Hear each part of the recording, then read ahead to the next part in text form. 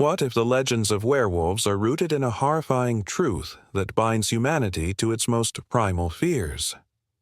On moonlit nights, when shadows stretch and twist like dark tendrils across the forest floor, the air thickens with unspeakable dread. In those moments, a sinister lineage stirs in the hearts of men, one that has haunted the fringes of civilization for centuries. Blood-soaked history whispers of ancient rituals and curses that warped flesh into a monstrous form, blurring the lines between man and beast. Beneath the looming silhouettes of gnarled trees, secrets fester, waiting to break free. The moon casts an eerie glow, illuminating the jagged teeth of the landscape as the howls pierce the stillness, echoing across valleys where once warriors and shamans battled against the very essence of their humanity. Each howl is a reminder, a call to the darkness festering in the hearts of those who dare to tread too far into the wild. For the origin of these creatures isn't merely a tale of transformation, it's a testament to the darkest corners of human nature. There lies a chilling truth buried beneath centuries of folklore, a truth that reveals the werewolf as not just a monster, but a reflection of the beast within us all. Each story, handed down like a curse, hints at a time when the barriers of civilization crumbled and the primal instincts that lurked beneath the skin clawed their way to the surface. Was it mere superstition that fueled the fires of fear, or were there nightmarish encounters that twisted men into howling beasts? The elders spoke in hushed tones by flickering firelight, recounting events that would send chills down the spine. They remembered nights drenched in blood, where the line between hunter and hunted vanished in a blur of claws and teeth. Villages, once brimming with life, would fall silent, their inhabitants consumed by terror, leaving only echoes of laughter and the scent of fear lingering in the air. What if the transformation was not merely physical, but a descent into madness? As the moon waxes and wanes, its phases collide with the fragmenting minds of those cursed to roam the night. What darkness has seeped into their souls, twisting their desires into something monstrous? The wind whips through the trees, carrying with it whispers of blood, oaths, and ancient rites, sacrifices made to appease forces that should never have been awakened. This mystery pulses with urgency, a ticking clock in the silence as if the very earth holds its breath, waiting for the next chapter of horror to unfold. Somewhere out in that inky blackness, a reckoning looms. Ready to expose the truth hidden beneath layers of myth, will the secrets of the werewolves emerge from the shadows, revealing a world where humanity's darkest instincts reign? Or will they remain buried, waiting for the next full moon to unleash terror once more? The answer dances just beyond the veil, and the night is far from over. The moon hung low over the ancient city of Ur, casting ghostly shadows that danced across the cracked clay walls of the old temples. A chill ran through the air, whispering secrets from ages long past. It was here, beneath the watchful gaze of the stars, that the legends of those who walked between worlds were born. In Mesopotamian mythology, stories of lycanthropy, a transformation into a wolf or wolf-like being, thrived in the minds of the people, igniting both reverence and fear. In the bustling streets of Ur, merchants shouted their wares and children played, but the whispers of the night held darker truths. The ancient Sumerians spoke of creatures that roamed the twilight, caught between humanity and the wildness of nature. Tales of the wolf-headed demons, the Apkallu, swept through the crowds, sending shivers down spines. These beings were protectors and punishers, guardians of wisdom and enforcers of wrath.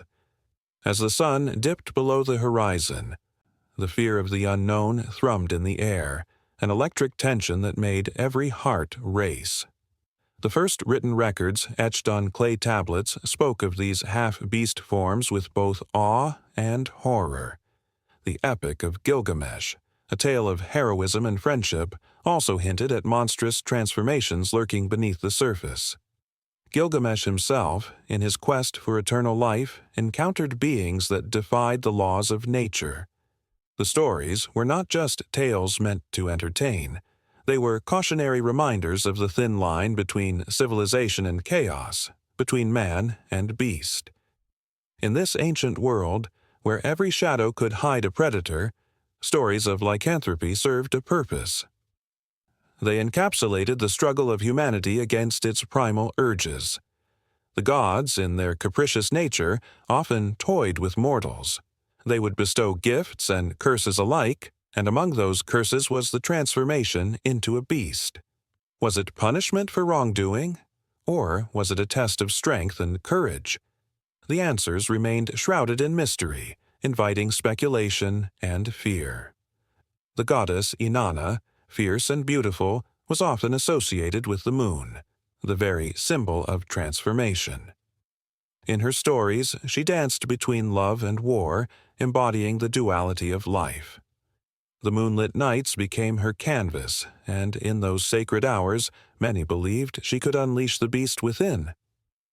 To invoke her name was to risk invoking the wildness that lurked in every heart, a primal urge that could break free at any moment. As the wind howled through the ruins at night, the echoes of mournful howls could almost be heard. Were they the cries of wolves, or were they the screams of those trapped in a form they did not choose? The fear of losing oneself to the beast was palpable, a fear woven deep into the fabric of society. The people sought protection through rituals, offerings, and prayers, hoping to avoid the wrath of the gods that could transform them into creatures of the night. Some tales spoke of the legendary Wolfman, a cursed figure who roamed the wilderness, shunned by society. His story was one of tragedy, of a man who fell victim to the whims of the divine. He was said to have once been a devoted husband, a loving father, until the gods cast their judgment upon him. The transformation into a wolf was not an escape, but a nightmare, stripping him of his humanity while leaving his heart filled with anguish. Under the pale moonlight, this figure would wander alone, a reflection of the lost souls in the dark, yearning for redemption, yet forever marked by his curse. In the sacred temples, priests whispered incantations, their voices trembling with both reverence and fear. They knew the weight of the stories they told, the power of words that could summon the very forces they sought to appease. The rituals were elaborate, involving offerings of food, drink, and the blood of animals, all meant to placate the gods who held sway over transformations. In the flickering candlelight, shadows danced on the walls, creating visions of ancient beasts that stood sentinel over forgotten realms. The stories spread beyond Ur, traveling along the rivers and through the deserts, whispered from one village to the next. In Acadia, the legends grew even darker. The Akkadian term gula meant great one, but it was also associated with the wolf, a symbol of both protector and predator, cultures intertwined, merging their fears and beliefs into a tapestry of myth that spoke of a world where the thin veil between man and beast was easily pierced. In the quiet corners of the world, where the firelight flickered and eyes widened with anticipation, tales of lycanthropy morphed into things of nightmare and dark fascination. They spoke of the wild, the savage, of a part of humanity that lay dormant, waiting for the right moment to surface. The beast within was seductive, a primal force that called to the very essence of existence, reminding everyone that deep down they were all a little wild.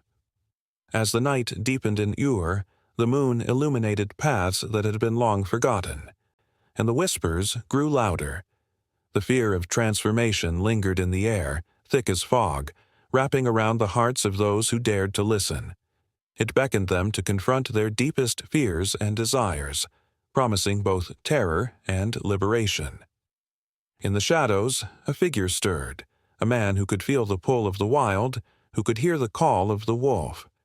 The edge between man and beast was thinner than ever, and as the night wore on, the line began to blur.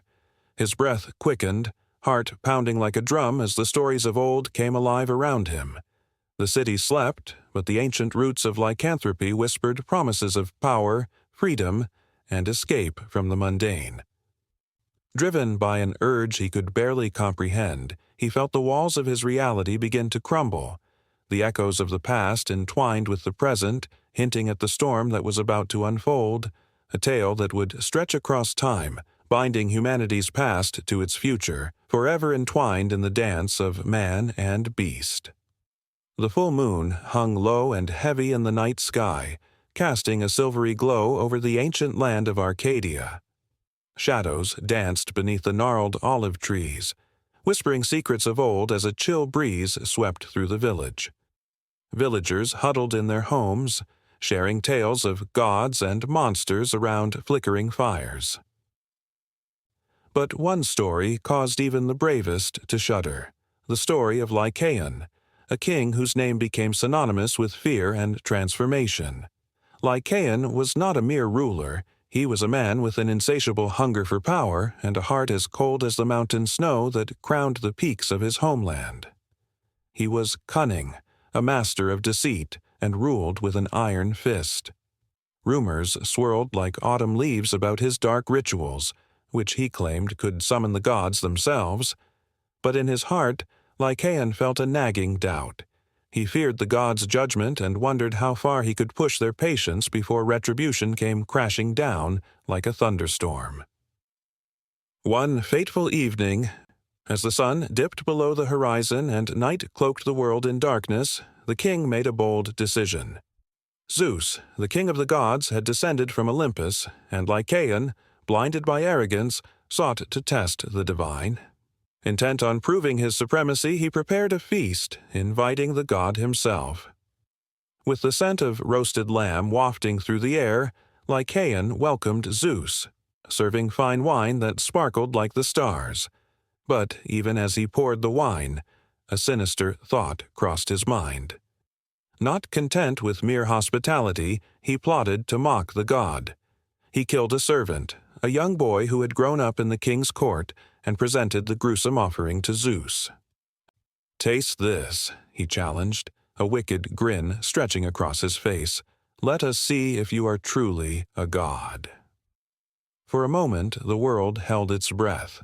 The flicker of the fire illuminated the horror in Lycaon's eyes, and the air thickened with tension. Zeus, unfazed, set his gaze on the gory dish before him, a storm brewing behind his calm facade. In that instant, the room felt charged with an energy that could ignite 1,000 wildfires. The thunder rumbled in the distance, and darkness deepened around them. The moment stretched, pulling tight as if the very fabric of reality was about to tear. Then, with a voice that echoed through the ages, Zeus unleashed his wrath. "You wish to challenge the gods, so be it." With a flick of his wrist, the air crackled and a blinding light enveloped Lycaon. When the light faded, he stood transformed, his body contorted into that of a wolf, fur bristling, eyes gleaming with wild hunger. Panic surged through him as he realized the depth of his folly. The taste of blood coursed through his new form, a primal instinct awakening within him. He was no longer just Lycaon, king of Arcadia. He was a shapeshifter, a creature of the night, doomed to roam the earth as a beast. The villagers felt the shift in the night, a tremor of fear that coursed through their bones. They spoke in hushed tones, recalling Lycaon's transformation and the tales of men becoming wolves. The legends grew, each telling adding layers to the terrifying figure he had become. Some said he now hunted under the cover of darkness, preying on those who strayed too far from home. Others swore they could hear his mournful howl rising with the moon, a haunting reminder of the man who dared to defy the divine. Lycaon's heart raced as he roamed the moonlit forests, the shadows wrapping around him like an old cloak. Gone were the days of opulence and power. His kingdom crumbled in the wake of his transformation. Every night he searched for a way to reclaim his humanity. But all he found were echoes of his past life, the laughter of his children, the warmth of sunlit feasts, and the theft of innocence. The villagers began to tell stories of their encounters with the beast. "I saw him by the river," one would whisper, eyes wide in fright. "He was crouched, his eyes glowing like embers in the night. Another would chime in. He spoke to me, his voice a mix of sorrow and rage, calling me to join him in the shadows. Each tale sent shivers down spines, transforming the once proud king into a monster of myth, a figure to be feared and avoided. Yet, despite the horror he had become, a flicker of humanity remained in Lycaon's heart. On certain nights, when the moon hung low and the air was still, he would visit the village from the tree line, watching his family through the veil of despair. The children, once so joyous in his embrace, now played under the careful watch of others. Each laugh felt like a dagger, each moment a reminder of what he had lost. In those haunting moments, his soul screamed for redemption, but all he could do was howl at the moon, a sound that resonated with the pain of a father longing for his children, a king stripped of his throne. Through the darkness, he wandered alone, a shadow of his former self, forever trapped between man and beast, ensnared in the web of his own making. As the seasons turned, the legend of Lycaon spread beyond Arcadia, reaching distant lands where tales of shapeshifters morphed into wild fantasies. People gathered around fires, eyes alight with fear and fascination, recounting his story as a warning. "Beware the wolfman who walks among us," they would say, their voices trembling. "For he was once a king, and kings do not forget their thirst for power, even in the form of a beast." Yet within the legend lay truths that twisted the heart. There was a darkness in every soul, a potential for transformation that lurked just beneath the surface. It was a truth Lycaon had learned the hard way, and it echoed through the ages like a bitter refrain. His fate was a constant reminder that the line between man and monster is a thin one, easily crossed in moments of weakness or arrogance. As the moon waxed and waned above ancient Greece, the story of Lycaon pulsed through the hearts of those who dared to listen. It became a tale not only of fear, but also of longing and regret, a haunting melody that spoke of the fragility of humanity. The shadows deepened, and the world continued to spin, entwining the fates of men and beasts in a dance as old as time itself, leaving the air thick with anticipation for what was to come.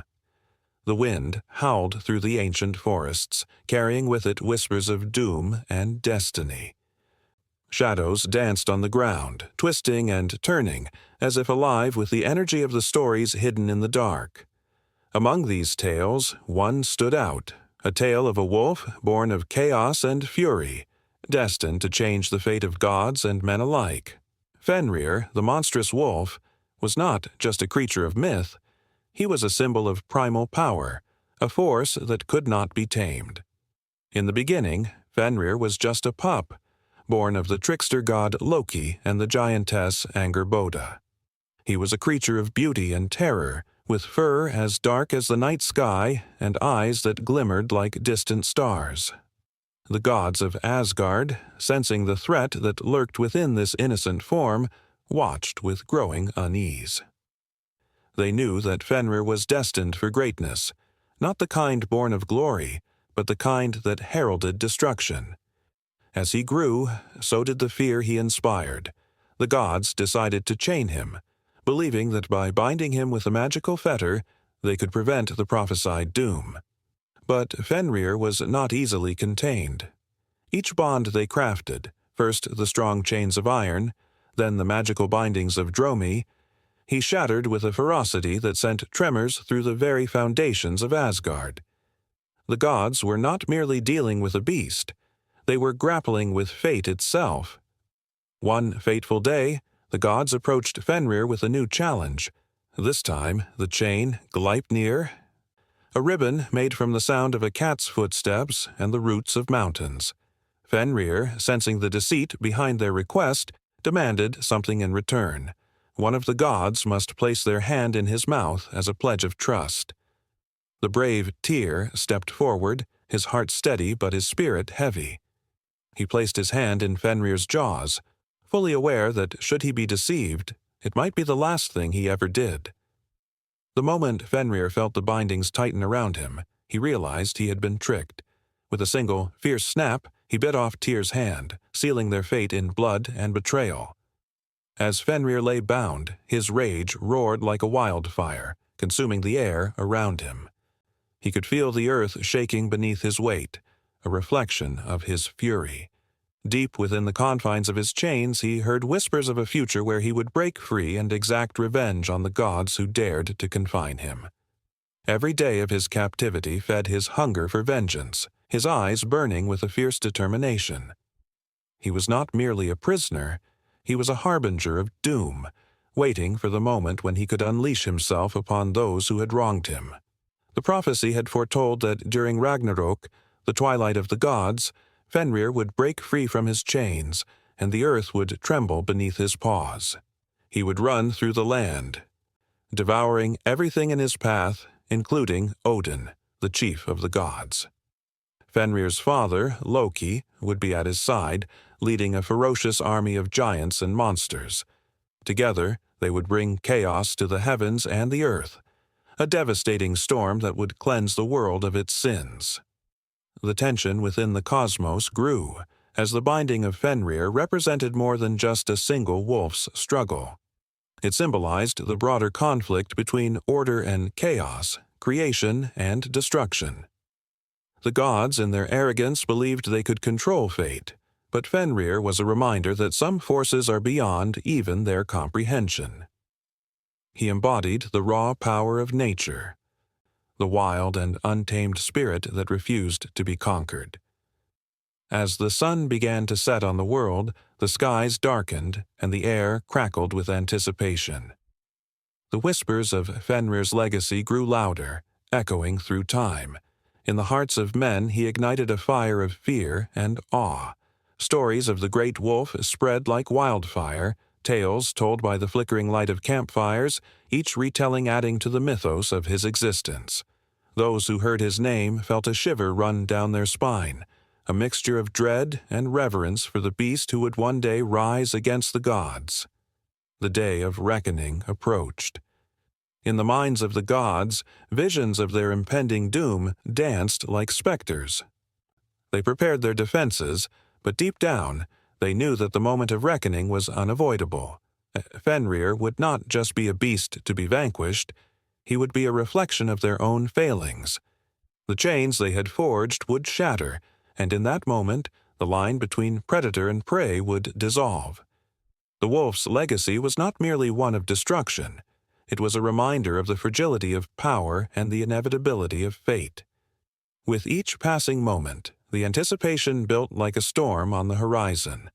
The world held its breath, caught between the remnants of a fading peace and the impending chaos that Fenrir would unleash. The stories of old were not just tales of caution. They were warnings, urging those who dared to listen to recognize the power of the wild, the strength of the unbound. And as the sun slipped below the horizon, a chilling howl echoed through the night, a sound that resonated with the anguish of a creature long imprisoned. It reverberated across the land, stirring the hearts of warriors and poets alike, igniting a primal fear that would linger long after the last echo faded. Fenrir was coming, and the world would never be the same again. The chains that bound him would soon become nothing more than relics of a time when the gods believed they could control destiny. In the face of impending doom, all that mattered was survival. And the wolf's legacy would be etched into the very fabric of existence. With the darkness gathering around them, the gods braced for the storm, but little did they know. Fenrir was not the only force lurking in the shadows, waiting for the moment to pounce. As the tale of the wolf continued to unfold, the stage was set for an epic confrontation, one that would shake the heavens and the earth, intertwining destinies in ways no one could have imagined. The moon hung high in the sky, casting a silvery glow over the rugged landscape. The air was thick with tension, a palpable mix of fear and fascination. In the stillness of the night, echoes of howls drifted through the trees, a haunting melody that both thrilled and terrified the small group of early humans gathered by the flickering fire. These sounds were more than mere noise. They were a call to a world that intertwined their fates with the wild creatures roaming the shadows. As the flames danced, illuminating the faces of men, women, and children, their eyes gleamed with a blend of respect and anxiety. They knew the stories, the legends whispered around the fire, tales of wolves, fierce and majestic, prowling the fringes of their territory, stalking with an elegance that hinted at both danger and kinship. These wolves were not just animals. They were symbols of survival and the very essence of life in a harsh world. The earliest humans had a unique bond with wolves, one that would seep into their very bones. Some say it began during a desperate winter when food grew scarce. A lone wolf, thin and wary, ventured closer to the human camp in search of scraps. Starvation and fear blurred the lines between predator and prey. It was a moment suspended in time where the primal instincts of hunger clashed with an unspoken understanding. The humans, observing this creature from afar, felt an electric thrill. Their fates intertwined, a shared struggle for survival. As days turned into nights, that lone wolf returned, and with it came a subtle shift in the human perspective. They began to see the potential in these creatures, understanding that they were not merely threats, but allies. The wolves brought lessons of cooperation, teamwork, and strategy, qualities that the primitive humans were only beginning to grasp. When they watched a pack hunt, their hearts raced as they saw a flawless dance of coordination, a dynamic display of trust and mutual understanding that resonated deeply within their own tribes. The bond grew, and soon the moonlit nights were filled with more than just howls. The humans, once afraid, began to imitate the wolves, learning their ways. They observed how wolves communicated through body language and sounds, how they shared their kills, and how they nurtured their young. Those early humans, driven by their need for survival, found inspiration in their wild counterparts. They started to mimic the wolves' hunting techniques, using their intelligence to track and corner prey. The chase became a symphony of human ingenuity and animal instinct, each heartbeat echoing the rhythm of the hunt. Tragedy, however, was never far away. During one fateful season, a sudden storm swept across the land, flooding rivers and burying trails beneath mounds of snow. The humans, isolated and desperate, faced the bitter truth of nature's cruelty. Starvation loomed like a shadow, and many feared they would not see another sunrise. Just when hope seemed to dwindle, a pack of wolves appeared at the edge of their camp. Their eyes shone with fierce determination, and the humans felt a flicker of hope ignite within their chests. With the wolves' presence, they felt emboldened to venture into the treacherous wilderness. Side by side, they navigated the frozen labyrinth of trees and ice. The wolves led them to hidden caches of food, forgotten by nature's whims. Each successful hunt fostered a deeper bond, a silent agreement that transcended their differences. The wolves were no longer just predators. They were partners in survival, guiding their human companions through trials that would have crushed those without such connections. As seasons changed, their entwined destinies became a tapestry woven with strength and vulnerability. The wolves taught the humans not only how to hunt, but how to trust, how to form alliances that would withstand the harshest of winters. They shared warmth, shelter, and camaraderie, each species learning from the other in a dance of mutual respect. The howls that once echoed with danger now resonated with unity, a shared language between two species that had found solace in one another. Yet the bond was fragile, a delicate string that could snap at any moment. Tension simmered beneath the surface when rival groups encroached upon their shared territory, each vying for resources, the very essence of life. As the humans gathered to strategize their defense, the wolves stood sentinel, their instinctual loyalty unwavering. The night erupted in chaos when rival hunters descended, and the air thrummed with violence. Wolves unleashed their primal fury, defending their newfound allies with a ferocity that sent chills down human spines. The battle was not just for survival. It was a testament to the bonds they had forged. In the aftermath, as the fires burned low and the land lay still, the humans felt a bittersweet ache in their hearts. They had suffered losses on both sides. Fearsome wolves and brave hunters now lay among the ashes of the night. But in that moment of grief, a deep understanding settled into their bones. They realized that their fates were forever entwined. The wolves had taught them to endure the harshness of life, to embrace the wildness that surged within them. And so, the stories continued to be told around the flickering fires, tales of loyalty, bravery, and the wild beauty of wolves. Long after the last embers faded into the dark, the essence of that bond would ripple through generations, echoing in the howls that would forever call out into the night. As the moon hung low in the ink-black sky, casting an eerie glow on the cobbled streets of ancient Rome, whispers of magic and mystery danced through the air. Shadows flickered along the stone walls, while the faint rustle of leaves echoed like the heartbeat of the night, teasing the edge of reality. And in this world filled with gods and gladiators, where every corner held a story, the legend of the wolf lingered like a haunting melody. It was a tale that gripped the imagination, weaving through the hearts of the people with threads soaked in both fear and fascination. The Roman Empire, with its sprawling territories and diverse cultures, was a fertile ground for legends of transformation. Among the soldiers and senators, the merchants and mystics, stories of lycanthropy, of men morphing into beasts, wove themselves into the very fabric of society. Tiberius, a seasoned centurion, returned from campaigns in the far reaches of Gaul, a place where the wild things roamed free. He spoke of warriors who could don the skins of wolves, fierce and untamed as if nature itself had granted them power. These tales ignited a passion for the strange and the supernatural, igniting imaginations and kindling fear in equal measure. The citizens of Rome, hungry for entertainment and distraction, flocked to the arenas to witness the brutal games, but their ears were equally attuned to the haunting stories of transformation. In the flickering torchlight, they listened as storytellers spun yarns of ancient rituals, of sacrifices made beneath the watchful gaze of the full moon, invoking the spirits of the wild.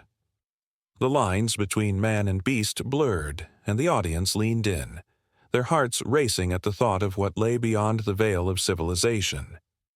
Even the poets, masters of emotion, found inspiration in the tale of the wolf.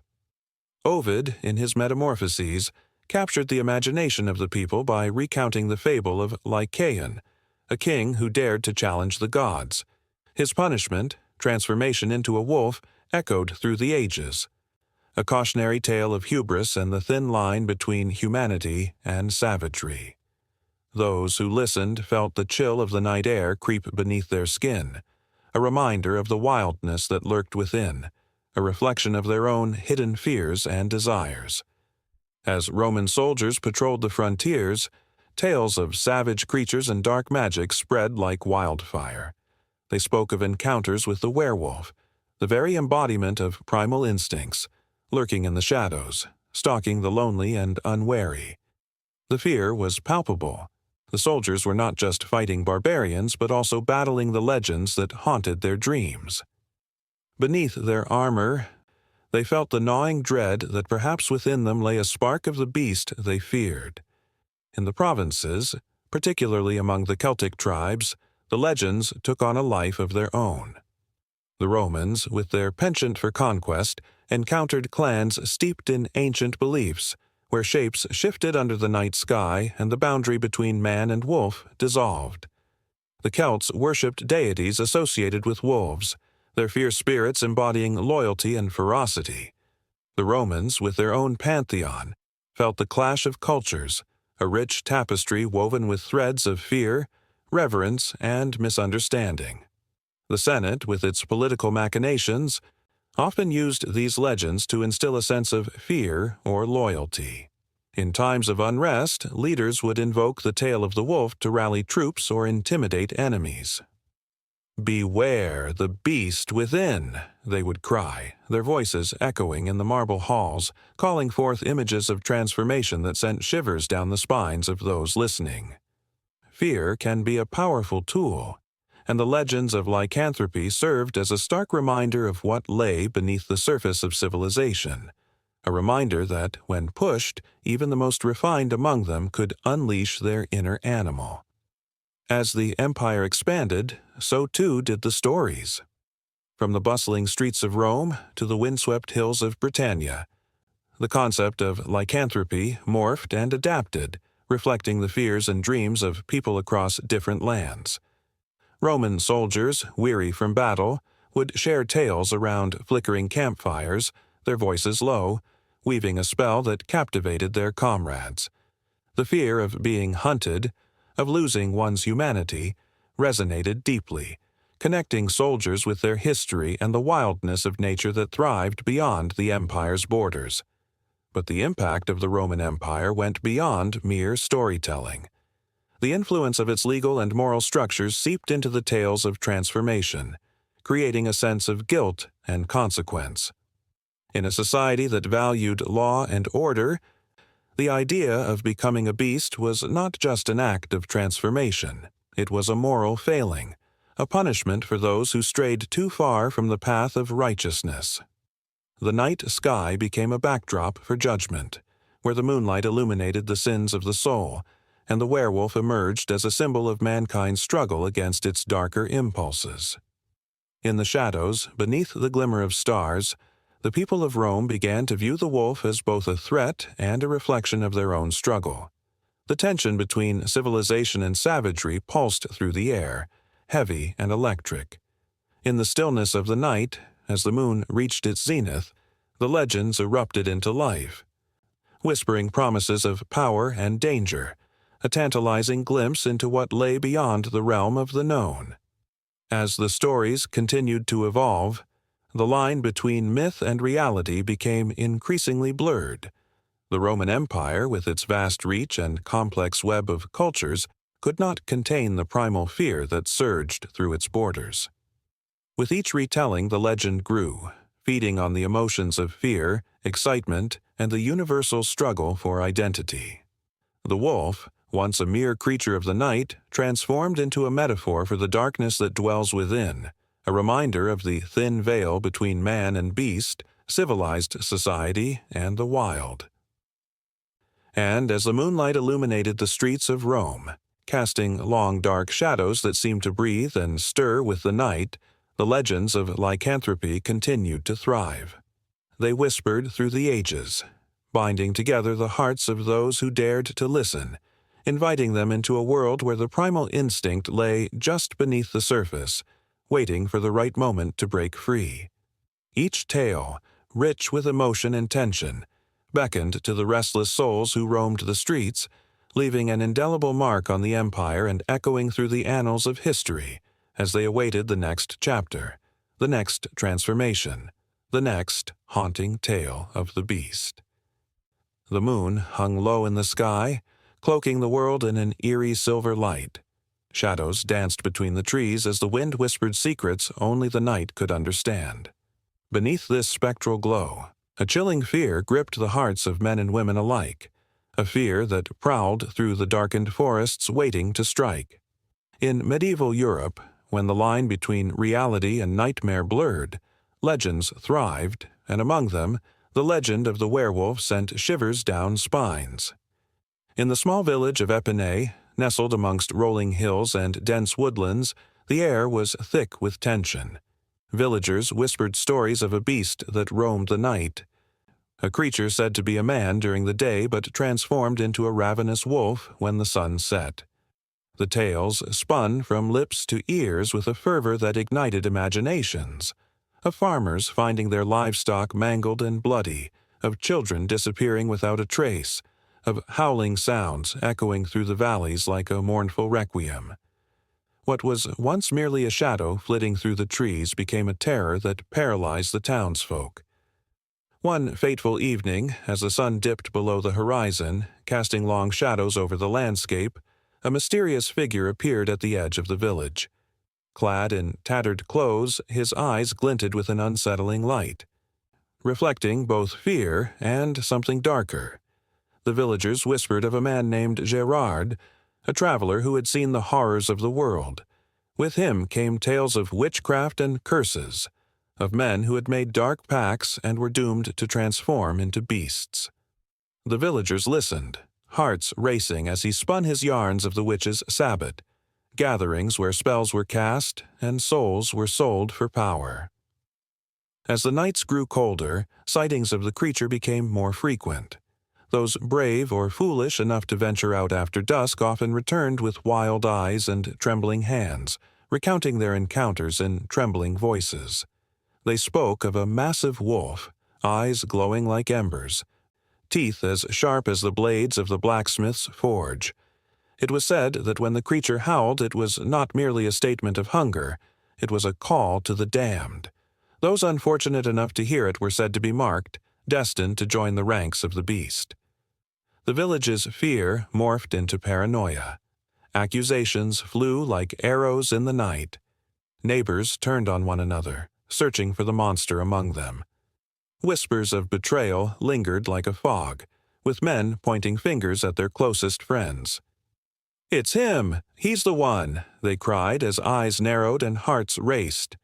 The gallows became a grim fixture in the village square where some were taken, accused of consorting with dark magic, of transforming into wolves under the cloak of night. The pyres burned brightly, illuminating the fear etched in the faces of the gathered crowd as they watched their fellow villagers, innocent or not, face the wrath of the unknown. Among the accusers, a young woman named Isabel felt a strange pull towards the stories, her heart both racing with fear and curiosity. She ventured into the forest one moonlit night, compelled by an urge to confront the very beast that haunted her dreams. With each step, the underbrush crackled beneath her feet, and the chill of the night air seeped into her bones. As she walked deeper into the woods, the shadows seemed to elongate and curl around her, whispering secrets of ancient lore. The stories of transformation, of those who were cursed, felt all too real. Suddenly, a rustle broke the stillness, and her heart raced. She turned, breath hitching in her throat as a pair of glowing eyes emerged from the darkness. It was a wolf, massive and imposing, its fur a midnight black, almost shimmering in the moonlight. Fear gripped Isabel, yet she could not look away. The creature seemed to regard her with a mix of curiosity and hunger, a predator watching its prey. Was it a monster, or was it merely a lost soul, caught in the web of a curse? As the wolf stepped closer, the air was thick with tension. Memories of villagers' tales crashed over her like waves, of men cursed for their sins, of lost humanity, of the thin veil that separated man from beast. It howled then, a deep and gut-wrenching sound that echoed through the trees, calling out with despair and longing. In that moment, Isabel felt a connection she could not explain, as if the beast carried within it the weight of countless souls trapped in a savage existence. Back in Epinay, the fear of the beast had drawn the villagers into a frenzy. They banded together, armed with pitchforks and torches, determined to rid themselves of the monster that tormented their nights. The stakes were high, the air thick with anticipation as they marched towards the woods. The fear that had once bound them now united them in a single, desperate purpose: to hunt. As they neared the heart of the forest, a chilling howl rang out, resonating through the trees. The villagers faltered, unease creeping back in. But the desire for revenge overpowered their fear. They pressed on, fueled by a mix of bravery and vengeance. They would not allow the beast to terrorize them any longer. They would capture it or kill it, for it was the only way to reclaim their peace. In the moonlit clearing, as the villagers stormed through the trees, a battle was about to unfold, a clash between mankind and the legend that haunted their nights. The air crackled with tension as they called out, voices trembling as they shouted for the creature to reveal itself. The shadows shifted and twitched, and as the wolf emerged, fierce and defiant, the villagers stood frozen, caught between horror and awe. Isabel, torn between her connection to the beast and her loyalty to her people, found herself standing at the edge of the chaos. She felt the pounding of her heart mirrored in the creature's wild rhythm. The night air pulsed with a kind of electricity, a promise of blood and fury that bound them all to the darkness. The tales of the werewolf were no longer stories, they were reality, and the line between hunter and hunted was about to be forever blurred. With a howl that echoed through the night, the creature stood before them, a testament to the fears that had come alive.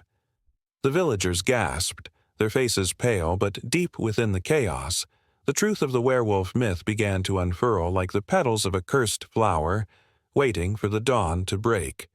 The night was far from over, and the story of the werewolf was just beginning to take form, weaving itself into the very fabric of medieval Europe, binding them all in a dance of horror and intrigue, where humanity itself would soon become the greatest beast of all. In the dim glow of a flickering torch, the scent of damp earth mingled with the acrid smoke that curled from the flames. Shadows danced on the stone walls of a makeshift courtroom, where fear and uncertainty gripped the hearts of all present. The air was thick with tension as villagers gathered, their breath visible in the chill of the night, drawn together not just by curiosity but by an unrelenting dread. They whispered of monstrous beings prowling the woods, of children who had gone missing, and of the blood that stained the ground where darkness had taken root. It was the 16th century, a time when superstition reigned supreme, and the echoes of howling winds carried tales of betrayal and horror. In the small village of Dole, France, the chill of winter seeped into the bones of the townsfolk, but it was the icy grip of suspicion that truly haunted them. As the trial began, the accused sat trembling at the front, a man named Pierre, his face drawn and gaunt. Rumors swirled around him like the fog that suffocated the forest. They called him a werewolf, a creature capable of tearing flesh and devouring souls. The judge, a stout man with a graying beard and eyes like cold steel, looked down at Pierre from his elevated perch. "You stand accused of sorcery and murder," he proclaimed, his voice booming through the court. Murmurs rippled through the crowd, each word stoking the flames of their fears. The villagers recalled the night they had heard the howls that echoed through the trees, the night when livestock had gone missing, leaving only bloodied remnants behind. They remembered the moments when Pierre had wandered alone, his eyes glinting in the moonlight, a shadow among shadows. As the trial unfolded, witnesses came forth, their voices trembling, recounting tales that made the listeners shiver. "I saw him transform," shouted a woman, her face pale, eyes wild. "He was covered in fur. His teeth were like daggers." Gasps erupted in the courtroom, a wave of terror that washed over the crowd. They leaned in closer, straining to hear every whisper, every accusation that could seal Pierre's fate. Yet, there was something more sinister lurking behind the accusations. It was more than just fear of the unknown. It was the wickedness of humanity itself that shone through. Men and women, fueled by their own inadequacies and desires, found solace in the chaos, reveling in the power they felt by condemning another. In their eyes, Pierre's very existence was a reflection of their own shadows, and they longed for a scapegoat to quell their growing paranoia. Outside, the wind howled like a restless spirit, a haunting chorus that seemed to echo the cries of the innocent. In the depths of the forest, the moon hung high, casting an eerie light upon the twisted branches.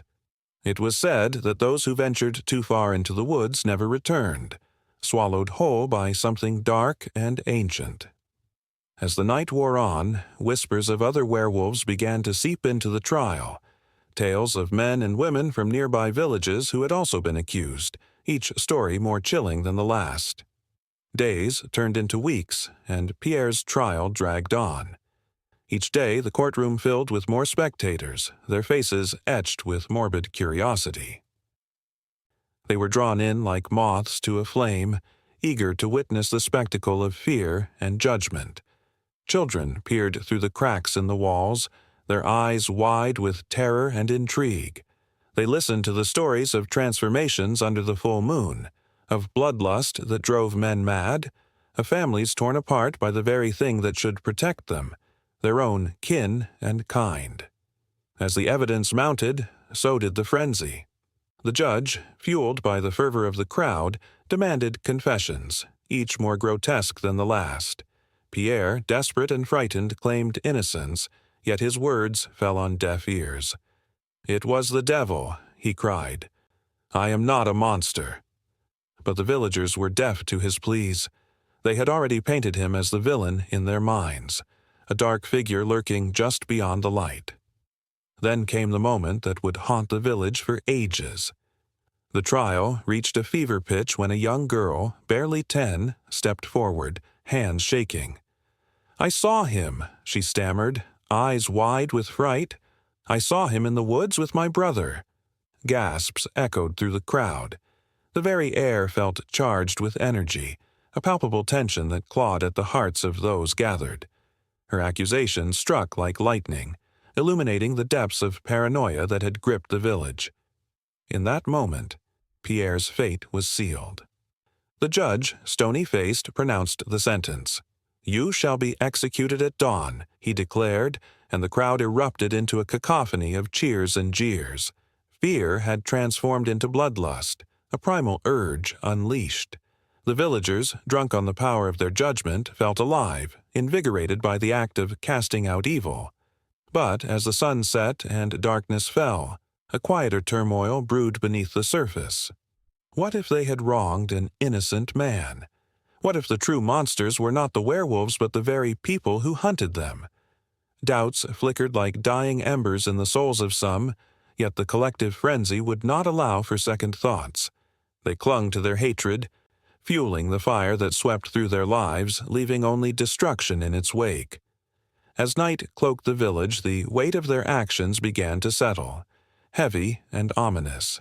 Pierre awaited his doom, chained in a dark cell. Outside, the moon cast a pale light on the earth, illuminating the path of the true darkness that lay ahead. In the woods, the howls of real wolves echoed, a haunting reminder of the shadows that danced in the corners of their minds.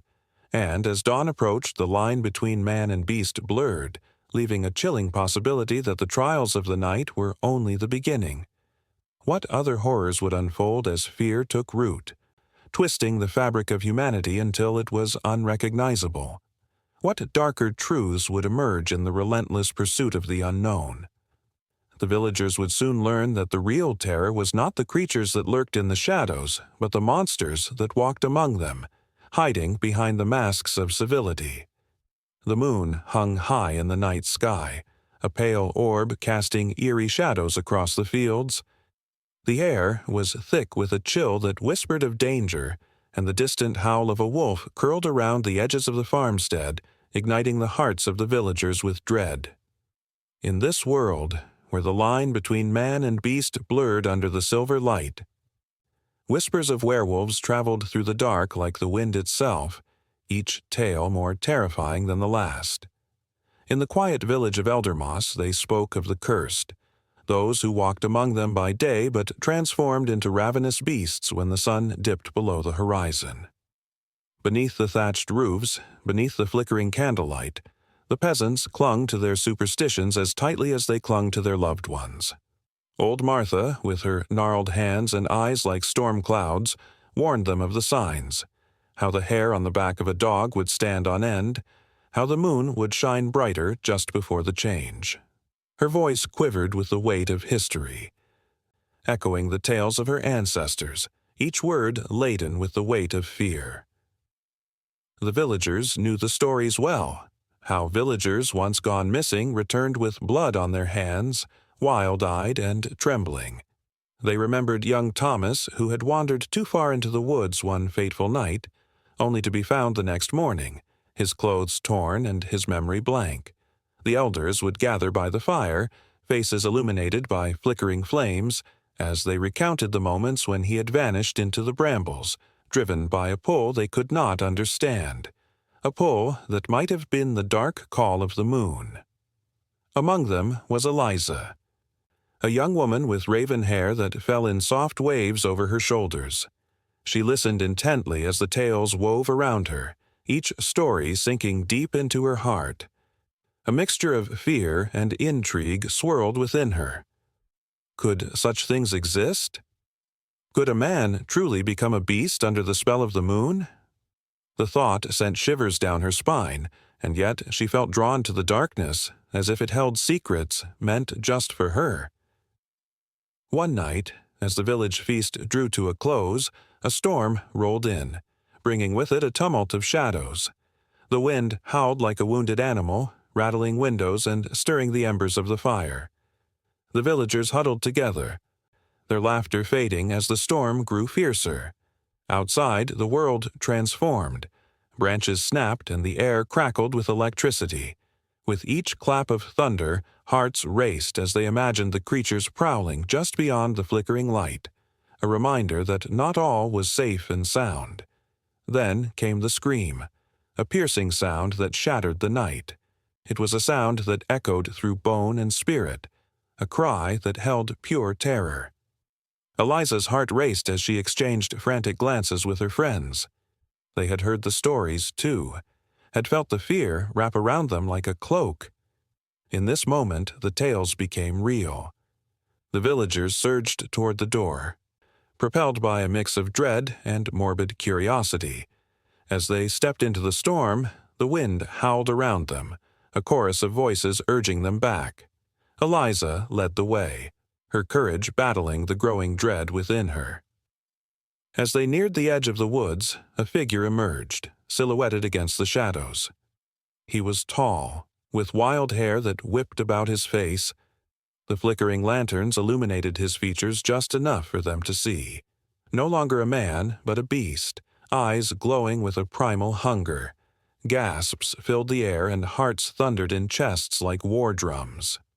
"Run!" someone shouted, breaking the spell that had entranced them. Panic erupted, and the villagers scattered like leaves caught in a tempest. Eliza's feet moved instinctively as she fled deeper into the woods, her heart pounding in her ears. The fear surged through her, raw and electric, but beneath it lay a strange thrill.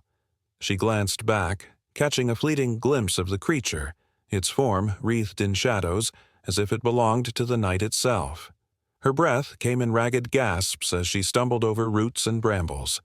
The forest closed around her, a maze of darkness and whispers. Did she hear footsteps behind her? Or was it the wind playing tricks? The stories of old echoed in her mind, each tale a warning wrapped in the fabric of fear. But something in her, the very essence of her being, urged her to look back one more time. Within the heart of the forest, the full moon blazed like a beacon, illuminating the creature that had once been human. It stood there, a silhouette against the glowing orb, a mix of beauty and terror. The villagers had always warned of the transformation, but seeing it with her own eyes was something else entirely. Were they not all just a breath away from becoming something different, something primal? The creature's eyes met hers, and for a moment, time stood still. There was a flicker of recognition, a sliver of humanity buried deep within the wildness. Eliza felt a strange connection, a pull that made her heart ache. In that fleeting moment, she didn't just see a beast, she saw pain, longing, and something so incredibly human. But the instinct to survive broke the spell, and Eliza turned again, racing through the underbrush, her heart pounding with equal parts fear and exhilaration. She could still hear the howling wind and the distant sounds of panic as the villagers fought against their own fears.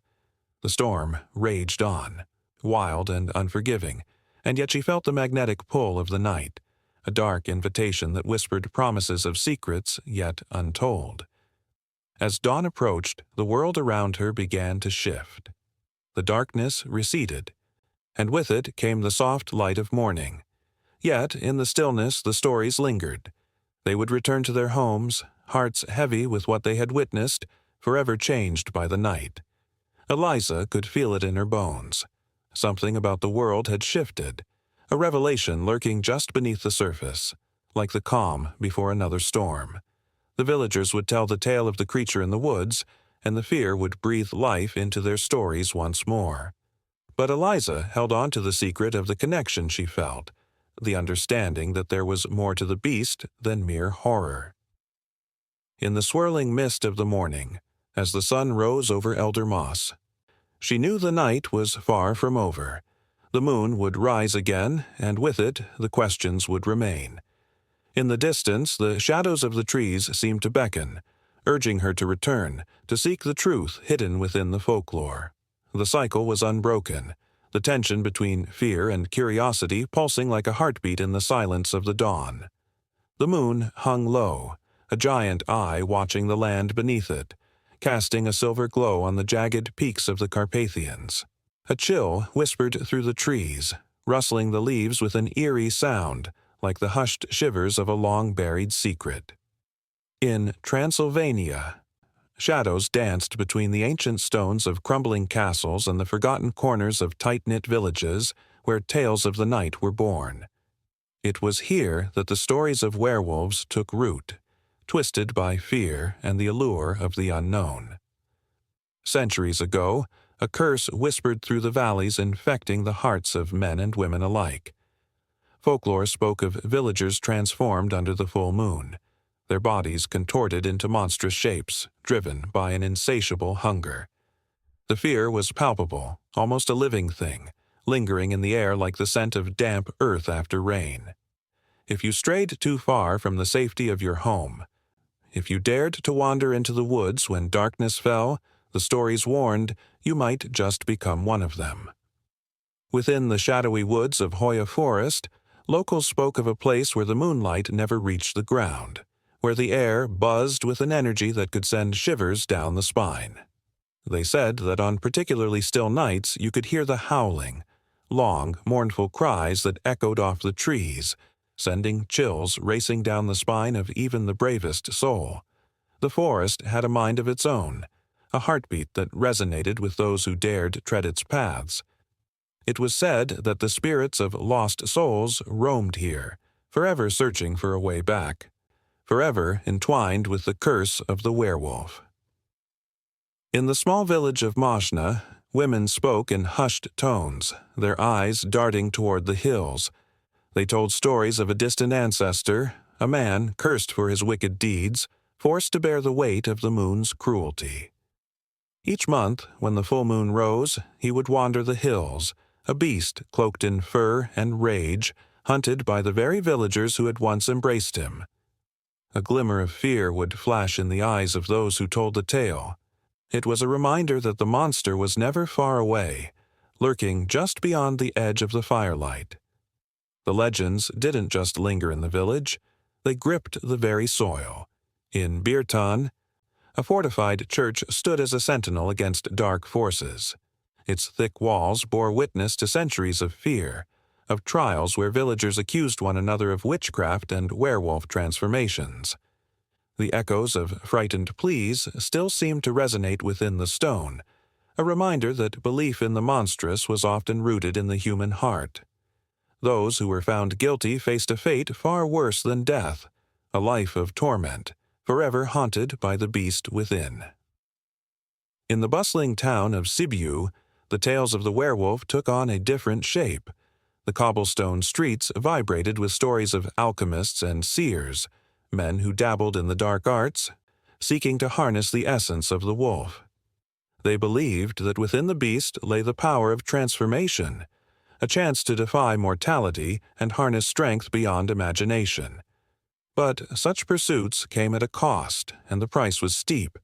As desperation grew, so did the darkness that loomed over the land. Shadows lengthened, and the boundary between man and beast began to blur.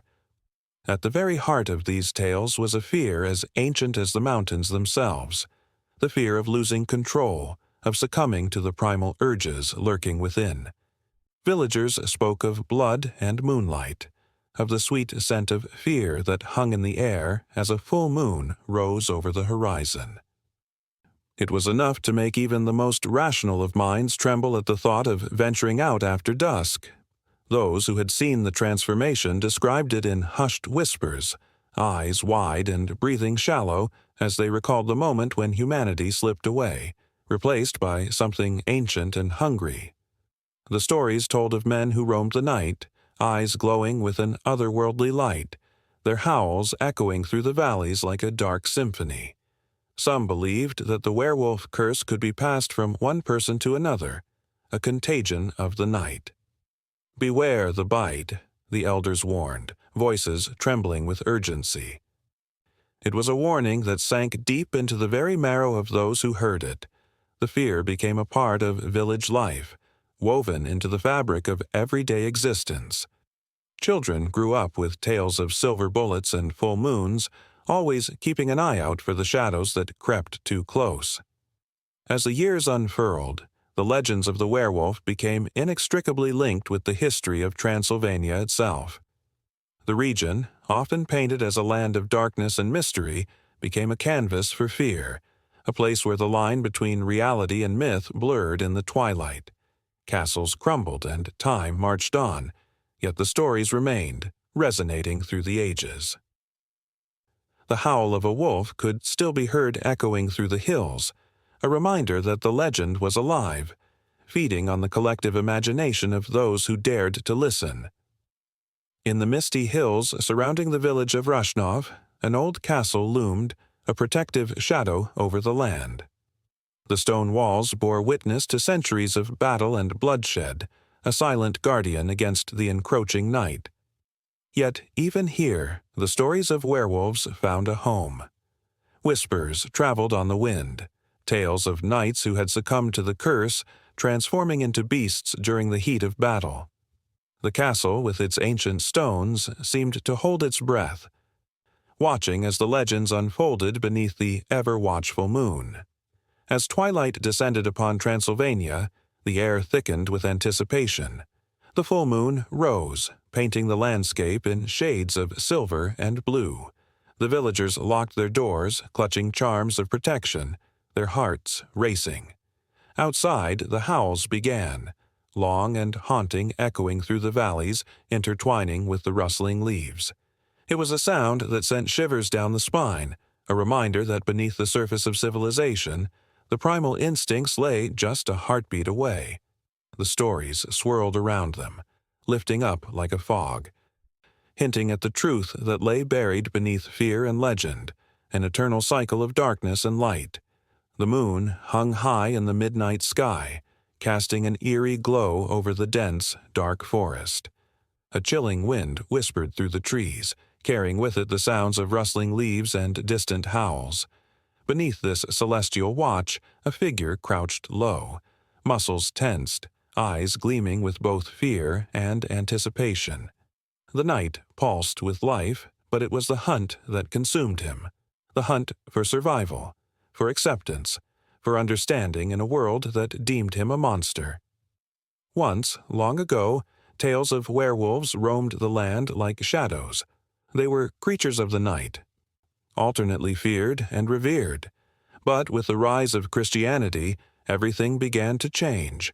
The old beliefs, the stories that once celebrated the wild and the untamed, began to twist into something dark and sinister.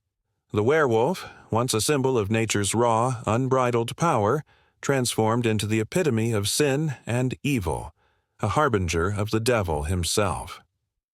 In the 4th century, as Christianity spread throughout Europe, it brought with it a set of rigid moral codes that clashed sharply with ancient pagan beliefs. The Church painted the werewolf as a creature possessed by demons, a human who had made a pact with the devil. This narrative sent shivers down the spines of countless villagers, who now looked upon the figure of the werewolf not just with fear, but with loathing and contempt. They saw not a misunderstood soul, but a soulless being lurking in the shadows, waiting for the next chance to prey upon the innocent. As the sun set on the traditions that had once celebrated the wild spirit, the Church wielded its power to reshape these narratives. In the eyes of the faithful, the werewolf's transformation was seen as a punishment for moral failings, a warning for those who strayed from the righteous path. The fear of the werewolf grew, and with it, the fear of the beast within humanity. The tales that once invited wonder now inspired dread, and the monstrous became synonymous with sin. Throughout medieval Europe, this fear was palpable. Trials for witchcraft and lycanthropy surged as villagers sought to rid their communities of these so-called wolves in human skin. In 1521, a man named Peter Stump became a notorious figure accused of being a werewolf. His trial was a spectacle, drawing townsfolk eager to witness what they believed was a true manifestation of evil. The church overseeing the proceedings fed the flames of hysteria. Stump, under relentless pressure, confessed to unspeakable acts, claiming he transformed into a wolf and committed various atrocities. The townsfolk gasped in horror. But the church found in this trial an opportunity to reinforce its grip on power. The werewolf was no longer a creature of myth. He was a symbol of the dangers of temptation and sin. With every tale told and every trial held, the werewolf's image became more grotesque. The church's teachings insisted that these transformations were not just physical, but spiritual as well. To be a werewolf meant to have surrendered oneself to darkness, to have turned one's back on God. This narrative infiltrated the hearts of the people, instilling a deep-seated fear that any hint of wildness or untamed spirit could lead one down the path of damnation. The influence of Christianity reached far beyond the village square. It seeped into the very fabric of society, coloring the way people viewed nature itself. Forests that once thrummed with life were now seen as dark, foreboding places where the devil might dwell. The wilderness became a battleground for the soul, a place where temptation lurked behind every tree. Those who lived on the fringes of society, often labeled as witches or werewolves, were shunned.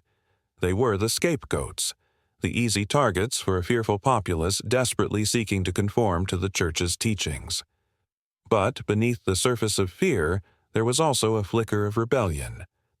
The old stories didn't die easily.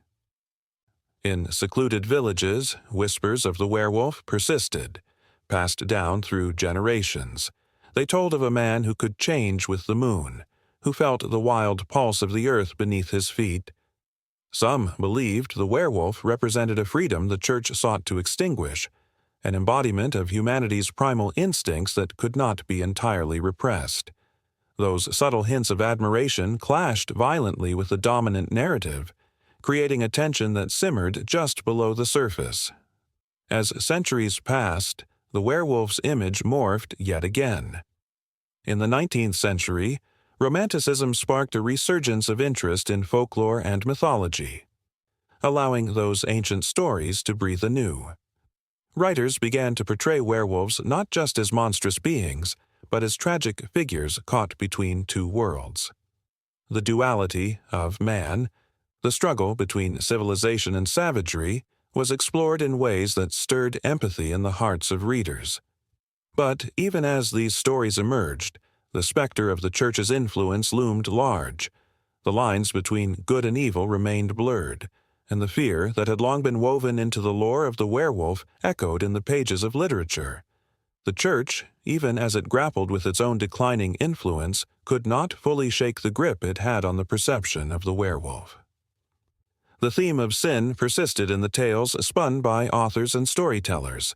The werewolf was a warning, a reflection of the darkest parts of humanity, the reminder that within each person lay the potential for both good and evil. This duality kept the stories alive, compelling audiences to confront their own fears and desires, even as the church attempted to suppress them. As the moon rose high that fateful night, the figure in the forest felt a shift in the air. Shadows danced around him, and a primal instinct surged through his veins. He was caught between two worlds, the sacred and the profane, the hunted and the hunter. His heart raced with the thrill of the chase, yet deep down, he felt the weight of centuries of condemnation. The echoes of the past, the whispers of the church, haunted him, reminding him of the monster he was thought to be. With a howl that pierced the stillness, he embraced the wildness within him, a defiance against the narrative that had sought to chain him. In that moment, he was not just a creature of the night. He was a symbol of the eternal struggle against the constraints imposed by a world that feared what it could not understand. His story, like the stories of so many before him, stretched into the darkness, a thread connecting the ancient and the modern, the sacred and the savage, forever entwined in the dance of fear and fascination that humanity has with the werewolf. The night was alive, and so too was the legacy of a creature that would never be fully tamed. The moon hung low in the night sky, casting an eerie glow over the quiet village where shadows danced like whispers among the trees. A wolf's mournful howl echoed through the stillness, sending chills down the spine of anyone who dared to listen. Beneath that pale light, someone was changing, transforming from human to beast. This was not just a story of a single night. It was the legend of the werewolf, a creature that has haunted the imaginations of people for centuries. Long before Hollywood glamorized the werewolf with slick special effects and charismatic actors, ancient tales wrapped in fear and wonder celebrated the terror of shapeshifting. In medieval Europe, the belief in werewolves was as strong as the conviction that witches roamed the night. Those suspected of being werewolves faced horrific fates, often accused of witchcraft and tortured under the harshest conditions. Imagine the screams echoing through dark forests and the crackling of torches as villagers sought to rid their community of this menace lurking in the shadows. The legend of the werewolf finds its roots in folklore across various cultures. From the Norse saga of the Volsungs, where a father and son donned magical wolf pelts that drove them mad with bloodlust, to the Greek myth of Lycaon, who was transformed into a wolf by Zeus as punishment for his wickedness. Each tale fed the collective fear and fascination, woven tightly like the threads of a dark tapestry. Fast forward to the 18th century, and the werewolf began to gain a new form, a creature that walked among men, only to unleash its primal fury under the full moon. The infamous Peter Stump, a German farmer accused of witchcraft and werewolfism, sparked horror across Europe when he was executed for gruesome crimes, confessing under torture to having made a pact with the devil. The woods were alive with his tale, and whispers of werewolves danced on the lips of terrified townsfolk. As the centuries rolled on, the werewolf's image morphed into something almost tragic. Writers like Bram Stoker and his contemporaries began to explore the duality of man and beast, revealing a creature torn between savagery and humanity. Stoker's Dracula set the stage for a new wave of Gothic horror, paving the way for the werewolf to join the ranks of iconic monsters. The bite of a werewolf became synonymous with eternal struggle, a curse that transformed ordinary people into predators, forever battling their darker selves. With the arrival of the 20th century, the werewolf leapt from the pages of literature into the flickering light of cinema. Lon Chaney Jr. donned the iconic Wolfman makeup, bringing the creature to life in The Wolf Man, 1941. The film opened a floodgate of emotions, revealing the agony of transformation and the conflict that raged within. Eyes wide with fear, audiences were captivated, feeling the tension of each full moon and the dread of inevitable change. The haunting score played like a heartbeat, echoing the rise and fall of the creature's fate. In the following decades, the werewolf would evolve with each film, dripping with blood, mystery, and sometimes a hint of humor. An American Werewolf in London delivered a twist, blending horror with laughter, as a young man navigated his transformation amidst the chaos of a foreign land. The blend of emotions, fear, absurdity, and joy kept viewers on the edge of their seats, heart pounding, waiting to see what would happen next. As the genre shifted, the werewolf grew into a symbol of something deeper, a reflection of human nature. Movies like Ginger Snaps explored the trials of adolescence, using the werewolf as a metaphor for the turbulence of growing up. Emotions ran high as young girls transformed, not just into monsters, but into the very essence of what they felt inside, a struggle for identity and acceptance. Each howl echoed the cries of those feeling lost in their own lives, resonating with authenticity. The werewolf's presence also seeped into literature, inspiring authors like Stephen King and Anne Rice to weave them into their haunting narratives. In King's Cycle of the Werewolf, the creature's horrific rampage rips through a small town, each chapter unveiling the raw emotions of fear and loss. The readers were taken on a roller coaster, with hearts racing and breath held tight, feeling the weight of each transformation and its consequences. Television also played a part in the werewolf saga, with series like Teen Wolf reinventing the legend for a new generation. Young and vibrant, the show brought a sense of camaraderie and adventure while still keeping the thrill of danger alive. As the characters grappled with their supernatural abilities, viewers connected on a personal level, drawn to the drama and complexity of their lives, paralleling the often tumultuous journey of adolescence. Yet, no matter the medium, the essence of the werewolf remained unchanged. The creature was a constant reminder of the primal instincts lurking within everyone, waiting for the right moment, the temptation of power, the allure of unchecked nature. Each portrayal sparked debates, tapping into the human psyche and its dark corners. Were they monsters, or merely reflections of our inner demons? Even now, as new films and books emerge, the werewolf continues to capture our hearts and minds, revealing layers of meaning and emotion. Wolf Walkers, an animated film, presents yet another interpretation, exploring themes of connection with nature and the fear of the unknown. With every howl and every flash of claws, audiences find themselves ensnared, caught in a web of suspense and intrigue. As the night deepens and the moon bids farewell to the horizon, the story of the werewolf remains alive and vibrant, endlessly adapting to the times while drawing us into its world of mystery and emotion. The shadow of the wolf lingers, reminding everyone that beneath the surface of humanity lies a wildness that cannot be tamed, a transformation waiting to unfold. The legend persists, weaving through the fabric of culture, waiting for the next full moon to unleash its haunting magic once again. On a cool evening in 18th century France, as the sun dipped below the horizon and shadows crept over the countryside, a chilling fear gripped the small village of Langogne. The air, once filled with the laughter of children and the chatter of neighbors, fell silent. Whispers of a monstrous creature prowling the woods spread through the streets like wildfire, igniting a terror that would haunt the region for years to come. The beast of Gévaudan was no mere legend. It had become a living nightmare.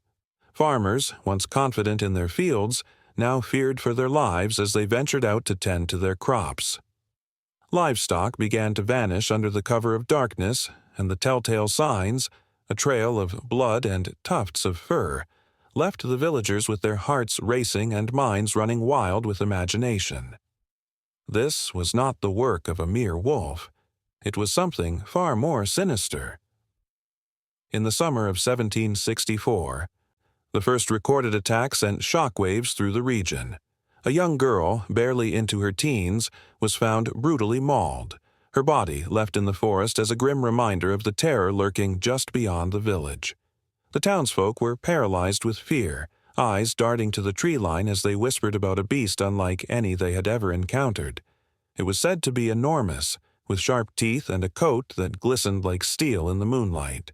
But it was the eyes that haunted them most, glowing and hungry, reflecting a primal ferocity that set their hearts racing. As the weeks turned into months, the death toll climbed. Each new victim felt like a fresh wound sliced into the community's collective psyche. Mothers clutched their children close, and fathers armed themselves with pitchforks and torches, determined to defend their families against this relentless predator. The once vibrant village turned into a place of shadows and secrets, where every rustle in the bushes ignited panic. People locked their doors early, the atmosphere thick with dread. As they huddled together, they shared stories of the beast, each tale more terrifying than the last, tightening the grip of fear that held them all captive. The king took notice. In 1765, King Louis XV dispatched soldiers to hunt this elusive horror.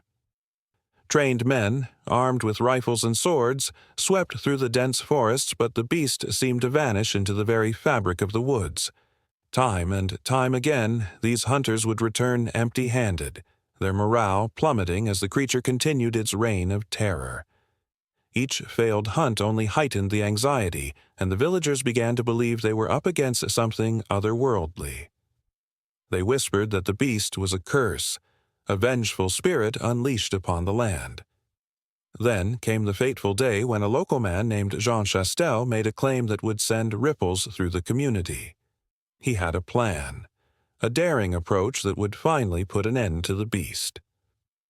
Armed with a specially prepared silver bullet, said to be infused with a magical power, he ventured into the woods with determination burning in his chest. The sun was setting low when he encountered the creature.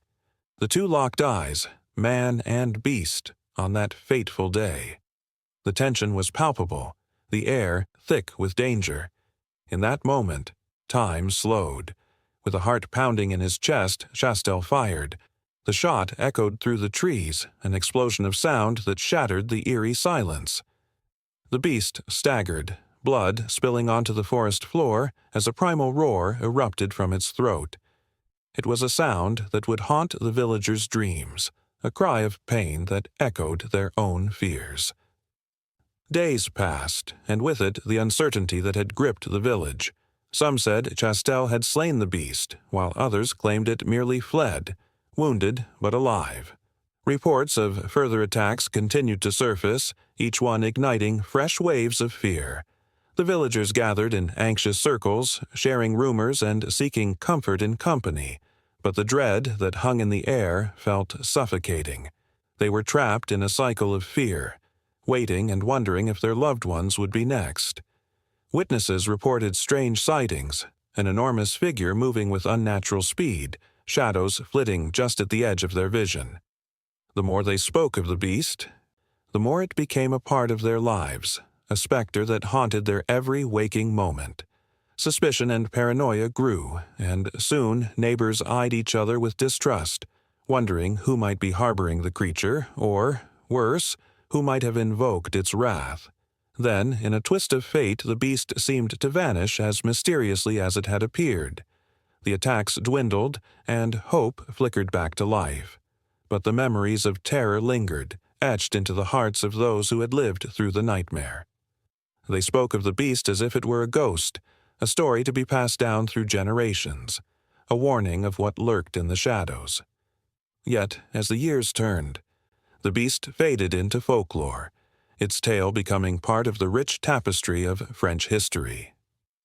The true nature of the beast of Gévaudan remained shrouded in mystery. Was it a wild animal, a wolf, or a huge dog? Or was it something far more sinister, a manifestation of the fears that gripped a community? As the villagers of Gévaudan rebuilt their lives, the story of the beast remained a lingering presence, a spine-tingling thread that wove its way into their very souls. They could never fully escape the haunting memories, nor could they silence the whispers that echoed through the trees.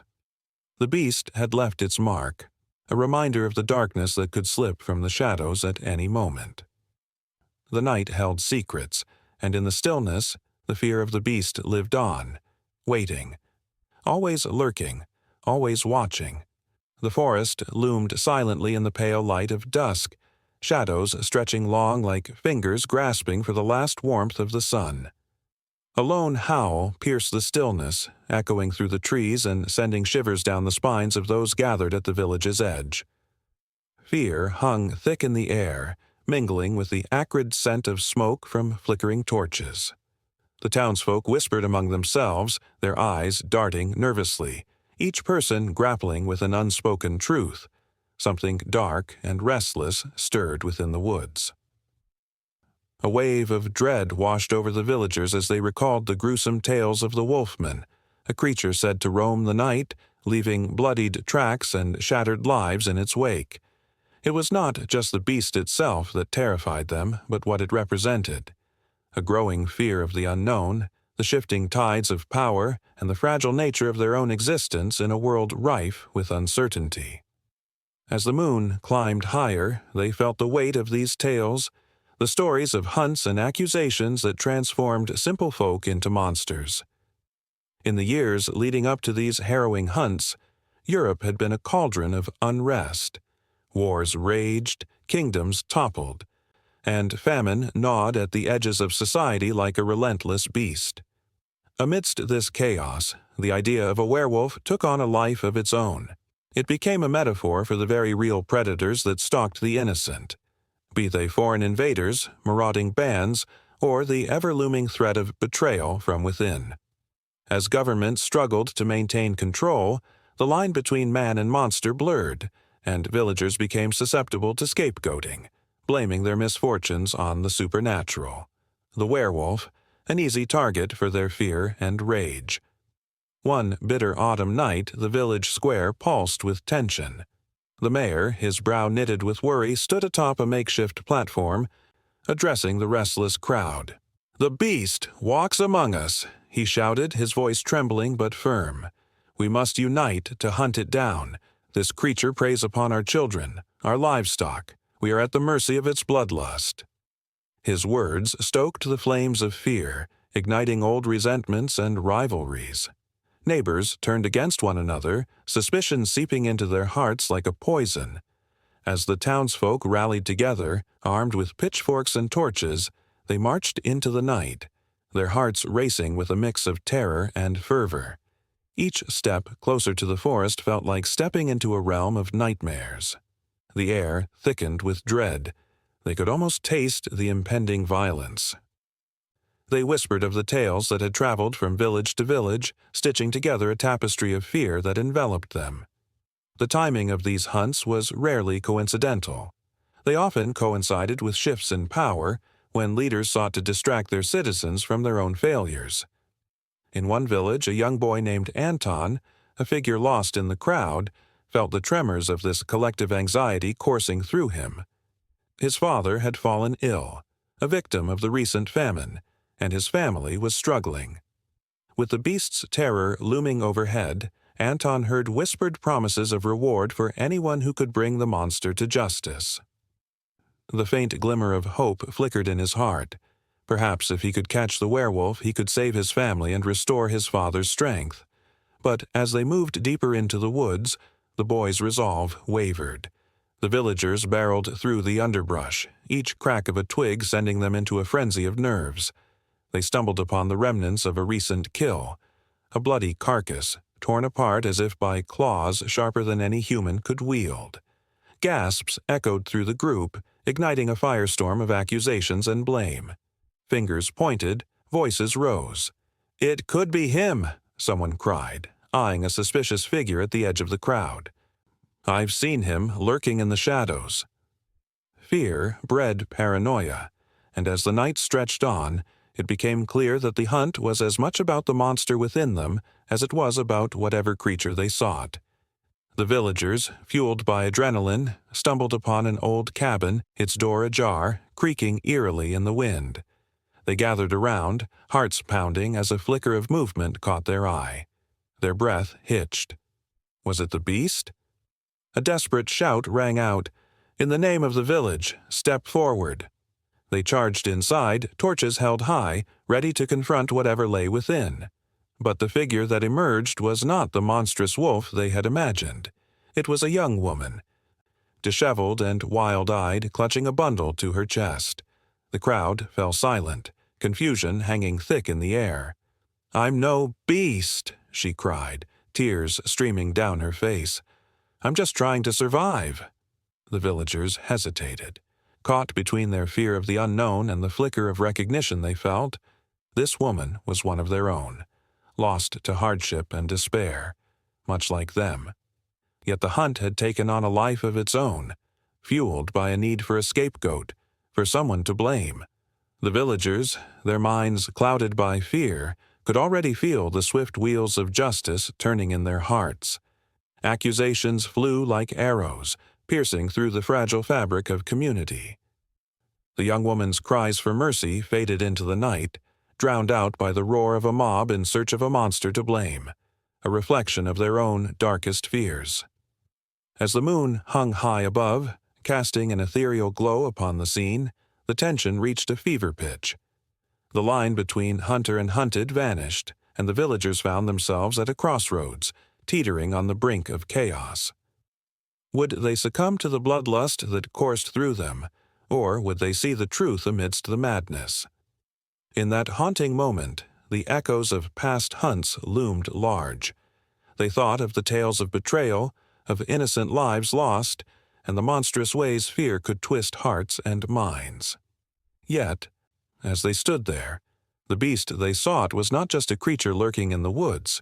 It was the very darkness that had seeped into their souls, the socio-political turmoil that had driven them to this brink of madness. And amidst the chaos, Anton stood frozen, torn between the fear that gripped his heart and the flicker of compassion that fought to break free. The hunt was not over, and the true monster was just beginning to reveal itself. A midnight howl pierced the chilling silence, echoing through the ancient woods like a forgotten memory stirring to life. In the darkness, beneath a blanket of stars, wolves roamed freely, their shadows dancing among the trees. To the indigenous people who knew these lands, the wolves were not merely animals. They were embodiments of spirit, teachers, and at times the very vessels of transformation. Legends whispered through the leaves, tales spun by grandmothers to their grandchildren around crackling fires. These stories spoke of warriors who could shift their forms, merging with the creatures of the wild, embracing the magic that flowed through the veins of the earth. The wolves, revered and feared, were both protectors and predators, woven tightly into the fabric of life itself. In winter, when the world lay still under a heavy blanket of snow, the indigenous peoples gathered to celebrate the bond they shared with these majestic beings. It was in the depths of the cold season, when the nights stretched long and the air turned sharp, that the stories of shape-shifting reached their peak. Elders recounted how the spirit of the wolf could enter the heart of a brave soul, allowing them to transform, to run with the pack, to see through the eyes of the hunter. The crackle of the fire matched the heartbeat of the listeners, each pulse resonating with the power of the tale. In the quiet of the night, the presence of the wolves could be felt. Their howls were a language of their own, a conversation that transcended time. Children listened wide-eyed, clutching the soft furs that once belonged to their ancestors, feeling the warmth and magic woven into every fiber. The wolves, with their keen intelligence and fierce loyalty, mirrored the qualities that the tribes cherished. They taught the importance of community, of working together for survival. But there were darker tales, too, stories that tinged the air with tension. The shapeshifters were not always benevolent. Sometimes they were tricksters, spirits that could just as easily lead a wayward traveler astray. In these stories, the lines between man and beast blurred, revealing the intrinsic balance of nature. The wolves became symbols of both the light and the shadow, reminding the people of the duality of existence. As the fire flickered and the flames danced higher, the stories grew more intense. A young warrior, eager to prove himself, sought out the wolves during a full moon. Guided by the whispers of the elders, he ventured deep into the forest, where the trees grew thick and the air smelled of pine and earth. The night was alive with sounds, the rustle of leaves, the distant call of an owl, and the steady pulse of the wolves drawing nearer. He could feel their presence, a powerful energy that coursed through the ground and into his bones. The warrior stood still, his heart racing. As a large alpha wolf emerged from the underbrush, its eyes gleaming like molten gold under the moonlight. In that moment, the world around him faded, leaving only the powerful connection between man and beast. The wolf approached, sniffing the air, sensing the spirit within him, and in that heartbeat of time, the warrior felt a shift deep within, as if the essence of the wolf entered him, intertwining their fates. The transformation was not just physical, it was a metamorphosis of the spirit. The warrior ran with the pack, his senses heightened, the wind rushing through his fur. He felt the thrill of the hunt, the joy of freedom, and the deep bond that tied him to the earth. Each howl that erupted from his lips was a call to the ancestors, a reminder that he was part of something much larger than himself. But as the night wore on, he also felt the weight of responsibility that came with such power. With every gift came a challenge, a lesson wrapped in the fur of the wolf. Back in the village, the fires burned low, and the elders sensed the shift in the air. They knew the warrior had embraced the spirit of the wolf, but they also understood the dangers that came with it. Their voices rose in song, a warning wrapped in melody, urging him to remember who he was and where he came from. The stories of past shapeshifters echoed in their minds, cautioning against losing oneself in the wildness of the wolf's spirit. As the moon began to wane and dawn approached, the warrior found himself back at the edge of the village, trembling and breathless. The taste of earth and the echo of howls lingered in his heart. He was changed, but the question remained. Could he return to his human form without the wild claiming his spirit forever? The tension hung heavy in the air as the elders gathered at the edges of the village, their faces a mix of concern and reverence. They watched as he stepped forward, eyes shimmering with the remnants of the wolf's essence.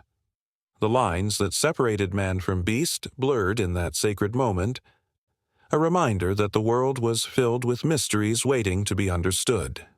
The spirit of the wolf called to others, weaving its influence through generations. Stories passed down, evolving like the spirits themselves, kept the connection alive. It was the dance of life, a rhythm that bound the indigenous peoples to the land, the wolves, and the unexplainable magic that lingered in the air. Dreams of the shapeshifters inspired not only reverence but also an urgent call to protect the delicate balance of life.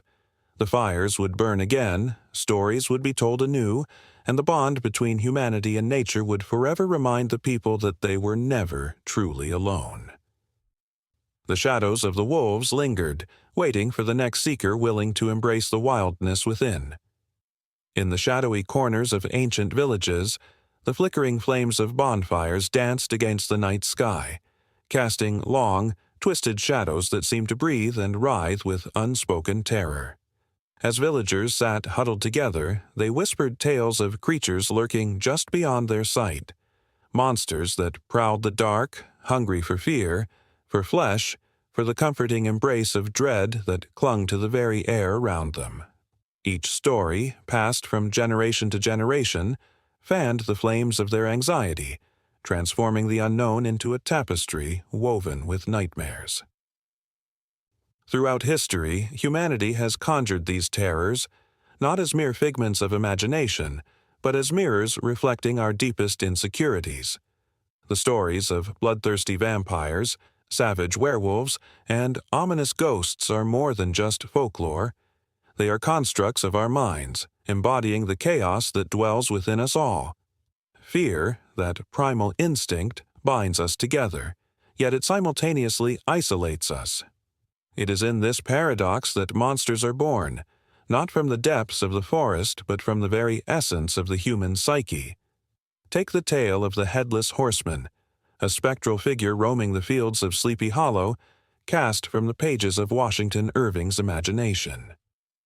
This ghostly rider, forever searching for his lost head, is a representation of unresolved conflict and the anxiety of a burgeoning nation struggling with its identity. His presence sends shivers down the spines of those who hear his tale, reminding them that the past is never truly gone. It walks among them, waiting to reclaim its place in their hearts. The horseman isn't merely a ghoul, he is the embodiment of the fears that haunt the collective memory of a nation, a product of its history marred by war and loss. In medieval Europe, the Black Death swept through like a shroud of despair, leaving in its wake a landscape littered with bones and a population gripped by an all-consuming dread. Amidst the chaos, the figure of the Grim Reaper emerged, cloaked in darkness, wielding his scythe with a cold indifference. The Reaper became a symbol not just of death, but of the fear of the unknown, the relentless specter that would not spare the rich or the poor. His eerie presence in art and literature served to give form to the anxiety that permeated society. People needed to see their fears personified. It made the incomprehensible a little more bearable, a little more tangible. As the centuries rolled on, the Industrial Revolution ushered in a new age of progress and upheaval. People flocked to cities, leaving behind the familiar comforts of rural life and stepping into the dark, clanking machinery of modernity. It was then that the figure of the monster began to evolve, reflecting not just the fears of the past but the uncertainties of the future. Mary Shelley's Frankenstein, published in 1818, captured the essence of this shift. The creature, a patchwork of body parts and unyielding dreams, represented humanity's hubris, the fear of playing God. In a world increasingly driven by science and technology, the monster became a symbol of the dread surrounding unchecked progress, a warning of what could happen when man reached too far. The narrative shifted, but the core emotion remained the same. The monsters of the late 19th and early 20th centuries began to take on more familiar forms, not just beings of horror, but reflections of society's ills. The wolfman, once just a savage beast, morphed into a symbol of the struggle against one's own dark nature, the battle between civility and primal instinct.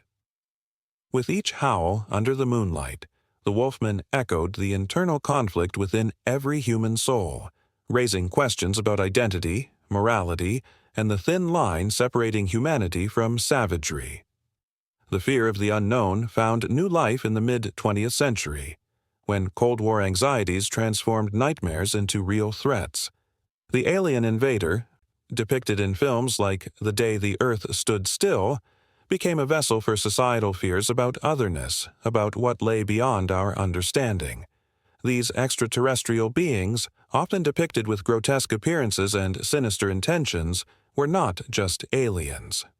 They embodied our collective panic about nuclear war, espionage, and the loss of individual freedom.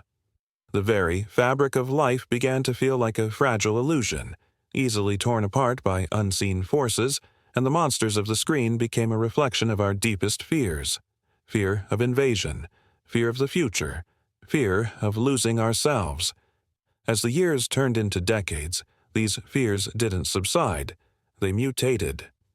The horror genre blossomed, and with it, a new breed of monsters emerged from the shadows. The serial killer, that chilling figure like the infamous Jack the Ripper, became real and horrifying, a reminder that sometimes the monsters live among us. They wear the faces of our friends and neighbors, embodying the darkness that can dwell in anyone. The terror of the unknown reached out and gripped hearts with a vice-like hold, reminding us that the real horror lies not in the fantastic, but in the everyday. Through every era, every tale, the psychology of fear reveals itself like a tapestry, weaving the threads of human experience together into a haunting design. The monsters we create are not merely for entertainment. They are a way to process our fears, to confront the darkest parts of our imagination. They are both the nightmares that keep us awake at night and the stories that bring us together, binding generations with shared frights. As the fire dies down and the night grows deeper, the echoes of ancient fears linger in the air, waiting for the next story to be told. The line between reality and imagination blurs, and with it the monsters emerge anew, ready to haunt the dreams of those who dare to listen. The moon hung low in the sky, casting eerie shadows over the small medieval village of Anjou. Its glow seeped through the twisted branches of gnarled trees, illuminating the cobblestone paths that wound like veins through the heart of the town. A chill ran through the air, a reminder that danger could lurk just beyond the flickering light of the torches. Villagers whispered tales of a creature that roamed the night, a beast whose howl sent shivers down the spine and whose existence blurred the lines between man and monster. Fear gripped the hearts of the residents, tightening its grasp with every passing night. In the flickering light of a tavern, the locals huddled together, faces pale and eyes wide. They spoke in hushed tones about recent attacks, livestock slaughtered, children gone missing. The tavern keeper, a portly man with a graying beard, leaned in closer, his voice barely above a whisper. "They say it walks among us, a man cursed to transform under the full moon." The crowd leaned in, breath held as they imagined the horror, flesh tearing, claws ripping, and the anguished cries echoing in the night. Throughout history, the fear of the werewolf has thrived in the deepest recesses of human psyche. It reflects the dread of the unknown, the primal terror that lives just beneath the surface of civilization. In the Middle Ages, accusations of lycanthropy often served as a chilling scapegoat, a way to explain the unexplainable. A neighbor turned enemy. A friend turned monster. The belief in werewolves was not merely a superstition, it was a response to the chaos of a world riddled with disease, war, and famine. In 1521, a trial unfolded in the town of Dolto, France. Pierre Burgot and Michel Verdun stood accused of being werewolves. Under the weight of fear and societal pressure, they confessed, claiming to have made a pact with the devil. They described the transformation, the intoxicating rush of power and hunger that consumed them. As the townsfolk gathered, their faces twisted in horror and fascination, it became clear that the werewolf was more than just a monster. It was a mirror reflecting the darkest aspects of humanity: greed, betrayal, and the primal instincts that lurk within us all. As the fire crackled in the tavern, the tales of werewolves intertwined with the struggles of the villagers. Each story echoed their own fears, their own desires to escape the mundane life of toil and hardship. To become a creature of the night, free from the constraints of society, was a seductive thought. Yet the price was steep. Humanity was sacrificed. In the forests surrounding Anjou, the scent of damp earth mingled with the musk of pine. The transformation was not just physical, it was a shedding of the soul. The beast that emerged was wild and free, but it was also filled with an insatiable hunger that could never be satisfied. Those who spoke of the werewolf understood this duality, that within every man lurked both light and darkness. The legend was a warning, a reminder that surrendering to one's baser instincts could lead to the destruction of everything we hold dear. The fear of werewolves found its way into the fabric of society, influencing art and literature. In the 19th century, the tale of The Werewolf by the Brothers Grimm captivated audiences, intertwining horror with morality.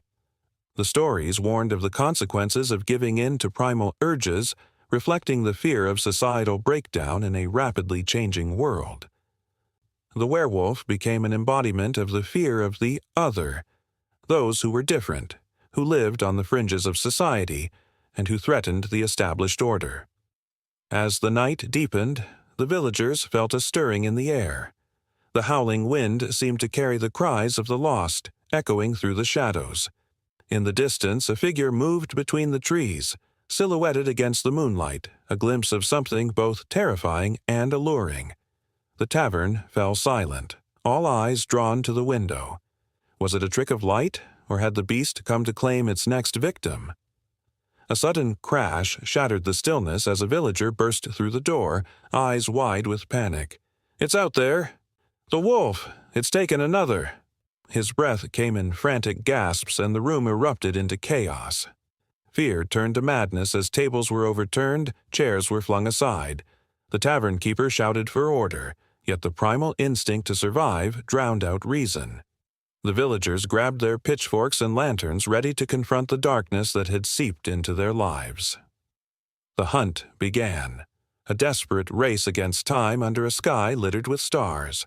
Heartbeats quickened as they ventured into the ominous woods, the shadows stretching like fingers reaching for them. Whispers of the past tugged at their minds, tales of betrayal and vengeance echoing through the trees.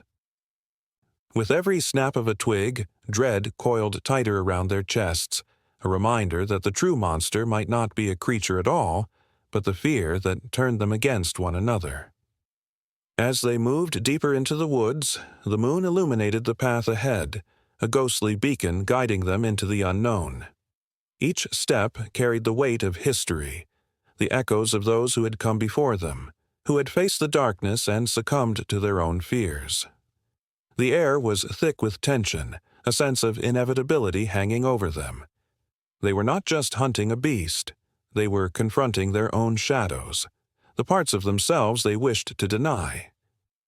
Among the trees, the rustle of leaves sounded like laughter, a mocking reminder of their fragility. The villagers pressed forward, hearts pounding, senses heightened. The boundary between human and beast blurred with every passing moment, and deep down they began to wonder, what if the greatest monster of all lay within? As they closed in on the creature's lair, the line between hunter and hunted began to fade, and the true nature of fear unfolded beneath the moon's watchful gaze, urging them into a darkness they could not escape. Under a pale, haunting moon, the once serene village of Halleridge lay shrouded in an eerie fog. Shadows flickered like the nervous whispers of the townsfolk, whose eyes darted toward the forest edge, where gnarled trees reached out like skeletal fingers. Every rustle, every snap of a branch sent shivers through the hearts of those who dared to remember the tales passed down through generations about the thin line between madness and the monstrous transformation known as lycanthropy.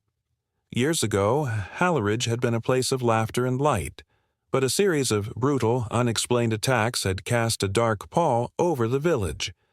Livestock had vanished, gruesome remains found in fields. Hushed voices spoke of a creature that walked like a man yet hunted by night. A beast that left behind not only claw marks but also fear, a fear that twisted the minds of the villagers. They began to question their own sanity, torn between what they believed they saw and the shadows that played tricks on their minds.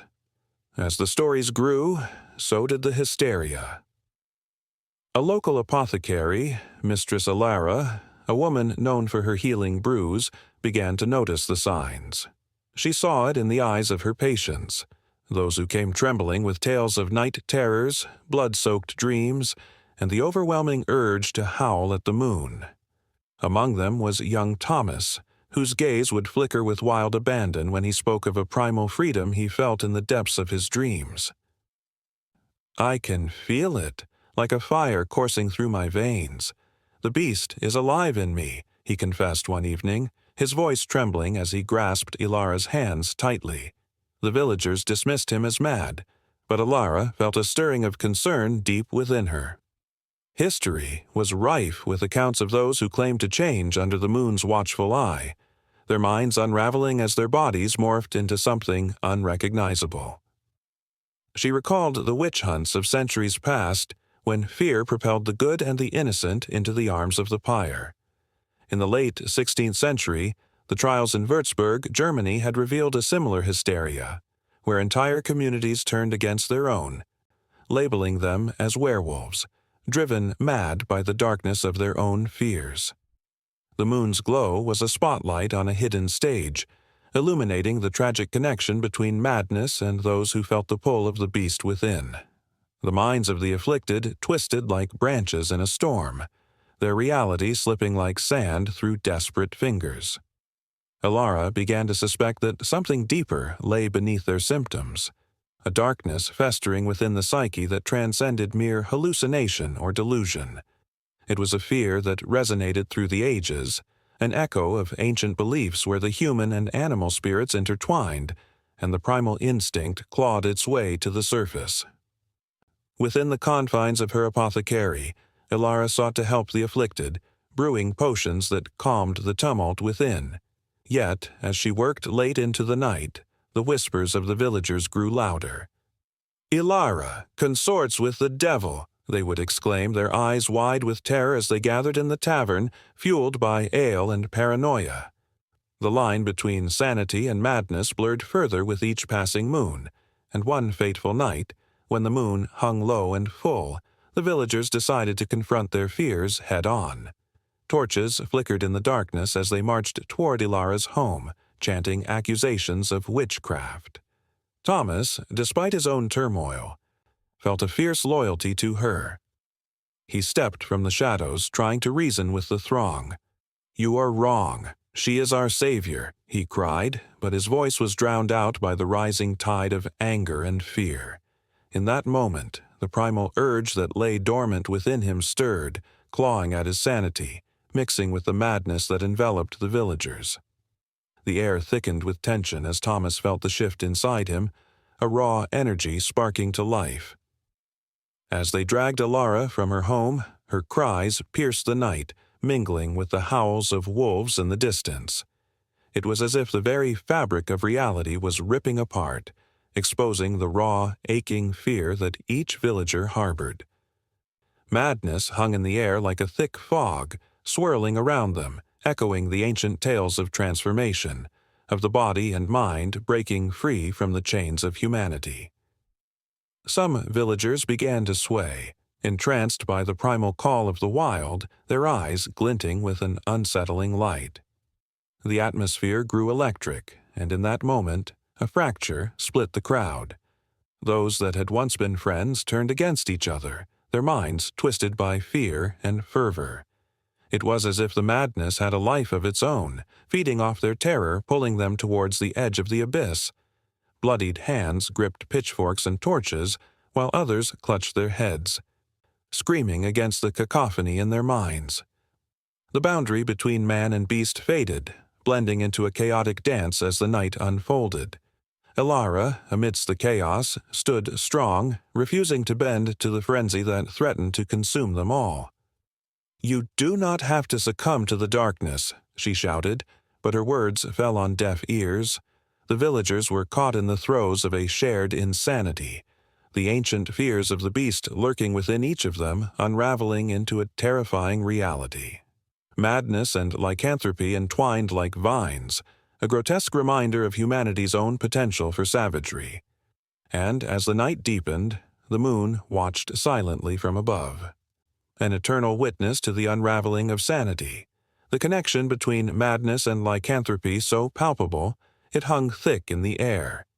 It was not just the villagers who felt the shift. It was as if the very land itself echoed with the cries of the afflicted, an unending cycle of fear and transformation spiraling into the dark unknown. The moon hung low in the sky, casting a silvery glow over the shadowy woods, where silence reigned, broken only by the occasional rustle of leaves. In the village of Tullersby, whispers of the night echoed tales of a creature lurking just beyond the edge of the trees, a beast of legend that breathed fear into the hearts of men. The chill in the air carried the scent of pine and damp earth, but it also brought something darker, something primal, an essence of terror that wrapped around the villagers like a shroud. For centuries, around campfires and in hushed tones, stories of werewolves had woven their way into the fabric of civilization. In ancient Greece they spoke of Lycaon, a king turned into a wolf as punishment from Zeus, after he dared to serve the god a meal made from human flesh. The Romans echoed these fears, with tales of men cursed to prowl under the moon, their humanity slipping away with each howl. In the Middle Ages, the fear escalated, as accusations spiraled into witch hunts. Men and women were labeled as werewolves, their fate sealed by the fear of something they could not control. Villagers believed that staring into the eyes of a werewolf could paralyze you with terror, the very essence of evil reflected back at you. As the centuries rolled on, these stories transformed from myth to reality, or so the people thought. In France, during the 16th century, the infamous Beast of Gévaudan roamed the countryside, slaughtering livestock and striking fear into the hearts of many. Eyewitness accounts spoke of a massive creature with the head of a wolf and the size of a calf, leaving behind trails of blood and terror. The beast became a symbol of something raw and untamed, inciting panic throughout the region. Hunters were enlisted, and yet the creature continued its reign of terror, leading to wild theories of a werewolf lurking within the shadows, a man transformed by dark magic or a curse. As the sun set on the 18th century, The rise of science began to chip away at the fangs of folklore. The Age of Enlightenment brought forth a wave of skepticism. Rationality pushed aside the tales of blood and beasts, but the stories didn't fade. They morphed into something deeper, more sinister. In the darkness of night, when reason faltered, the ancient fears still thrived. Was it possible that some misfortunes were due to the curse of the wolf? The idea clung to the minds of the terrified, sparking a resurgence of werewolf trials in parts of Europe. Men and women found guilty of lycanthropy faced gruesome fates, accused not just of murder, but of embodying something unearthly. The air crackled with tension as villagers began to turn on one another, each suspecting the person next door might be hiding a wolf within. The fear came to a head in the dark corners of France, where legends swirled about a group of alleged werewolves known as the Wolf Men of Dole. They were said to gather in the woods, transforming under the full moon, dancing and howling, feeding off the fear of the innocent. The hunt for these creatures became a frenzy, blending reality and myth into a nightmare. Even in the New World, the echoes of this ancient phenomenon persisted. In the late 17th century, settler accounts from the northeastern parts of America told of skinwalkers, men who could shift into wolves, prowling the dark woods with the ability to summon spirits. As the settlers clashed with Native American tribes, the stories intertwined, enriching the folklore landscape with a chilling tapestry that blurred the lines between the real and the imagined. But history is rarely kind. And the werewolf legends took a turn when the Industrial Revolution swept through Europe. The rise of towns and factories led to a different kind of creature, the kind that preyed not on livestock but on the very essence of humanity. The werewolf became a metaphor for the loss of innocence, a representation of the chaos that came with modernity. As lives became regimented, the primal, instinctual fears of the past surged back. And then there were the reports of strange phenomena. In the late 1800s, a spate of wolf attacks swept through the countryside of Germany, leading to widespread panic. Newspapers plastered the stories of the Wolf of Alar, and night after night, frightened families barricaded themselves inside their homes, clutching their children close. The howls echoed through the chilling air, a haunting reminder that the line between folklore and reality had never been so thin. In the flickering firelight of the village tavern, the old men gathered to spin their tales, voices trembling with the weight of history. "You can feel it, can't you?" one of them whispered, eyes glinting. "The beast is never far away." A child, wide-eyed and shivering, nodded silently. The legends of the werewolf were more than just stories. They were warnings, reminders of the wildness that lay just beneath the surface of humanity.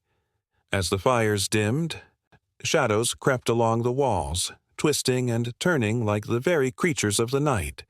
The villagers had woven a net of fear around them, trapping their imaginations, intertwining folklore with their own realities. The moon hung heavy, the light spilling into the streets, revealing empty paths where only the bravest dared to tread. In the distance, a howl echoed, piercing the silence like a blade. The villagers stopped, breath caught in their throats, hearts pounding. Was it real? Or just the ghost of a tale come to life? The werewolf, both a monster and a myth, lingered in their minds, a reflection of their deepest fears. As the night wore on, the line blurred. A creature of the dark or simply the manifestation of human fears? Tales of transformation, of the beast within, whispered through the trees, beckoning them closer. Reality and folklore danced hand in hand, inviting them into a world where both were equally terrifying. The legend of the werewolf was far from finished. It was only the beginning. And as the villagers braced themselves for what lay ahead, they knew, somewhere in the shadows, the true monster awaited. A chill wind whipped through the trees, the moonlight casting eerie shadows that danced on the forest floor. The air was thick with the scent of damp earth and the soft rustle of leaves, a reminder of the ancient secrets hidden within the woods. In this quiet, trembling night, a figure cloaked in shadow stood at the edge of a clearing, clutching a worn leather tome in trembling hands. The words inscribed within were not mere spells or incantations. They were the whispers of a forgotten time when alchemy and medicinal practices danced hand in hand with the legends of the werewolf. Throughout history, the line between man and beast has blurred, and those who sought to understand this transformation often turned to alchemy. The ancient practice was more than just a quest for gold. It was a pursuit of knowledge, an attempt to decode the mysteries of life and death. Alchemists, with their bubbling potions and strange symbols, believed that within the natural world lay the answers to the riddles of existence. They sought to manipulate the very essence of things, to change one substance into another, hoping to find the elixir that would cure all ailments, even those that defied the laws of nature. In the dimly lit corners of medieval apothecaries, a world of herbs, roots, and unearthly concoctions flourished. Here, the line between medicine and magic blurred, creating a heady mixture that could either heal or harm. The most seasoned herbalist could concoct a potion that ignited the flames of transformation, drawing on the mystical properties of plants like wolfsbane and moonwort. To the untrained eye, these were merely plants. To the initiated, they were gateways to understanding the very nature of humanity. As the full moon cast its watchful gaze, the apothecaries whispered of the night's power when the boundary between the human and the animal realm dissolved. Some believed that the right mixture could invite the beast within to emerge, while others feared the consequences of tampering with such forces. The tension in the air was palpable, a mix of anticipation and dread, as countless villagers sought refuge in the hands of those who wielded knowledge of the arcane. Stories spread like wildfire, igniting imaginations and filling hearts with both hope and fear. In the small village of Galloway, a young woman named Alara became the unwitting focus of attention. Stricken with a mysterious ailment that no physician could cure, she sought the help of Aldrich, the town's reclusive alchemist. His lair was filled with jars of strange substances, and a cauldron simmered in the corner, its contents swirling in a dance of potential. Aldrich believed that a rare herb, one only found beneath the light of a full moon, held the key to Alara's restoration. He gathered ingredients, poring over ancient texts, muttering incantations that seemed to vibrate in the very air around him. "You must trust the process," he urged as Alara watched his hands skillfully combine the delicate elements. "The moon has powers beyond our comprehension." But as the potion bubbled and hissed, shadows flickered across the walls, and doubts began to creep into Alara's heart. What if the potion did not cure her? What if it unleashed something darker, something that could never be undone? The idea of transformation, of crossing the threshold into the unknown, sent shivers down her spine. Was it truly a healer's hand that she sought, or was it an invitation into a nightmare? In the quiet moments before the potion was consumed, the air crackled with possibility. Alara's heart raced as she recalled the tales of those who had turned into wolves under the moon's enchanting glow. They spoke of heightened senses, of the thrill of the hunt, but also of a loss, of control, of humanity. The tales hinted at an ancient connection, a deep-rooted bond between the alchemist's craft and the werewolf lore that had woven itself into the fabric of society for centuries. As she lifted the goblet to her lips, the world around her faded away. The whispers of the forest filled her ears, the rustle of leaves mingling with the pulse of her own heartbeat. The potion was more than just a concoction. It was a bridge to another realm where the moonlight called to her very soul. She felt the pull of the darkness, an invitation that both thrilled and terrified her. Would she emerge as something extraordinary, or would she become a slave to the beast within? At the same moment, a storm brewed on the horizon, dark clouds swirling with ominous intent. The villagers, sensing a shift in the air, began to gather, fearing the consequences of Aldrich's experiment. They whispered of curses and retribution, their faces etched with fear as they remembered the tales of those who had disappeared, never to return. The tension grew thicker, the night darker, as Alara's fate teetered on the edge of the unknown. With a trembling hand, she drank deeply, the liquid fiery and bitter on her tongue. In that instant, the world exploded into a kaleidoscope of sensations. The air crackled with magic. The ground beneath her feet seemed to pulse with life. Every sound became a symphony, every scent a vivid memory. But as her body began to change, a deep dread settled in her heart. What had she awakened? Eldrick watched with both awe and horror as the transformation unfolded. The lines between human and creature blurred before his very eyes, and the weight of his choices bore down upon him. Had he played God? Or had he simply followed the ancient call of alchemy that had been passed down through generations? The power of the potion surged, a reckless wave of energy that threatened to consume them both. The night air was filled with howls, wild, primal cries that echoed through the woods like a dark prophecy. The villagers, drawn by the sound, rushed towards the clearing, fear etched on every face. What had once been a quiet evening was now a cacophony of terror, a frantic race against the unknown. They carried torches, their flickering flames cutting through the darkness, revealing shadows that danced with abandon. Ilara stood at the center of it all, caught between the two worlds, as the reality of her choice crashed down upon her. In that moment, she understood the truth that had eluded her for so long. Alchemy was not just the manipulation of matter, it was the exploration of the soul, the dance between light and shadow, man and beast. And as the moon hung high above, its luminous glow illuminating her transformation, she knew that the journey was only beginning. A chill crept through the night as the full moon bathed the landscape in silver. It was the kind of night where shadows danced, weaving tales of terror and intrigue. In a small village nestled between dark forests, whispers of the beast echoed through the streets. A creature that walked like a man but howled like a wolf prowled the fringes of their world. The townsfolk huddled in their homes, clutching their loved ones, fearful of what lurked beyond the flickering candlelight. Long before Hollywood glamorized the image of the werewolf, the myth was rooted in ancient history. In Mesopotamia, around 2000 BCE, the Epic of Gilgamesh spoke of a hero who rejected a goddess who transformed men into wolves. This tale hinted at a deeper fear, a fear of losing one's humanity.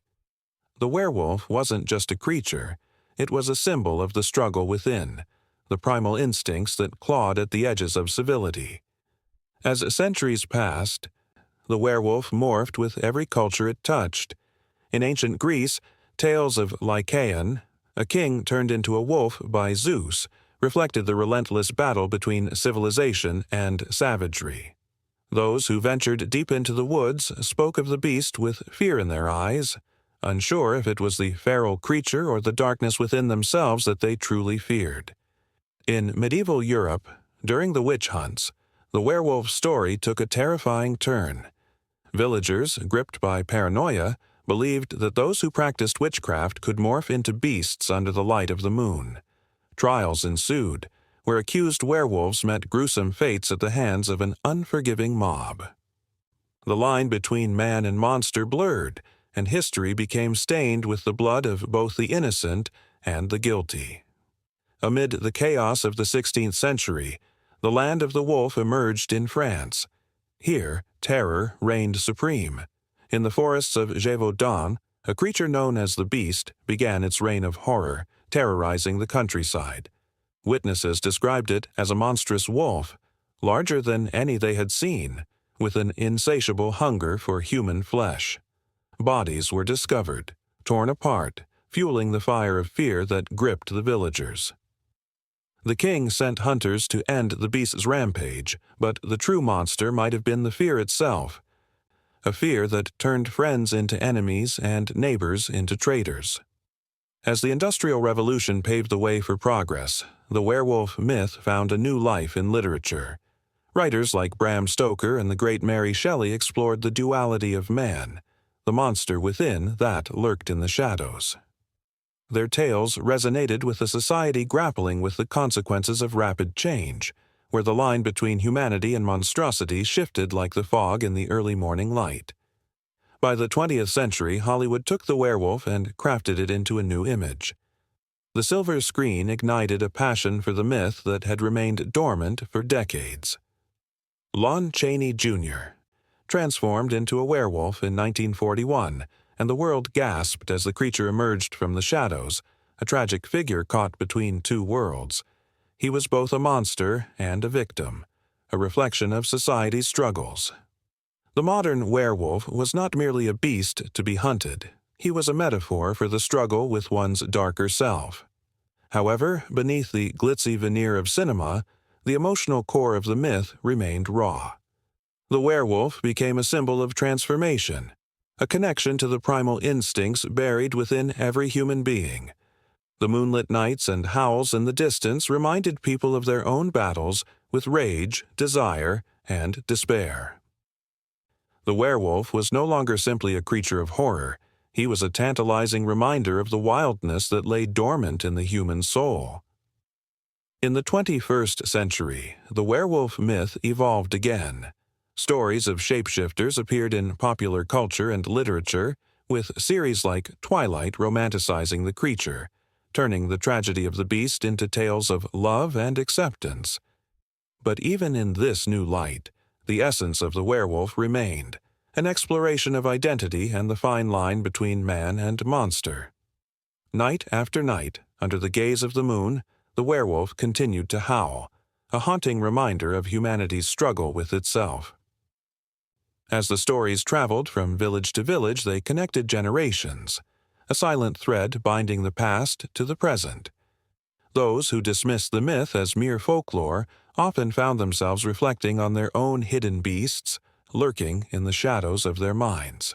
The pulse of the myth beat on, and as the moon waxed and waned, the story of the werewolf transformed yet again. It wasn't just a tale of horror, it had morphed into a poignant reflection of the human experience. With every retelling, the werewolf became a mirror, reflecting the darkest corners of the soul and the struggles of identity. In the dim light of a late-night gathering, old men shared tales of the beast while children listened with wide eyes, captivated by the primal energy that coursed through the stories. The thrill of fear ignited both dread and excitement, and the listeners found themselves drawn into the myth as if the dark woods beyond their homes beckoned them to explore the mysteries of their own hearts. And so, as the night wore on, the people of the village remained entranced by the stories, unaware that the beast was not just outside but also nestled deep within their own souls. The werewolf had evolved through time, but its essence remained unchanged. It was a testament to the wild, untamed spirit that resided in every person, waiting for the right moment to emerge from the shadows, to howl at the moon. Under the ghostly light of a full moon, a chilling howl pierced the night, echoing through the dense forest like a sinister warning. The wind carried the scent of damp earth and decay, and shadows danced among the trees, hinting at something lurking just beyond the reach of the light. In centuries past, villagers would clutch their loved ones tight, whispering tales of creatures that walked the line between man and beast, creatures that could unleash a primal fear that twisted the very fabric of reality. Werewolves.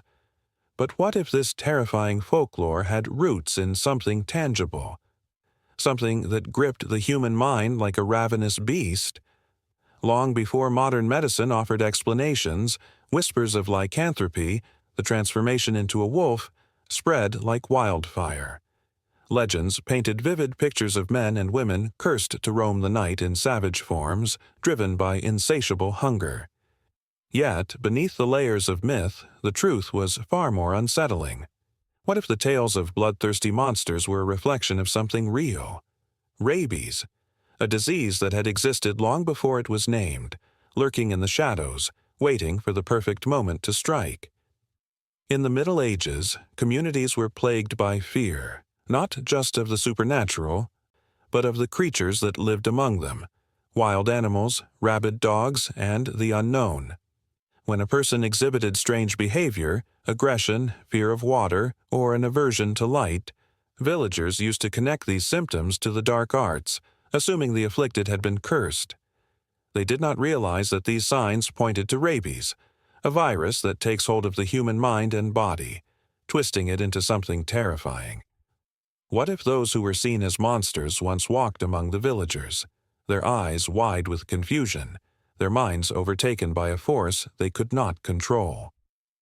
In 1484, the witch hunts gained momentum in Europe, and among the accused were those who displayed symptoms eerily similar to rabies. With inflamed throats and irrational fears, they were condemned as werewolves, suffering at the hands of a society that knew so little about the world around them. An innocent person, a simple farmer, or a caring mother, could be consumed by a disease and branded as a creature of the night, hunted and tortured until the truth was lost in the chaos. The connection between rabies and lycanthropy became more pronounced with each tale passed down through generations. The bite of an infected animal could lead to a transformation, not just of body but of spirit, turning an everyday person into a vessel of rage and violence. It was said that the victim could feel the fury coursing through their veins, a deep-seated urge that compelled them to lash out. As the infection progressed, so did the delusions, leading people to believe they could actually change into wolves. A horrifying transformation fueled by pain and madness. Throughout history, those afflicted with rabies experienced a rapid descent into despair, their bodies deteriorating while their minds raced with anguish. In ancient Greece, the physician Hippocrates described symptoms strikingly similar to rabies. Unconventional behavior, loss of appetite, and hallucinations were all noted, but the connection to the beastly transformations emerged slowly, woven into the fabric of folklore. In the 16th century, the famed physician Paracelsus made a startling observation. The symptoms of rabies mirrored the descriptions of werewolf behavior. He noted that those bitten by a rabid animal often displayed extreme aggression and aversion to water. The paradox of a person becoming a ferocious animal, yet still trapped in their own skin, struck a nerve deep within the psyche of society. Fear spread like wildfire as legends built upon themselves, each tale more terrifying than the last, creating a cycle of hysteria. The parallels between rabies and the legends of werewolves become even clearer when examining the behavioral traits of those infected. The terror of rabies lurks beneath the surface, leading to symptoms such as hyperactivity, confusion, and hallucinations. It was as if the rabid individual was wrestling with an unseen force, trapped in a nightmare where the line between humanity and the beast blurred beyond recognition. Consider the stories of the beast of Gévaudan, a creature that terrorized the French countryside in the 18th century. Farmers recounted tales of a monstrous wolf that slaughtered livestock and even attacked humans. The fear it instilled in the hearts of villagers echoed the fear of rabies itself, an invisible enemy that turned the familiar into the terrifying. Some speculated that the beast was not a wolf at all, but rather a man, driven mad by the virus that raged inside him, becoming the very monster that legends warned against. As the dark clouds of rabies drifted over societies across the globe, fear blanketed communities, leading to tragic consequences. The stigma surrounding lycanthropy transformed individuals into scapegoats, hunted down by a terrified populace eager to protect themselves from a threat they could not understand.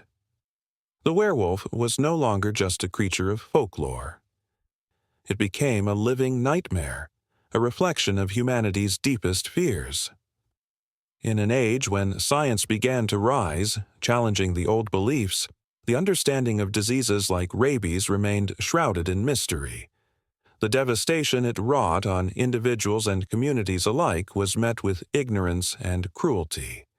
The duality of man, the capacity for both good and evil, was laid bare, and the werewolf became a symbol of the struggle within each person. As the moon bathed the night in silver light, it became a stage for the ancient battle of humanity against its own primal instincts. The chilling howl resonated through the forest once more. In the distance, shadows flickered, revealing a promise of further horrors to come.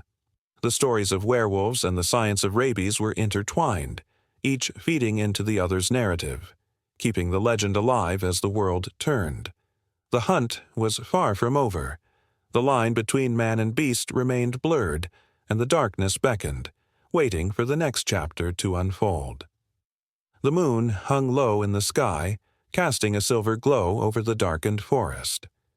A lone wolf stood at the edge of the trees, its breath visible in the chilly night air, each exhale a silent whisper to the world. It was not just an animal of fur and fang, it was a symbol of something deeper, a reflection of the wildness that dwelled in the shadows of humanity. The wolf's piercing eyes seemed to hold secrets of ancient times when humans and wolves roamed the earth as one, bound by instinct and the raw pulse of survival. From the earliest days, humanity danced a fine line between civilization and the untamed wilderness. The stories of our ancestors tell of a time when the howl of a wolf was not just a sound, but a call to something primal within the human heart. In many cultures, wolves were revered, seen as guardians and guides, spirits that bridged the gap between the earthly and the ethereal. The Inuit believed that the wolf was a powerful teacher, while in Roman mythology, the she-wolf raised Romulus and Remus, the founders of Rome, embodying both danger and nurturing. But as the centuries passed, the relationship soured. With the rise of agriculture and the establishment of towns, humans began to shape the world to their liking, pushing wolves further into the shadows. To the settlers of medieval Europe, wolves became the embodiment of all that was fearsome and chaotic. They were painted as bloodthirsty beasts, symbols of the unknown lurking just beyond the firelight. Villages would whisper tales of wolf hunts, stories that sent shivers down spines, igniting a primal fear that echoed the very instincts of survival. Yet, even as fear grew, so did a deep-seated kinship. The duality of humanity's nature manifested in these stories, a longing for connection with the wild, a fierce and almost desperate need to belong to something bigger than oneself. The wolf's howl would elicit a response not just from its own kind but from the depths of human souls. Each cry resonated, a reminder of the wildness suppressed beneath layers of civility. It sparked a flicker of nostalgia for the days when humans ran alongside wolves, hunting under the same moon, sharing the same fate. In the heart of the American West, pioneers wore the wolf's skin as both a trophy and a testament to their strength. They feared and admired the creatures that haunted their dreams, often telling tales of encounters in the dim light of campfires. Those stories were visceral, filled with the tension of the hunt, the thrill of the chase, the rush of adrenaline. A man could be both the hunter and the hunted, embodying that fierce duality that defined existence. The predator's instincts coursed through their veins, spurred by the very same urges that drove the wolves who roamed the plains. As the Industrial Revolution swept across the globe, humanity's connection with nature frayed even further.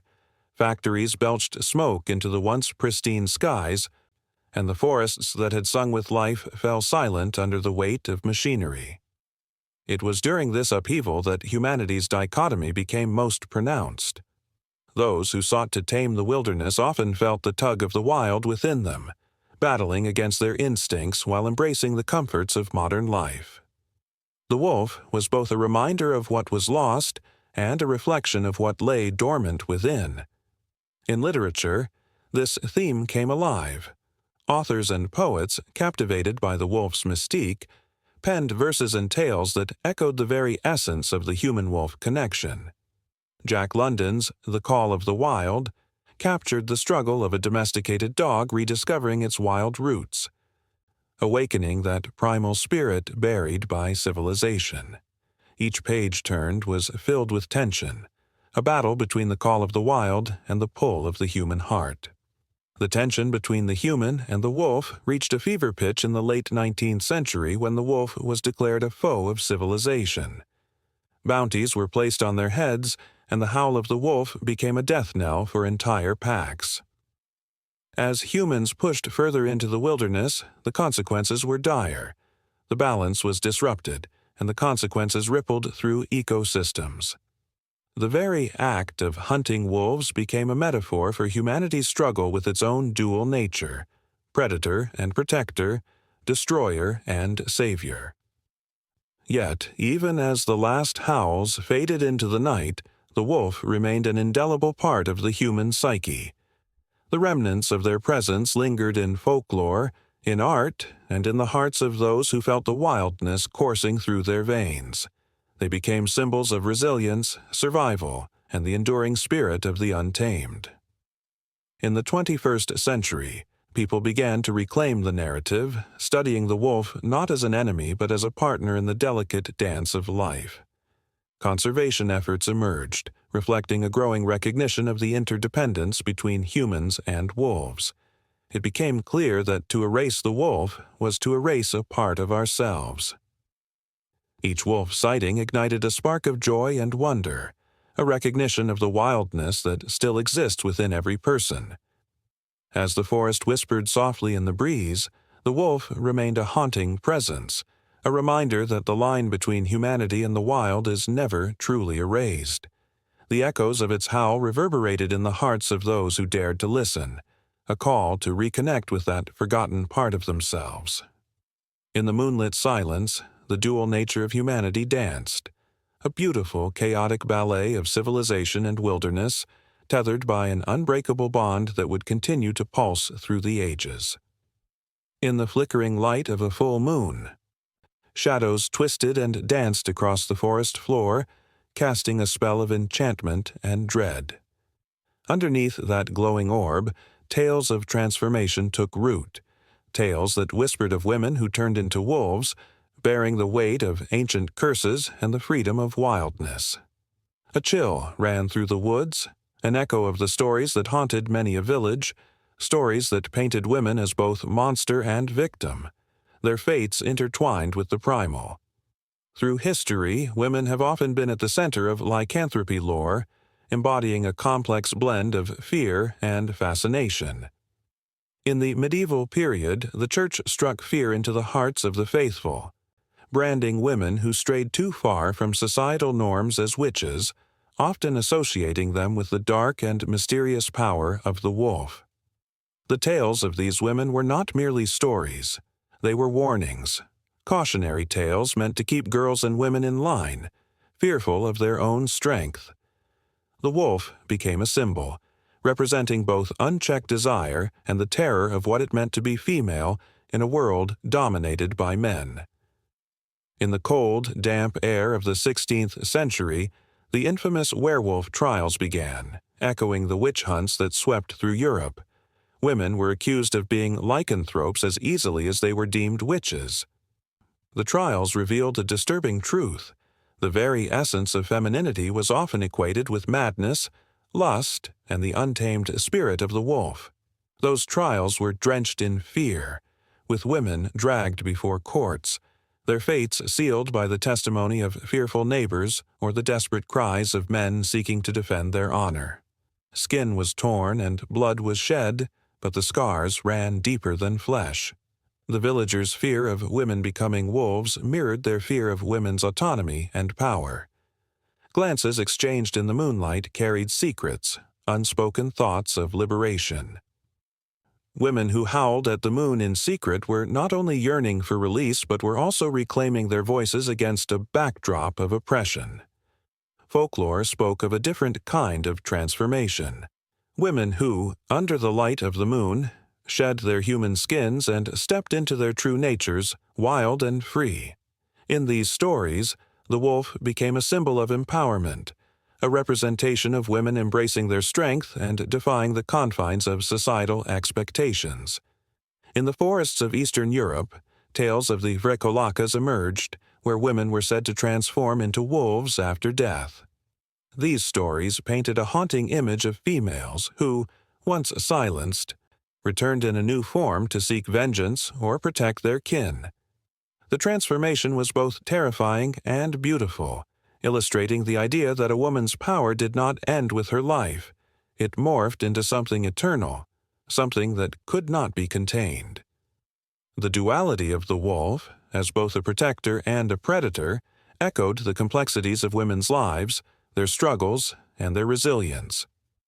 As time passed, literature began to reflect these themes. In the 19th century, Gothic novels took center stage, intertwining the themes of femininity and monstrosity. Works like The Werewolf by Clemens Hausmann showcased female lycanthropes who navigated between their human and animalistic natures, embodying the conflict between societal expectations and personal desires. These stories invited readers to empathize with the female characters, to understand their struggles against a world that sought to tame them. The wolf became a metaphor for unbridled passion, a rebellion against the constraints of Victorian society. With the arrival of the 20th century, werewolf films emerged as a lens through which society examined gender roles and the fear of female power. The silver screen was dominated by tales of transformation, where the female werewolf was often portrayed with a mixture of horror and allure. The imagery of the woman transforming into a creature of the night sent shivers down spines, encapsulating the fears of a society grappling with the shifting roles of women. It was a visceral reflection of the changing world, where women began to challenge the status quo and assert their independence. As the moon waned and waxed, the stories of women and lycanthropy continued to evolve. The narratives shifted from terror to empowerment, reflecting a society slowly beginning to recognize the strength within femininity. Women transformed from passive victims into fierce warriors, fighting against the stereotypes that had long been forced upon them. No longer did they fit neatly into the molds of good or evil. They became complex beings, embodying both the light and the dark. In modern folklore, the female werewolf is celebrated, a symbol of strength and rebellion. These stories evoke a sense of pride, of reclaiming the narrative that had long been written by others. The wolf is no longer just a monster lurking in the shadows. She is a figure of liberation, howling her truth into the night sky. The tension between femininity and monstrosity continues to captivate audiences, reflecting an ongoing struggle for power and identity. And so, as the moon glowed brightly in the sky, the tales of women entwined with the lore of the wolf persisted, a tapestry of emotions woven through history. The pull of the wild remained irresistible, a call to embrace both the light and the dark within. The shadows held whispers of the past, hinting at the power yet to be revealed, the horrors yet to be faced, and the strength yet to be unleashed. The narrative flowed seamlessly, beckoning the reader to journey deeper into the woods of history, where magic, fear, and the essence of femininity intertwined in a never-ending dance. The moon hung high and full, casting an eerie glow over the dense forest. A chilling howl pierced the night, echoing through the trees like a battle cry of the forsaken. In the shadows, a figure shifted, muscles rippling beneath fur as the man transformed into something wild and untamed. This was no mere fairy tale monster. This was the embodiment of rebellion, a werewolf breaking free from the chains of society's oppression. Throughout history, the werewolf has roamed not just in the realm of horror, but also as a potent symbol of defiance. In medieval Europe, when fear ruled the hearts of men and superstition clouded reason, the werewolf became a reflection of the era's turmoil. Times were harsh, with rigid social structures that often crushed the spirit of the individual. Those who dared to be different risked persecution, and the werewolf was often the scapegoat for society's anxieties. In France, during the 16th century, the beastly figure of the werewolf was frequently linked to the infamous witch hunts. People believed that those who were different, those who dared to step outside conventional norms, were in league with the devil. Dreadful accusations flew through the air like arrows, striking down the innocent. The werewolf, in this context, was a representation of the very real fear of repression, the monstrous other that society could not understand. It became a symbol for the oppressed, those who could feel the shackles of conformity tightening around their throats. As the sun set on the 17th century, tales of werewolves spread like wildfire. In rural villages, the fear of these creatures played into the hands of the ruling class. The powerful, seeing themselves as the defenders of order, painted the werewolf as a creature that threatened civilization itself. In this way, the werewolf became a symbol of rebellion against the status quo. It represented the wild spirit of the ungovernable, an entity that could not be easily tamed by society's laws. In Germany, the legend of the werewolf took on a different tone. With the rise of the Enlightenment, where reason and logic began to challenge superstitions, the werewolf morphed into a figure that questioned the very fabric of humanity. Was the werewolf merely a man who had succumbed to his basest instincts? Or was he a reflection of the struggles within every man to break free from societal constraints? The werewolf was no longer just a savage beast, but a metaphor for the fight against repression. As political unrest simmered in the 18th century, the werewolf continued to howl in the dark, a creature of both fear and fascination. The French Revolution saw the rise of the common man, who began to challenge the ruling elite. In the background, the werewolf's growl resonated with those who sought liberation. It became a potent image for revolutionaries, their own transformation into something powerful and primal as they fought against the oppression of the aristocracy. In literature, the werewolf began to take on new meaning. The stories of men turning into beasts mirrored the struggles of individuals grappling with their desires and societal expectations. The duality of man became a theme explored by writers who saw in the werewolf a reflection of humanity's darkest fears and greatest hopes. These narratives revealed the tension between civilization and nature, order and chaos. As the wolf howled against the moon, it sang an anthem of liberation that spoke to the hearts of many. The Industrial Revolution ushered in a new era, transforming landscapes and lives. Cities grew, and with them, a new kind of repression emerged, one of workers laboring under terrible conditions. The werewolf again emerged as a symbol of rebellion, representing the struggle of the dispossessed against the relentless machinery of progress. In the gritty streets of London, tales of werewolves captured the imaginations of those who felt crushed by the relentless tide of modernity. The figure of the werewolf became a rallying cry for those who longed for freedom from the oppressive weight of industry. As modernity marched on, the werewolf's narrative shifted once more. The 20th century saw the rise of horror films, where the werewolf embodied the chaos of a world at war. It became the ultimate outcast, a metaphor for the alienation felt by those who lived in a fractured society. The howling echoed through the theaters as audiences found themselves compelled by the tragic existence of the creature, a symbol of rebellion against a world that failed to understand its pain. The werewolf is not just a creature of legend, it is a powerful symbol that resonates through the ages. When the moon rises and the night air grows thick with tension, the werewolf stands at the crossroads of repression and rebellion. It speaks to the deepest fears of humanity, of losing control, of being misunderstood. The howl of the wolf is a reminder that beneath the surface, a primal force yearns to break free. As the shadows lengthen and the forest rustles with secrets, the werewolf remains an enduring figure of defiance.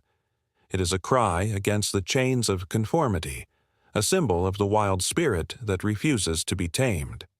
The night is alive with the electricity of transformation, and the moon watches over the dance of man and beast, ever ready to illuminate the struggle between order and chaos. In that flickering light, the werewolf stands as a testament to the spirit of rebellion, a creature that embodies the struggles of those who dare to rise against the weight of oppression. As the beast prowls through the darkness, it beckons to those who feel the stirrings of discontent, a reminder that sometimes, to be truly alive, one must embrace the wildness within. The tension mounts, the shadows deepen, and the night is filled with a haunting promise. The story of the werewolf is far from over. The ancient streets of Rome, under a twilight sky streaked with violet and amber, were bustling with life. Candles flickered in the windows of taverns, casting shadows that danced against the cobblestones, whispering secrets of the past.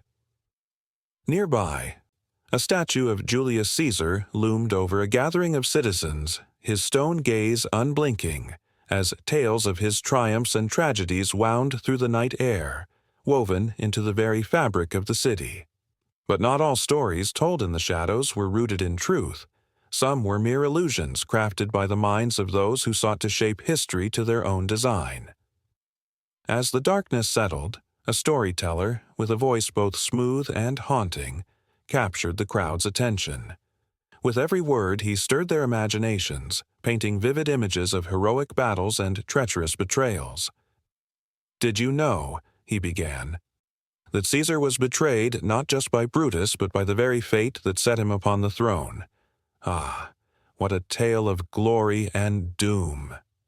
His listeners leaned in, enraptured, hearts racing at the thought of the great leader's downfall. Yet, beyond the flickering glow, the truth lingered like a specter, waiting to be acknowledged. Unbeknownst to the captivated crowd, history is often a tangled web of fact and fiction. The storyteller's embellished accounts blended seamlessly with the memories of those who had witnessed the events firsthand. Yet, as historians sift through the layers of narrative, they unearth startling discrepancies that lay hidden beneath the romanticized tales. The truth was not as simple as it seemed. It was a labyrinth filled with contradictions and half-truths, where the line between reality and imagination blurred. For instance, the myth of Cleopatra's beauty has been immortalized in countless tales and films, leading many to believe she was the most alluring woman of her time. But, as historians would remind anyone willing to listen, beauty is in the eye of the beholder. Records indicate that Cleopatra was intelligent and politically savvy, her allure lying not just in her appearance but in her ability to navigate a world dominated by men. The romance with Mark Antony, often depicted as a tale of passionate love, was as much a strategic alliance as it was a relationship of the heart, a truth overshadowed by the vivid hues of fiction. As the storyteller spoke, his voice rose and fell like the tides, creating a rhythm that kept the audience on the edge of their seats. But what of the legendary King Arthur, that noble figure of chivalry? Tales of Camelot, the Knights of the Round Table, and the search for the Holy Grail captivated minds across generations. Yet history shows that Arthur's existence remains steeped in mystery, possibly a blending of various leaders and legends over the ages. The knights, too, were not mere paragons of virtue. They were warriors of their time. Embroiled in the gritty realities of medieval life, where loyalty could turn to betrayal in the blink of an eye. The crowd gasped, hanging on to every word, for the stories they cherished were laced with the essence of truth, yet twisted in the retelling. It was a bittersweet revelation, a reminder that heroes and villains are often born from tales embellished by storytellers eager to captivate their audience.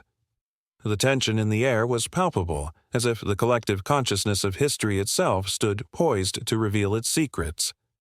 In a shift of tone, the storyteller's voice became low and somber. "And what of the sinking of the Titanic?" he intoned, drawing the audience into a narrative that gripped their hearts. The tragedy had been painted as a tale of hubris, of a ship deemed unsinkable meeting its icy fate.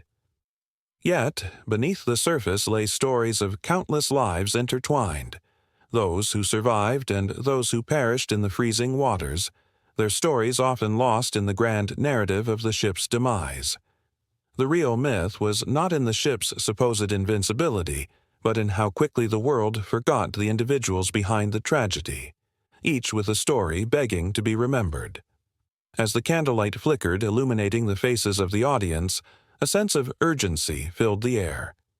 What is truth? What is fiction? The lines continued to blur, creating a tapestry woven with both the mundane and the extraordinary. The storyteller, sensing the weight of the moment, leaned closer, his voice barely above a whisper.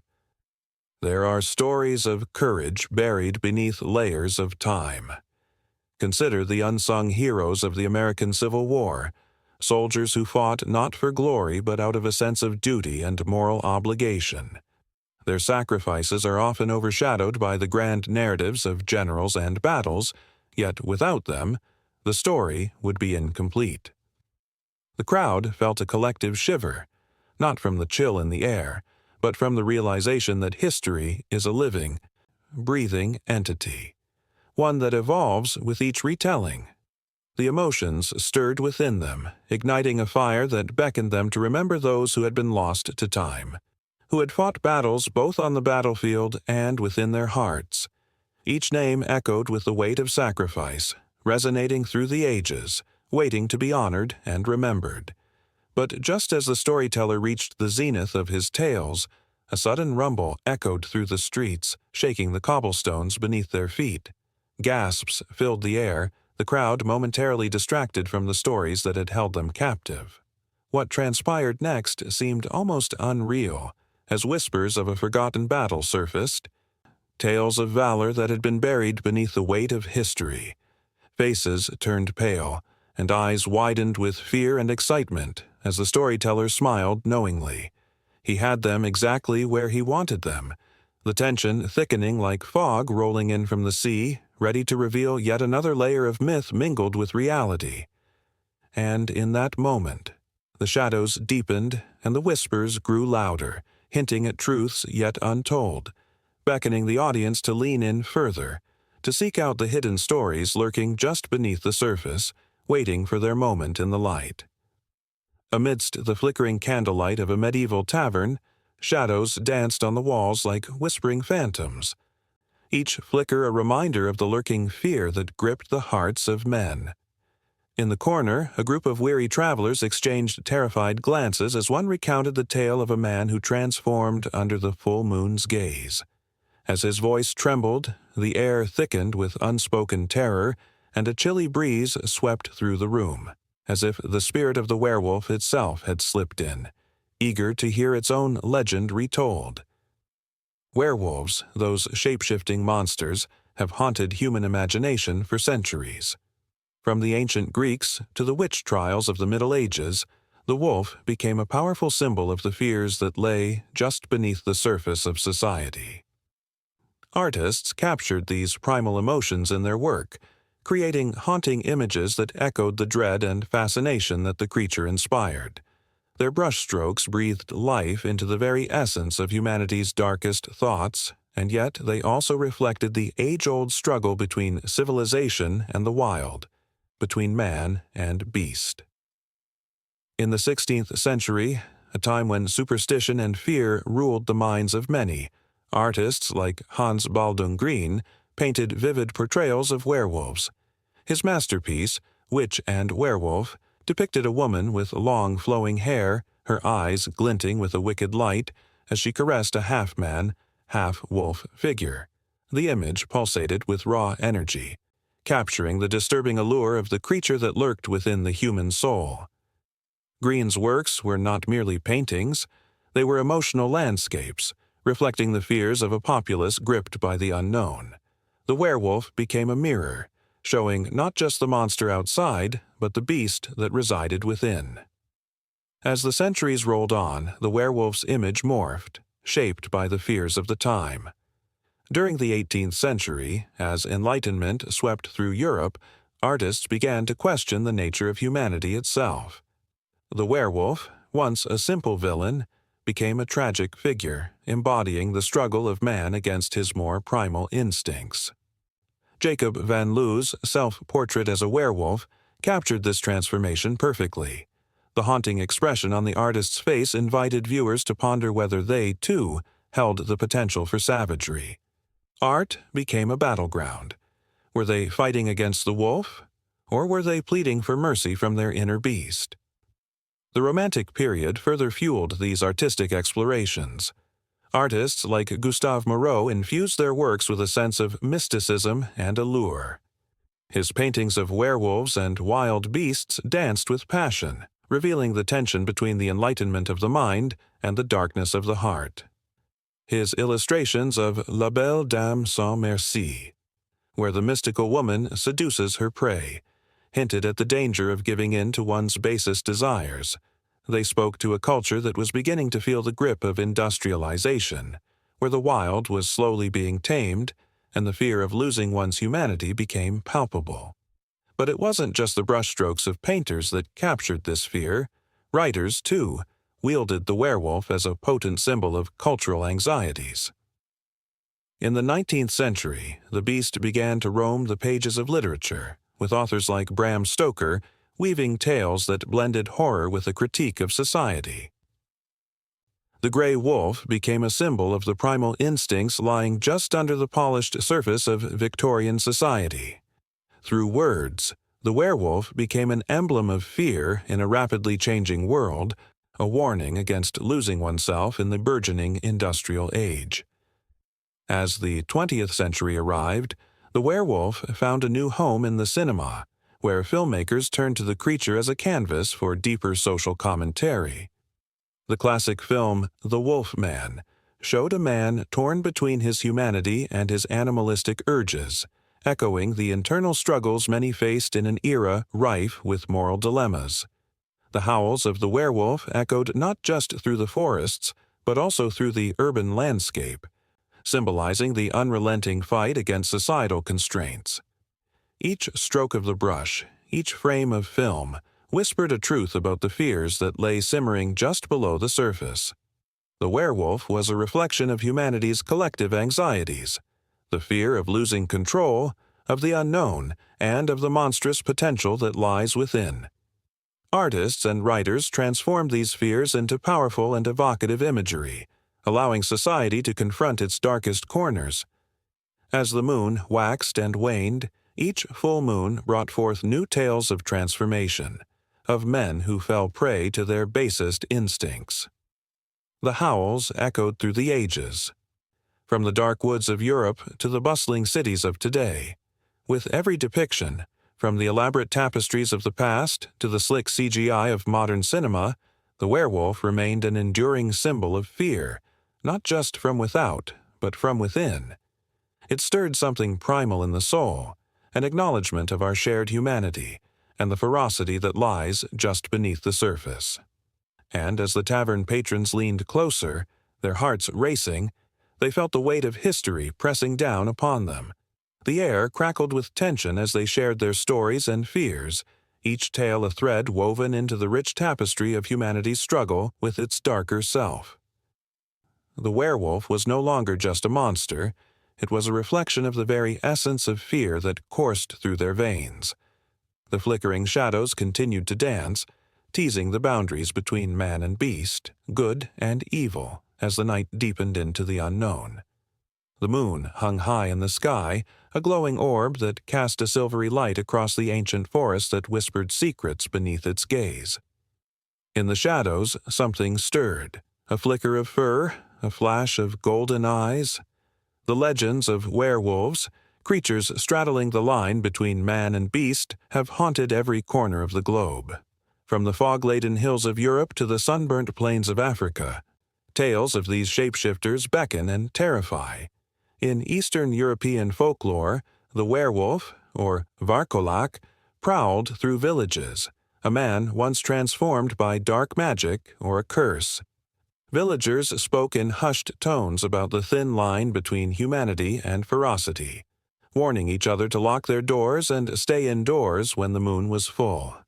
The stories grew darker in the villages of Romania, where the tales of the loop were painted in the sinister hues of betrayal. A werewolf was not just a monster, it was a loved one turned into a nightmare, the haunting cries echoing through the night reminding families of the danger lurking within their own kin. Across the Atlantic, in the heart of North America, indigenous tribes wove their own stories. The Ojibwa spoke of the Wendigo, a chilling beast that was once human, now a creature of insatiable hunger, forever cursed to roam the wilderness. This transformation was a cautionary tale about greed, isolation, and the thin veneer of civilization that could crack at any moment. In the flickering firelight, the elders recounted how the Wendigo would devour anyone who dared to tread too close to its domain, a warning of the darkness that lay within the human heart. In the far reaches of Scandinavia, tales of werewolves have taken on a more vivid hue, entwined with the very essence of the land. The Norse sagas spoke of warriors who could transform into wolves to gain strength in battle, a testament to the fierce nature of survival. The Vargkors were not merely beasts, they were symbols of power, embodying the struggle against the harsh elements. Communities revered these heroes-turned-monsters, viewing their duality as a blessing and a curse, a reflection of their own battles against the unforgiving landscape. Meanwhile, in the arid deserts of the Middle East, stories of werewolves took a more sinister turn. In Arabic culture, the ghoul was a shapeshifter, often depicted as a creature that fed on the dead. The ghoul's transformation was a punishment for sins, a punishment that left them forever longing for flesh and blood. Small villages were gripped with fear as they told tales of these lurking entities, warning their children to stay close and avoid the darkness that could swallow them whole. The stories emerged from a landscape that was both harsh and beautiful, capturing the imagination and instilling dread in equal measure. Across the Pacific, in the lush jungles of South America, the legends shifted yet again. In Brazilian folklore, the lobisomem emerged, a being born from an ancient curse, doomed to wander under the moonlight. As the sun dipped below the horizon, townsfolk would gather to recount tales of this half-man, half-wolf creature, a reminder of the fragility of humanity. The lobisomem became a story of warning, urging people to confront their inner monsters before they erupted into the world, a reflection of the battles fought within one's own soul. As night enveloped the world, these stories intermingled, creating a haunting tapestry of emotional resonance. In every culture, the werewolf represented a struggle against the self, against society, a battle that was beautifully tragic and terrifyingly raw. The countless variations of the werewolf, from the fearsome Wendigo to the noble Viking warrior, echoed the complexities of the human experience, reminding all who listened that darkness is never too far away. In the Middle Ages, the sight of a wolf at the edge of a village could send shivers down spines. The Church condemned werewolves as servants of the devil, casting suspicion on those who were perceived to be different. The witch hunts that swept through Europe were fueled by these fears, with many innocent lives lost to the fires of ignorance and superstition. The line between human and beast blurred, and the villagers, gripped by fear, created a narrative that would echo through time. In Asia, the stories of werewolves took on a different shade. In Japan, the inugami, a spirit that could inhabit a dog, reminded people of loyalty and sacrifice. The transformation was not one of horror but of devotion, adding depth to the notion of what it meant to be human. The tales told around warm fires included both caution and compassion, illustrating the duality of existence. As the world moved into modernity, the werewolf legend persisted, evolving with each generation. Movies and books brought these creatures into the spotlight, sparking nightmares and fascination alike. The werewolf became a metaphor for the struggle with identity, with many embracing the darkness within themselves. But still, in the quiet corners of the globe, the ancient tales lived on. In small, forgotten villages, the stories were passed down from one generation to the next, held close like cherished secrets. As children sat around flickering fires, the tales of transformation and the battle between light and dark filled the air, blending with the rustling of leaves and the howling of the wind. Those who listened felt the weight of history, a palpable connection to the ancestors who crafted these stories. Each tale was a thread woven into the fabric of humanity, a reminder that monsters are not always found in the wild. Sometimes they dwell within us. The thrill of the hunt, the terror of the transformation. The culmination of fear and excitement, mixed with ancestral wisdom, formed an unbreakable bond, suggesting that the werewolves of lore were not mere figments of imagination, but reflections of the human condition itself. As the full moon rose higher, casting its glow over the world, the air thickened with anticipation. The stories beckoned, weaving a complex web of emotion and intrigue, pulling the listener deeper into the night's embrace. And as shadows danced and whispers grew louder, the promise of something more lurked just beyond the horizon, waiting to be unveiled. Under a silvery sky, the full moon hung low and heavy, casting an ethereal glow across the sleeping world. Villagers whispered tales of its powers, their voices trembling with a mix of reverence and fear. They spoke of changes that stirred in the night, of shadows taking form and hearts racing as the moon reached its zenith. To many, it was not just a celestial body. It was a harbinger of transformation, a trigger for primal instincts lurking beneath the surface of humanity. In ancient times, the moon was a goddess, a sentinel of the night, watching over lovers and warriors alike. Cultures across the globe wove myths around her, each story more haunting than the last. The Greeks called her Selene, a beautiful goddess who drove her chariot across the sky, illuminating the darkness with her bright light. The Romans celebrated Luna, who inspired poets and dreamers, but also evoked fear in the hearts of those who believed her power could unleash the beast within. On the fringes of society, beneath the weight of tradition, there existed tales of lycanthropy, the transformation from man to wolf. In the chill of winter nights, the air thick with frost, some villagers would gather around flickering fires, sharing stories that chilled the bones. They spoke of those cursed by the moon, men who, under its gaze, morphed into savage creatures, howling at the sky, driven by instincts they could neither understand nor control. The transformation was not merely physical. It pierced the very essence of the soul. The flesh stretched and contorted, limbs elongating into powerful limbs, and with each painful shift, reason slipped away like sand through fingers. The wolf within took the reins, a ravenous beast with an insatiable hunger for the hunt.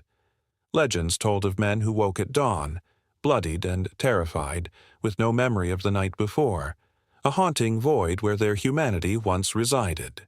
In medieval Europe, fear of the wolf-man surged like a tide, fueled by witch hunts and superstitions. The Church warned against the beast, declaring it a mark of sin, a punishment for transgressions unknown. Villagers, clutching their rosaries, prayed fervently for protection, crafting silver amulets and charms, believing that only the purest of metals could ward off the curse. They feared the night, the seductive lure of the moonlight that seemed to whisper in their ears, promising freedom from the mundane but demanding a terrible price in return. In the dark recesses of the mind, the idea of transformation ignited a spark of longing. What would it be like to shed the shackles of civilization, to run wild and free, with the moon as your only witness? Yet, that thrill was laced with horror, for with it came the understanding that every choice had consequences. Those who danced with the moon often found themselves ensnared in its luminous grasp, unable to return to their former selves. On the outskirts of a small village, a boy named Lucian wrestled with his own destiny. His heart raced as the full moon rose, its light spilling over the land like a silken blanket. He was drawn to the woods, where shadows twisted and turned with a life of their own. The stories of his ancestors seeped into his bones, and the call of the wild sang to him, promising exhilaration and freedom. But deep inside, a dread thrummed, a warning that the moon's light was not a blessing but a curse. Lucian's hands trembled as he stepped into the forest, branches clawing at him like ghostly hands. With each step, he could feel the pull of the moon, its energy coursing through him like fire. The air thickened, the scent of damp earth and pine mingling with the metallic tang of fear. He had heard the tales of men transformed, their humanity stripped away, and he feared that tonight he might join their ranks. As the moon reached its full glory, Lucian stumbled upon a clearing bathed in silver light. The air crackled with anticipation, and he sank to his knees, heart pounding like a war drum. It was here, in the silence, that he caught a glimpse of the truth. The wolf within him was not a monster, but a part of himself, a piece of his soul waiting to be unleashed. The moon beckoned him, whispering secrets long forgotten, tempting him to embrace his true nature. But the weight of history hung heavy in the air, reminding him of the darkness that accompanied such power. There were stories of brothers turned against brothers, of families torn apart by the relentless hunger of the beast. The moon, a fickle mistress, offered liberation at a steep cost. He felt the struggle within, the pull toward the primal, and the desire to remain tethered to his humanity. With each heartbeat, the tension rose, a crescendo of emotions that twisted like the branches above him. Lucian could hear the distant howl of a wolf echoing through the night, a chilling reminder of the thin line between man and beast. He closed his eyes, feeling the energy of the moon wrap around him like a shroud, and in that moment, everything shifted. The moon's light surged, flooding his senses with visions of those who had come before him, legends etched in the fabric of time. He saw brave warriors, fierce and unyielding, transformed under the moonlight, yet also those who had succumbed to madness, forever lost in the void of their own making. The stories swirled around him, a maelstrom of power and despair, pulling him deeper into the night. Suddenly, the forest erupted with life, the rustling of leaves and the rustle of fur brushing against bark. Lucian opened his eyes to find himself surrounded, eyes glowing with a mix of hunger and wisdom. They were wolves, spectral figures that seemed to pulse with the very essence of the moon. In their gaze he found understanding, an acceptance that he was part of something greater, yet it came with the weight of knowing the peril that lay ahead. As the moon hung overhead, a silent witness to the unfolding drama, Lucian found himself at a crossroads. Would he succumb to the call of the wild, embracing the beast within? Or would he fight to retain his humanity, battling the darkness that threatened to consume him? The air buzzed with tension and the shadows flickered, hinting at the choices that lay before him. In that moment, everything felt suspended, a breath held on the edge of destiny, waiting to be exhaled into the unknown. The moon's glow wrapped around him, and as it did, the stories of old began to weave together, of power, fear, and the unbreakable bond between man and beast. What would he choose? The answer hung delicately in the air, waiting for the next heartbeat to break the silence of the night. The full moon hung low in the night sky, casting an eerie glow over the landscape. Wisps of fog slithered through the trees, wrapping the world in a shroud of mystery. In the distance, a howl echoed, a chilling sound that sent shivers down the spine of anyone who dared to listen. Something primal stirred within the shadows, something that ignited the imagination and pierced through the veil of the ordinary. As the tales of the past whispered through the pages of history, they painted a picture of the werewolf, a creature caught between two worlds, embodying the deep fears and desires of humanity. The werewolf has prowled through the annals of folklore for centuries, from the legends of ancient Greece to the dark forests of medieval Europe. Each story carried the weight of fear and fascination, a reflection of societal anxieties. But as the ages turned and the film reels began to spin, this archetype evolved, stepping boldly onto the silver screen and into our living rooms. Here, in a world shaped by light and shadow, the werewolf found new life, a canvas for exploring the complexities of the human condition. Take a moment to envision the transformation. It begins with a single drop of sweat, a heartbeat quickened by fear, and a shiver that dances down the spine.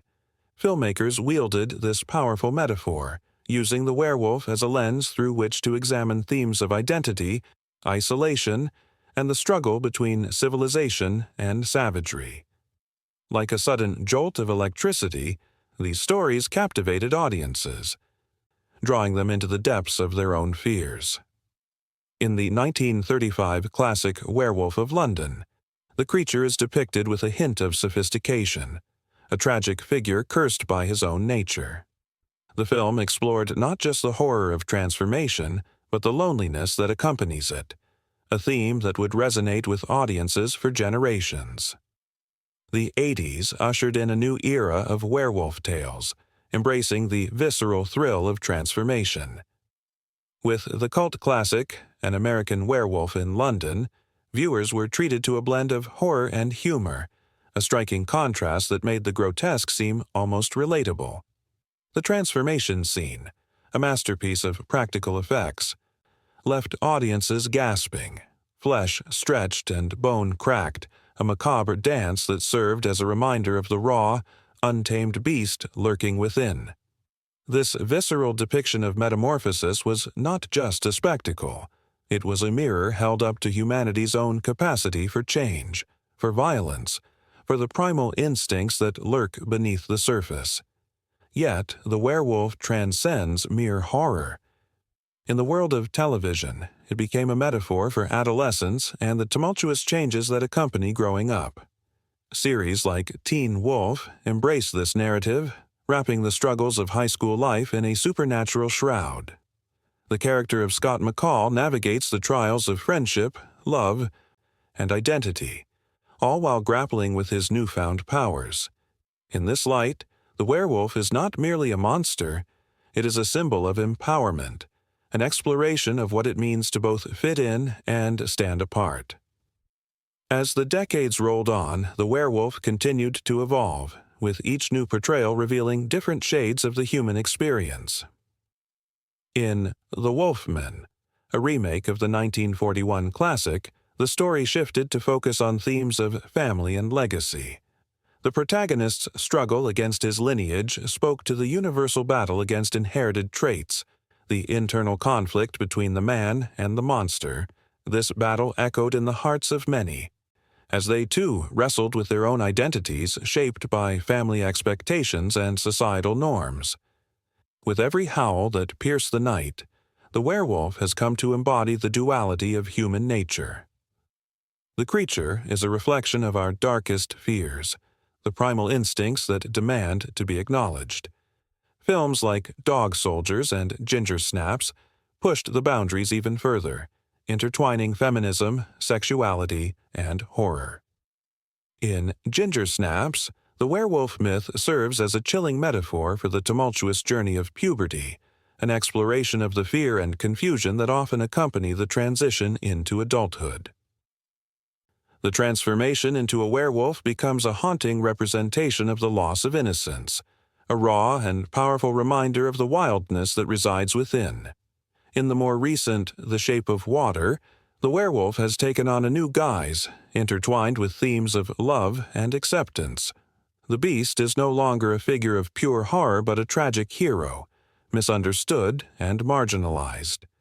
This reimagining speaks to a broader cultural shift, where the monstrous is redefined and the lines between good and evil become blurred. The stories of werewolves in film and television reflect society's evolving attitudes toward those who are different, who struggle to find their place in a world that often fears what it doesn't understand. These cinematic explorations of the werewolf tap into something deeply human, the fear of losing control, the longing for acceptance, and the struggle against the darker aspects of life. Each howl that echoes through the narratives serves as a reminder that beneath the surface, we all grapple with our own inner demons. The modern werewolf stands not just as a creature of terror, but as a representation of the multitude of emotions that define the human experience. Fear, dread, love, and the desperate desire for connection. With every frame that flickers to life on the screen, every shadow that dances in the corner of our eyes, the werewolf remains a figure of fascination and dread. It is a creature of the night, a reflection of our own struggles, and an eternal reminder of the wildness that lies just beneath the surface of our civilized lives. The stories entwined with this creature will continue to evolve, ever ready to strike a chord in the hearts of viewers, inviting them to confront the complexities of their own existence as the moon rises once again. In the shadowy corners of a moonlit forest, where the trees whispered secrets and the air hung thick with tension, a chilling howl echoed through the night, sending shudders down the spine of every creature that dared to listen. It was a sound both mournful and feral, a haunting song of the wild that heralded the presence of something both terrifying and magnificent. Under the silver glow of the moon, the line between man and beast began to blur, and the lurking darkness invited a dance of fate, a duel between human nature and primal instinct. Long before the term werewolf found its way into common parlance, stories of shapeshifters prowled through the minds of cultures around the world. In Europe, particularly, these tales took root in the fertile soil of Gothic literature. The werewolf became a mirror reflecting humanity's darkest fears and desires, a beast that lived within every man, waiting for the right moment to emerge. This duality pulled at the threads of identity, questioning what it meant to be truly human. As dusk fell upon the cobblestone streets of 18th-century Europe, the flickering lights from the windows of quaint houses cast dancing shadows on the walls. A young woman named Eliza, with her long dark hair and wide, innocent eyes, clutched her shawl tightly as she ventured home alone. The stories of the werewolf lurked in her mind, each whispered rumor growing more grotesque and tantalizing with every step she took. The tales told of transformations triggered by the full moon's light, where once ordinary men became ravenous beasts, driven by primal instincts to hunt and kill. Her heart raced as she passed the ancient graveyard, overgrown with twisted vines and gnarled branches. A sudden rustling made her pause, and she felt the pull of something unseen. Perhaps it was a trick of the night, but she couldn't shake the feeling that she was being watched. Goosebumps prickled her skin, the hairs on the back of her neck standing on edge as she dared to glance back. The moon hung high, illuminating the shadows, but nothing was there. Yet the feeling lingered, entwining with the lore that had seeped into her very bones. In the pages of Gothic novels, the werewolf emerged not merely as a monster, but as a tragic figure, a creature of sorrow, caught in the throes of an existence torn between the civilized and the savage. Authors like Montague Summers and Charles Robert Maturin crafted narratives that wove human emotion into the fabric of horror. They portrayed the werewolf as a reminder of what lurked beneath the surface, a constant struggle against our darker selves, which could be unleashed by rage, pain, or even desire. Eliza couldn't escape these thoughts as she hurried home. She remembered the tales told by her grandmother, who had shared stories of a distant uncle rumored to have vanished under peculiar circumstances. Some claimed he had been a man of great kindness, while others whispered of the darkness that enveloped him. As the moonlight kissed the ground, she felt a sudden chill, as if the very night was aware of her thoughts. Was it possible that the wolf within had claimed him too? The winds howled, and Eliza stumbled upon a clearing. In the center stood a figure, silhouetted against the moon, a man, tall and powerful, with hair that caught the light like liquid silver. His eyes glowed with an intensity that sent her heart racing, both in fear and an inexplicable allure. The air crackled with energy, a dangerous magnetism that was impossible to resist. He seemed to embody the very essence of the stories she had heard. He stood on the precipice of humanity and bestiality, caught in a moment of perfect tension. As she stepped closer, drawn like a moth to a flame, she could see the pain etched on his features. He was not merely a creature of horror, but a tragic soul trapped in a cursed existence. "Help me," he whispered, his voice a gravelly echo that blended with the wind. "I am both man and wolf, forever lost between two worlds." Eliza's heart pounded as she teetered on the brink of compassion and terror. In that instant, She understood that the werewolf was not just a beast to be hunted, but a heart that yearned for redemption. The struggle against his own nature mirrored her own internal battles. The Gothic tradition had thrived on these emotional conflicts, and the werewolf became a symbol of the dark romanticism that painted humanity in shades of gray, a reminder that within each person lies the potential for both light and shadow. A sudden rustle broke the spell, and the figure turned swiftly, the hint of claws visible in the dim light. Eliza's breath caught in her throat. The night was alive with danger. The man-wolf was torn. She could see it in the twitch of his muscles, the gleam of teeth that hinted at both a smile and a snarl. It was a reminder that the real monster often lay within, catalyzed by fear, isolation, or despair. The haunting atmosphere thickened as the forest seemed to pulse with energy, shadows dancing around them. Eliza felt the pull of something deep inside her, a connection to the darkness that whispered her name. Perhaps, like the werewolf, she too had a beast lying dormant within, waiting for the right moment to emerge. As she stepped closer, the barrier between them dissolved, replaced by a shared understanding of pain and longing. The moon hung heavily above them, and time itself felt suspended, a breath held in anticipation. Eliza's heartbeat thudded in her ears, an echo of the wild rhythm that seemed to pulse through the very ground beneath her feet. In this moment of connection, fear twisted into an exhilarating thrill, an emotion that coursed through her veins, silencing the fables that had once terrified her.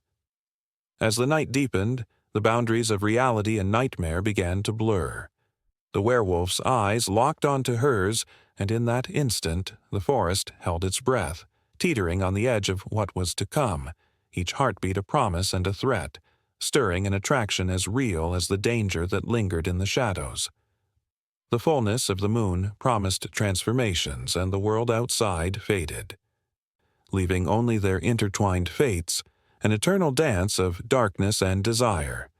In the flickering glow of a dying campfire, shadows danced along the forest's edge, whispering secrets that chilled the spine. The air was thick with anticipation, an unnameable tension that seemed to pulse with the rhythm of the night. A low growl echoed through the trees, sending a shiver up the back of every soul gathered there. It was a sound that defied reason, a sound that tore through the fabric of reality, beckoning those brave enough to seek the truth behind the myth of the werewolf. The legends of werewolves stretch far back into the annals of history, weaving through cultures and continents, each tale more ghastly than the last. Ancient texts from Greece spoke of Lycaon, a king transformed into a wolf by Zeus as punishment for his impiety. In Norse mythology, the tale of the berserkers revealed fierce warriors who wore wolf pelts, channeling the ferocity of the creature. But it was in medieval Europe where the werewolf legend truly took root, sprouting like a dark vine through the fabric of society. During the 16th and 17th centuries, witch hunts gripped the continent, and accusations of lycanthropy, being a werewolf, hung over many innocent heads. It was a chaotic time. Superstition reigned supreme, and fear was a weapon sharper than any sword. Villagers who reported livestock slaughtered or children gone missing often pointed fingers at the local misfits or the reclusive neighbor. Trials were held, and torches lit as the accused were paraded before the masses, their fates sealed by the bloodlust of the crowd. To be a werewolf was to be the embodiment of every fear, every dark corner of the human psyche brought to life. Amidst these whispered tales, one haunting account stood out, the story of Peter Stump, a farmer from Germany, who in the late 1500s was accused of heinous crimes attributed to his supposed transformation into a wolf. The trial was a spectacle, drawing crowds as the evidence against him mounted in bizarre and gruesome detail. Stump confessed, perhaps under duress, to being a werewolf, claiming he had made a pact with the devil. The villagers were captivated, their imaginations ignited by the very idea that someone among them could shift from man to beast. His execution was a gruesome affair, leaving the people in a state of disbelief and terror that would echo through generations. As the night deepened, the investigators turned their attention to the forest surrounding them. What secrets lay hidden beneath the ancient oaks, their gnarled branches clawing at the night sky? A chill wind whispered through the leaves, a reminder that the world outside the warmth of the fire was unforgiving and wild. With every snap of a twig, every rustle of the underbrush, the air grew heavier, laden with the weight of unspoken fears. The team set out, armed with flashlights and cameras, the very images of skepticism cloaked in a veil of curiosity. Each step taken was a journey into the unknown, the soft crunch of leaves beneath their feet punctuating the silence as they ventured deeper into the woods. The dense canopy above obscured the moonlight, casting eerie shadows that twisted and turned like phantoms in the dark. Each investigator felt a pulse beneath their skin, a connection to the stories that had come before, a tingle of energy that suggested they were not alone. Among the trees, they discovered the remnants of a long-forgotten village, its crumbling stones cloaked in moss and mystery. The air felt electric, and the stories of those who had once walked these paths seemed to whisper from the very ground beneath them. They gathered around an old stone well, its mouth deep and dark, a portal to another time. Could it be here that the townsfolk had thrown the accused, seeking to rid themselves of the curse? One investigator leaned in closer, peering down into the depths, their flashlight beam swallowed by the shadows. A sudden rustling brought them back to the present. Hearts racing as they turned to face the darkness, their breaths hung in the air, visible and nervous. Then a howl sliced through the quiet, a sound both haunting and bone-chilling. It was a call from another realm, a reminder that the lines between man and beast were not as clear as they seemed. Fear wrapped around them like a shroud, tightening with each passing moment as they strained to hear the sounds of the night. In those moments, doubts began to creep into their minds. Were they really hunting for the truth, or had they summoned something more sinister? As the howls echoed deeper into the night, the echoes of history wrapped around them, stories of hunters becoming the hunted, of false accusations leading to unimaginable horrors. Every rustle in the bushes felt like the approach of the legendary creature.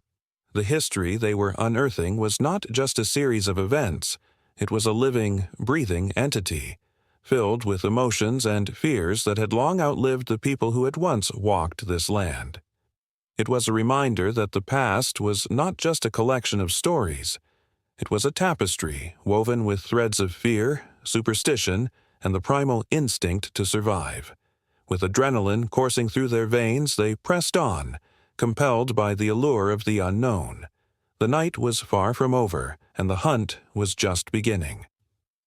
As they ventured deeper into the shadows, the echoes of werewolves and history danced around them like specters, urging them to confront the darkness that lay ahead. They felt the weight of the legends upon their shoulders, a haunting reminder that, in searching for the truth, they had opened the door to the very thing they sought to find. And as they stepped further into the abyss, the line between hunter and hunted blurred, leaving them questioning who, or what, the real monster was. Under the pale light of a full moon, shadows danced across the forest floor, whispering secrets only the night could understand. A chilling wind rustled the leaves, carrying with it the age-old tales of men who transformed into beasts. The stories have flickered through time, igniting both fear and fascination, echoing in the hearts of those who dared to listen. This was no ordinary night. It was a night steeped in history, where folklore surrendered to the imagination and where legends walked hand in hand with science fiction. Long before the advent of science, humanity crafted tales of lycanthropy, of men cursed or blessed with the ability to shapeshift into wolves. These legends emerged from ancient cultures, where the line between humanity and animal instinct was uncomfortably thin. In the epic poems of the Greeks, like the Metamorphoses of Ovid, we find the tale of Lycaon, who, in a fit of rage against the gods, was transformed into a wolf, a punishment for his arrogance. The metamorphosis mirrored humanity's deepest fears and desires, and the power of the beast within resonated through every retelling. As the centuries rolled on, lycanthropy's grip on the human imagination tightened. In medieval Europe, tales of werewolves proliferated, intertwining with the realities of fear and superstition. During the witch hunts, accusations flew like arrows, piercing the fabric of society. Men and women hunted as witches often found themselves labeled as werewolves, monsters lurking in human guise.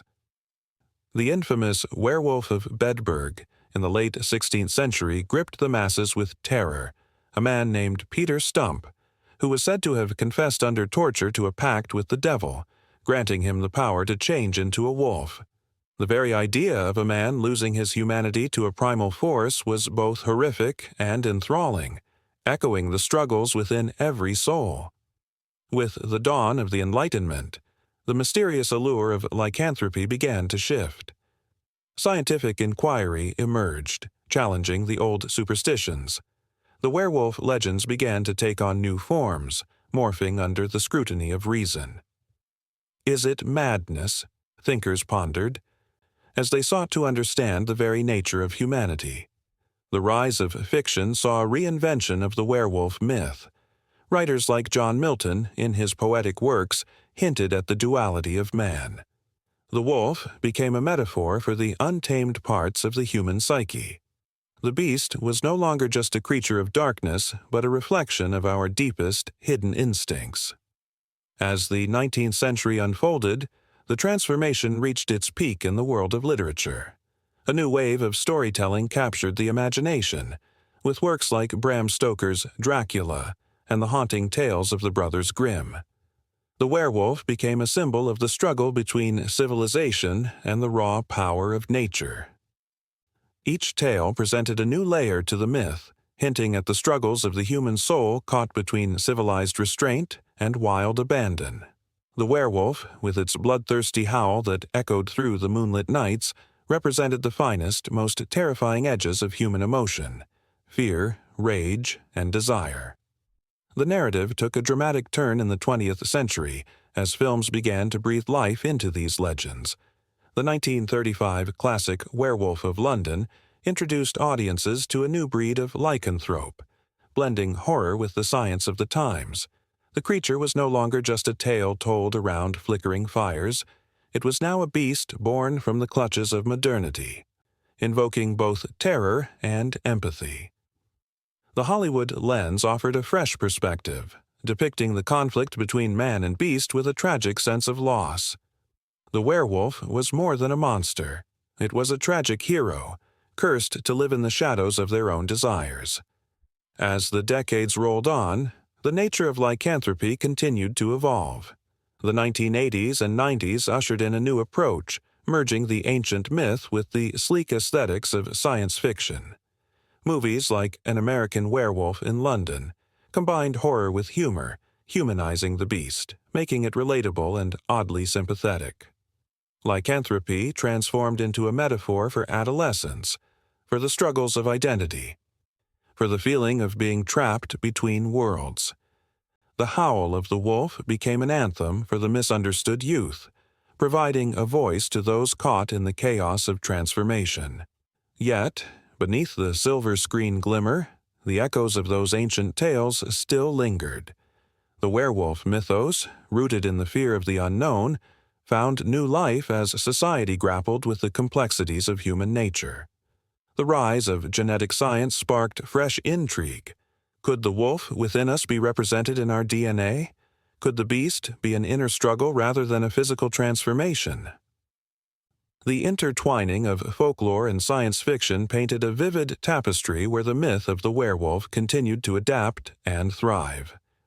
In today's culture, the concept of lycanthropy remains a haunting reflection of our deepest fears and aspirations.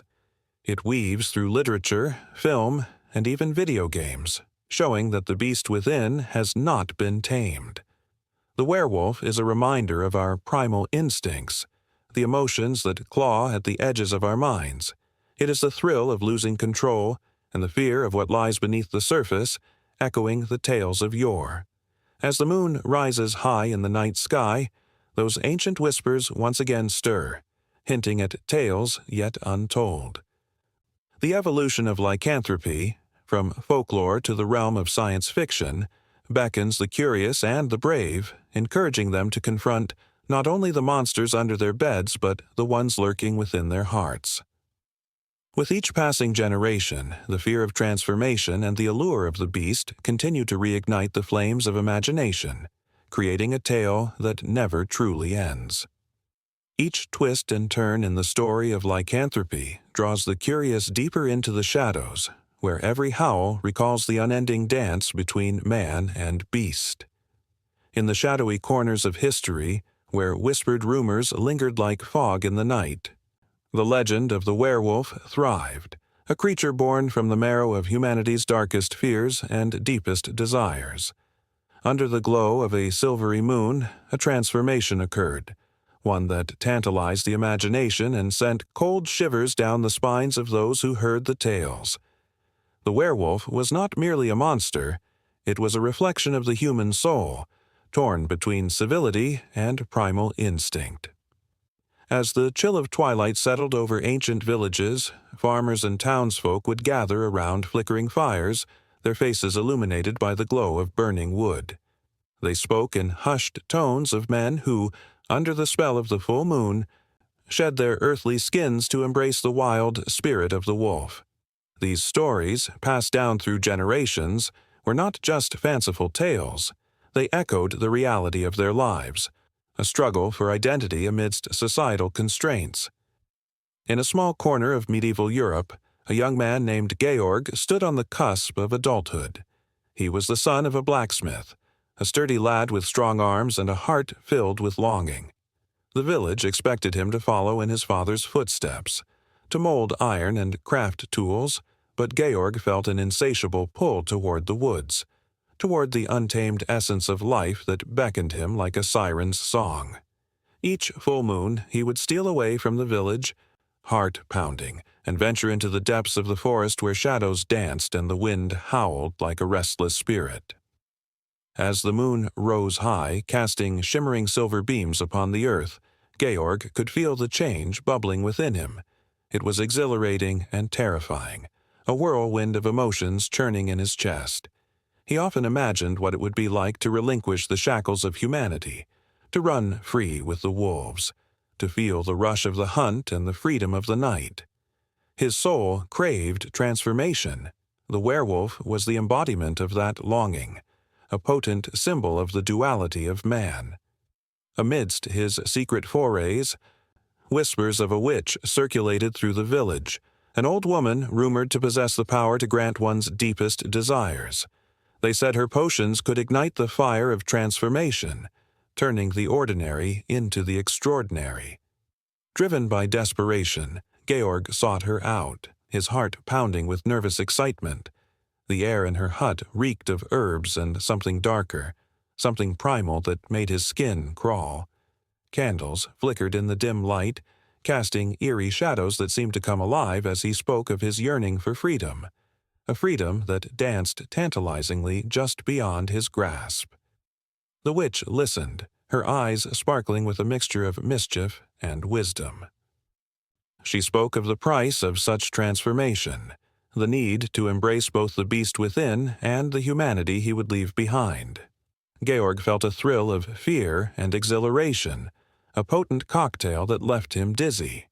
He nodded, understanding the weight of her words but unable to resist the allure of shedding his mundane existence. That night, under the watchful eye of the moon, Georg drank from the vial the witch had gifted him, feeling its warmth course through his veins like fire.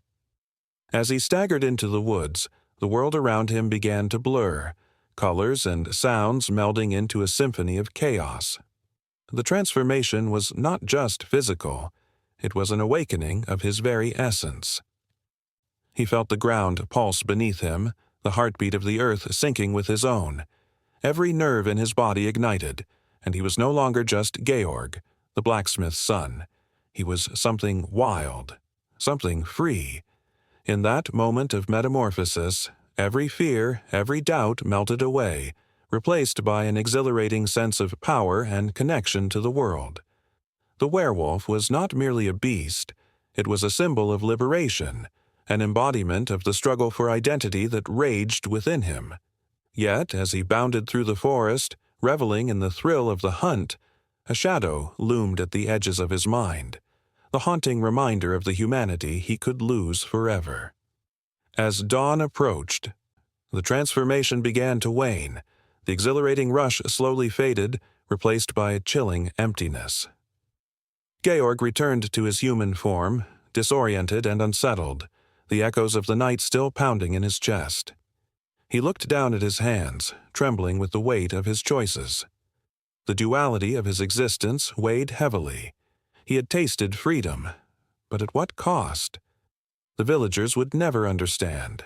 Fear and loathing would twist their perception into something monstrous, turning him into the very thing he had yearned to embrace. In the days that followed, Georg found himself torn between two worlds, each pulling at him like a taut rope. He returned to the forge, hammering metal with a fevered intensity, but every clang of the hammer felt like a reminder of the wildness that surged just beneath his skin. The villagers began to whisper of strange happenings in the woods, animals found mutilated, shadows that moved with sinister intent. Georg's heart sank as he realized the truth. His transformation may have unleashed something far darker than he could comprehend. The werewolf, that age-old metaphor, now stood as a testament to the fragile balance between humanity and savagery. Georg's struggle became a mirror for the village, each person wrestling with their own desires, fears, and identities. The tales of the beast haunting the forest took on new weight. As the villagers huddled together at night, they listened to the howls that echoed through the trees, a chilling reminder of what lurked just beyond the safety of their homes. The very essence of the werewolf as a metaphor for transformation and identity gripped the hearts of the villagers, igniting their imaginations and fears alike. They began to see the beast not just as a monster, but as a reflection of their own untamed desires, their own struggles with identity in a world that demanded conformity. Each howl that pierced the night air became a cry for understanding, a plea for acceptance of the wildness that lay dormant within them. Georg could feel the tension tightening, a storm brewing on the horizon. The moon hung heavy in the sky, a silent witness to the battle within and without. Would he succumb to the beast, or find a way to reconcile the wild with the man? The village was on the brink of chaos, and Georg stood at the center, the line between humanity and monstrosity blurring with each passing moment. The howls echoed louder, a haunting reminder that transformation was not just a choice, but a necessity, a journey into the depths of the soul that demanded to be explored, no matter the cost. Underneath the pale glow of the full moon, shadows danced across the forest floor where creatures of the night prowled silently. The air hummed with an unspoken tension, a primal instinct that rushed through the veins of every being, both human and animal. Suddenly, a piercing howl shattered the stillness, sending a shiver down the spine of anyone daring to listen.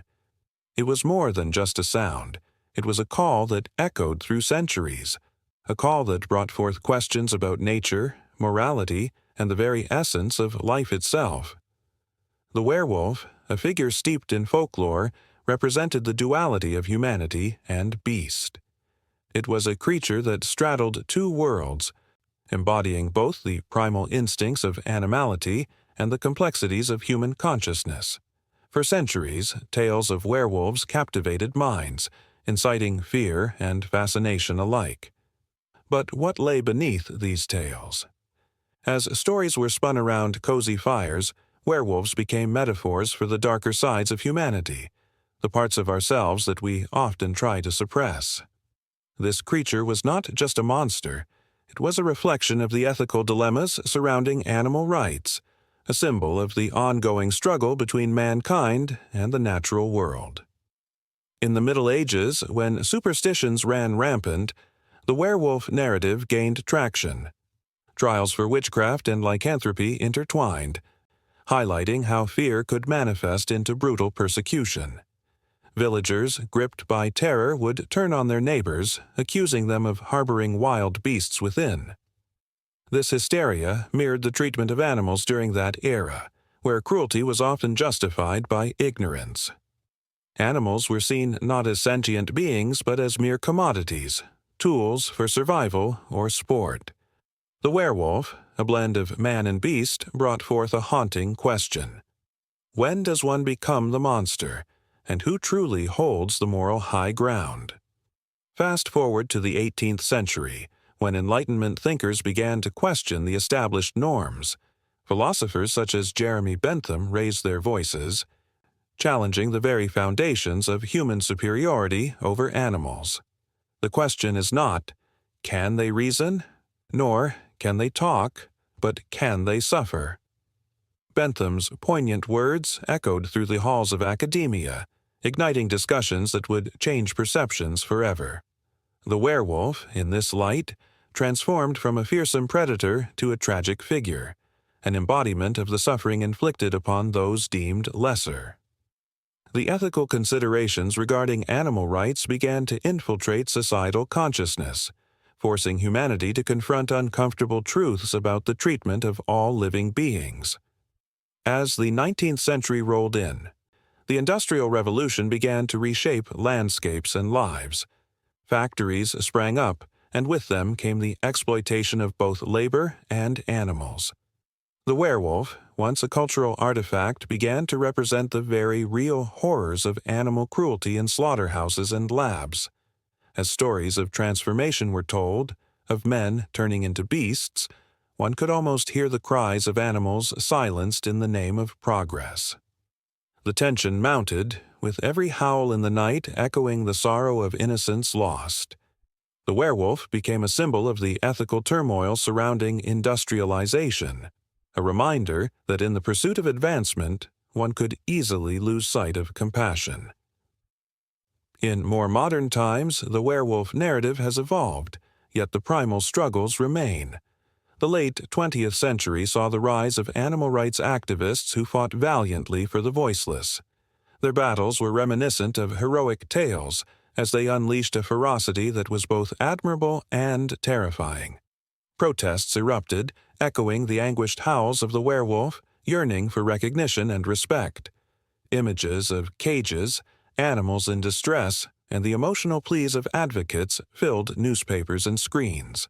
Society began to listen, slowly changing its tune about the relationship between humans and animals.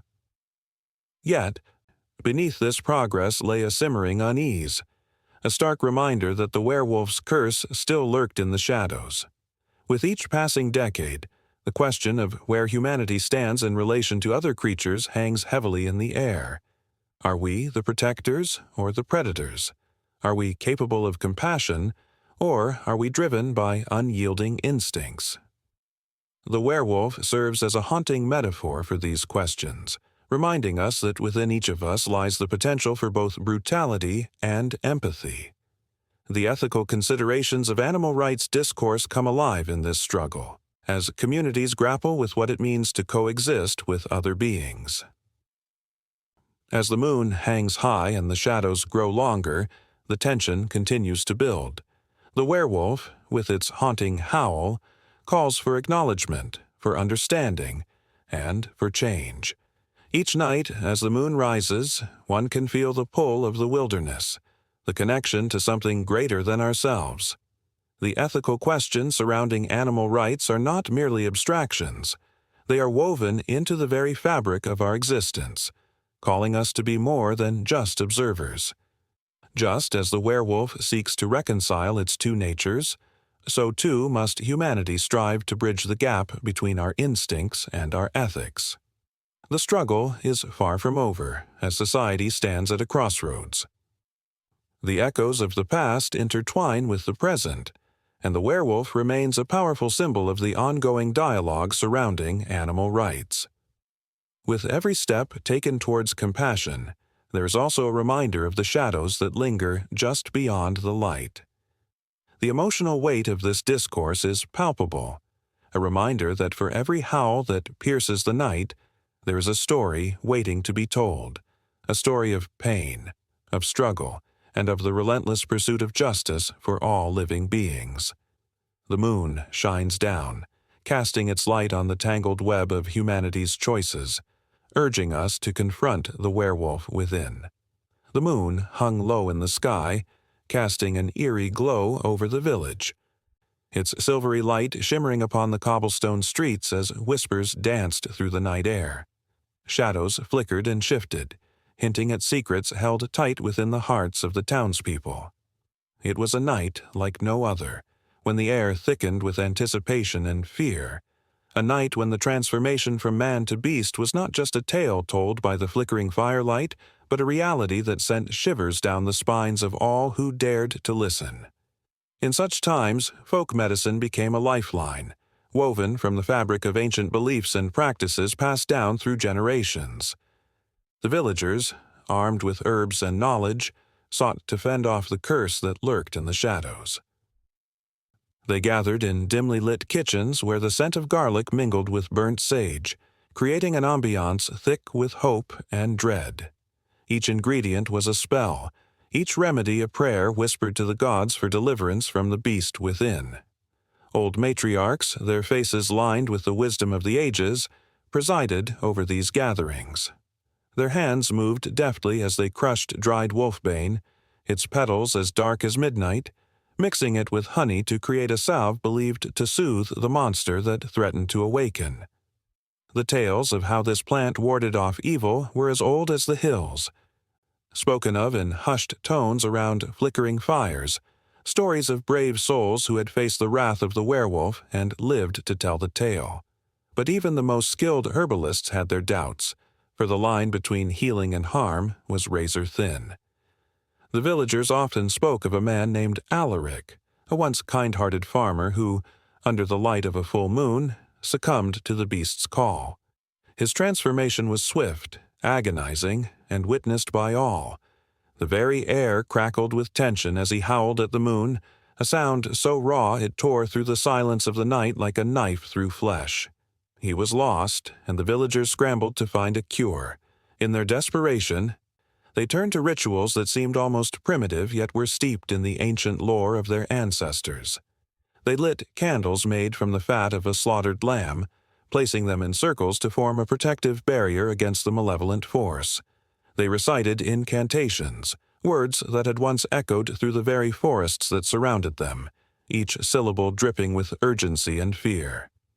By the light of the moon, by the breath of the wolf, we call upon the spirits to shield us from the curse. The tension thickened with each passing night.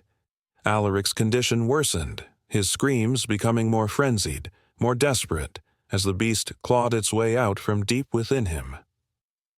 The villagers, fearful yet compassionate, offered remedies with trembling hands. They brewed potions that glimmered with the essence of crushed silver, believing that the purity of the metal could cleanse the darkness from his soul. They wrapped him in linen soaked in the waters of the sacred stream, hoping it would wash away the taint of the beast. Yet hope was a fickle thing, and darkness lingered. Some whispered that the very herbs they gathered were cursed, infused with the touch of the werewolves that roamed the land. Others believed that the moon itself was a villain, spinning its web of madness and drawing unsuspecting souls into its gleaming trap. As the nights wore on, the villagers fell deeper into despair, their hearts heavy with the weight of uncertainty. In a last-ditch effort, they sought the wisdom of a traveling healer, a woman known only as the Moon Whisperer. Her arrival was like a breath of fresh air, her presence a flicker of light in the encroaching darkness. With wild hair and a cloak that seemed to shimmer like starlight, she entered the village, her eyes sharp and knowing. She listened to their tales, absorbing the fear and hope that clung to their words like mist on a chilly morning. The Moon Whisperer offered a remedy unlike any other. She reached into her satchel, pulling out a small vial filled with shimmering liquid. "This," she said, her voice low and steady, "is the essence of the silver moon flower. found only at the peak of the highest mountain. It holds the power to bind the beast within, to bring forth the man and cage the monster. The villagers leaned in, their breath caught in their throats, their hearts racing with a mix of skepticism and hope. But could such a thing truly exist? Had they finally found a glimmer of salvation? Or was this another fleeting promise? Another flicker of false hope? The moon, Whisper's intensity enveloped them, igniting a spark of belief even in the most hardened hearts. They pooled their resources, gathering not just herbs but also their resolve. Their faith resting on the shoulders of a woman who danced on the edge of humanity and the supernatural. As the moon rose higher that night, the villagers gathered for one last desperate attempt. They prepared the potion, the air fragrant with the scent of crushed flowers and the weight of their collective fears. Alaric, weak and trembling, was brought forth, his eyes wild with the remnants of his humanity fighting against the beast that threatened to consume him whole. The moon, Whisperer, stepped forward, her expression fierce, almost as if she were summoning the very forces of nature itself. With each drop of the potion, a hush fell over the crowd. The tension was palpable. An invisible thread connecting them all, binding them together in this moment of truth. Would they save Alaric, or would the beast take him forever? As the first light of dawn began to creep over the horizon, all eyes were glued to the trembling figure in the center, holding their breath, hearts thrumming like drums of war as they awaited the outcome of their desperate gambit. And in that charged moment, as the sun began to rise, illuminating the village with a warm glow, the air crackled with an energy that felt ancient and powerful. Would it be a dawn of hope, or a continuation of their nightmare? The answer hung just out of reach, tantalizingly close yet eternally distant, poised to spiral into a whirlwind of undeniable emotion and unforeseen consequences. As the full moon hung low in the sky, casting an eerie glow over the sleepy town of Eldridge, whispers of ancient tales crept through the shadows. On nights like this, when the wind howled and trees swayed ominously, the legends of werewolves seemed to breathe anew. The townsfolk, with their eyes cast nervously towards the horizon, couldn't shake the feeling that the stories of their ancestors held more than just myth. They were warnings wrapped in chilling folklore. Once, in the dim light of flickering candles, people gathered around fires to share tales of transformation and terror. From the howling wolves of ancient Rome to the savage beasts roaming the dark woods of medieval Europe, these stories were rooted in a primal fear that echoed through centuries. The belief in werewolves surged during the witch trials, when men and women were hunted for their supposed ties to the supernatural. In a world where fear ruled, accusations spread like wildfire, and the line between man and beast blurred to nothing more than a shadow on the wall. Fast forward to a world filled with glowing screens and endless connectivity. The pulse of society throbbed with the rhythm of technology, yet the ancient legends refused to fade away. The digital age birthed a new kind of storytelling, one that slipped through the cracks of time, merging history and innovation. Online forums buzzed with excitement as enthusiasts shared folklore, theories, and personal encounters, all feeding the insatiable thirst for what lay beyond the veil of the known. Scrolling through their feeds, people stumbled upon chilling accounts of werewolf sightings, tales that sent shivers down their spines. A woman claimed to have heard a growl outside her window, only to find a pair of glowing eyes staring back, haunting and wild. Another shared an old photograph of a twisted figure in the woods, sparking debates that ignited imaginations. Yet, as the stories proliferated, the essence of the legends began to shift. Werewolves transformed from mere symbols of fear into complex reflections of humanity itself, revealing the darker corners of the soul. In the quiet corners of the internet, a community flourished. Fans of horror movies and fantasy novels exchanged tales of their favorite werewolf adaptations, from classics like The Wolf Man to contemporary hits like Teen Wolf. These modern interpretations, while entertaining, often diluted the raw terror of the original legends. Some questioned whether the heart of the werewolf story was being lost in translation, replaced by romanticized notions and CGI transformations. Yet, the emotional core of the myth remained, a compelling reminder of the monster lurking within. As dusk fell, a group of friends gathered for a Halloween celebration in an old, creaky house at the edge of town. The air was thick with excitement and fear, the perfect cocktail for a night steeped in lore. They shared tales of werewolves, their voices blending with the rustling leaves outside, a symphony of spookiness. Each story was met with laughter, but as the hour grew late, a palpable tension settled in the room. The legends whispered in the walls, urging them to remember that fear is never far away. Suddenly, a sound shattered the atmosphere. A sharp, echoing howl pierced the night. The friends fell silent, their eyes widening in disbelief. Had they summoned something from the past, or was it merely a trick of the wind? Heartbeats quickened as they peered out the window, the trepidation mingling with excitement. The line between myth and reality had blurred yet again, and the thrill of the unknown hung heavy in the air. In the digital realm, sightings surged. YouTube channels dedicated themselves to investigating werewolf hotspots, while social media platforms became battlegrounds for skeptics and believers. A TikTok challenge emerged, daring users to film themselves at midnight, capturing any signs of the supernatural. The excitement was infectious, and each upload spun new threads into the tapestry of werewolf lore, each click of a mouse renewing the age-old legend. Yet, with each story shared, a darker current began to flow. The anonymity of the internet gave rise to falsehoods and fabrications, where the line between truth and fiction twisted like the gnarled branches of an ancient tree. People claimed to be werewolves, sharing their transformations through dramatic videos and tales that left viewers both fascinated and fearful. The allure of becoming the creature of the night tugged at the fringes of society, making some question their own identities. In the thick of this digital forest, a young man named Lucas found himself entranced. He had grown up with stories of werewolves told by his grandmother, tales that ignited a fire within him.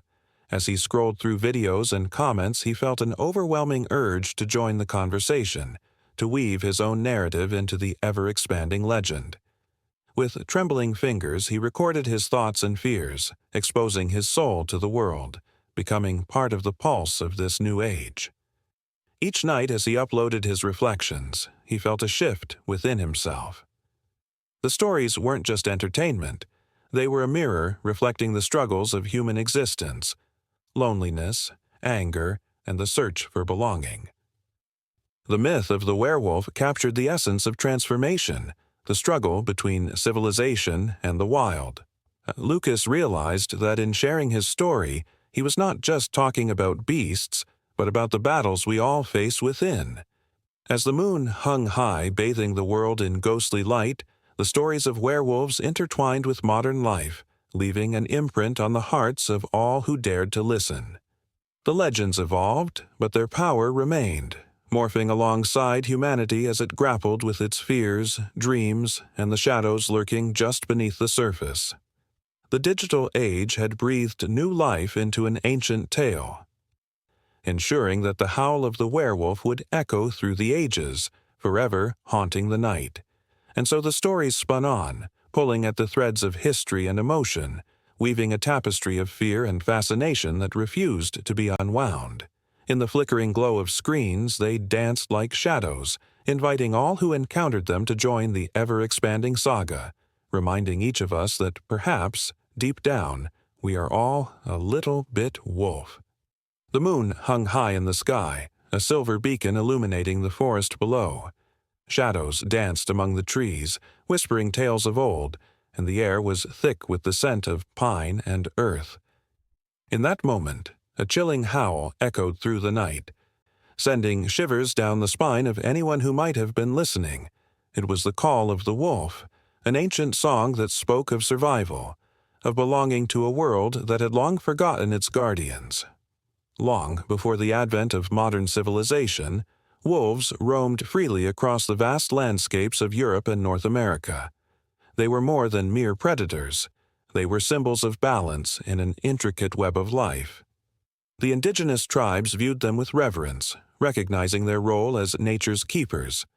Every howl, every hunt, was a reminder of the delicate harmony between life and death. The tribes celebrated wolves in their stories and rituals, understanding that without these majestic creatures, the ecosystem would falter. But as the centuries passed, the perception of wolves shifted dramatically. The rise of agriculture brought fear, misunderstanding, and, ultimately, persecution.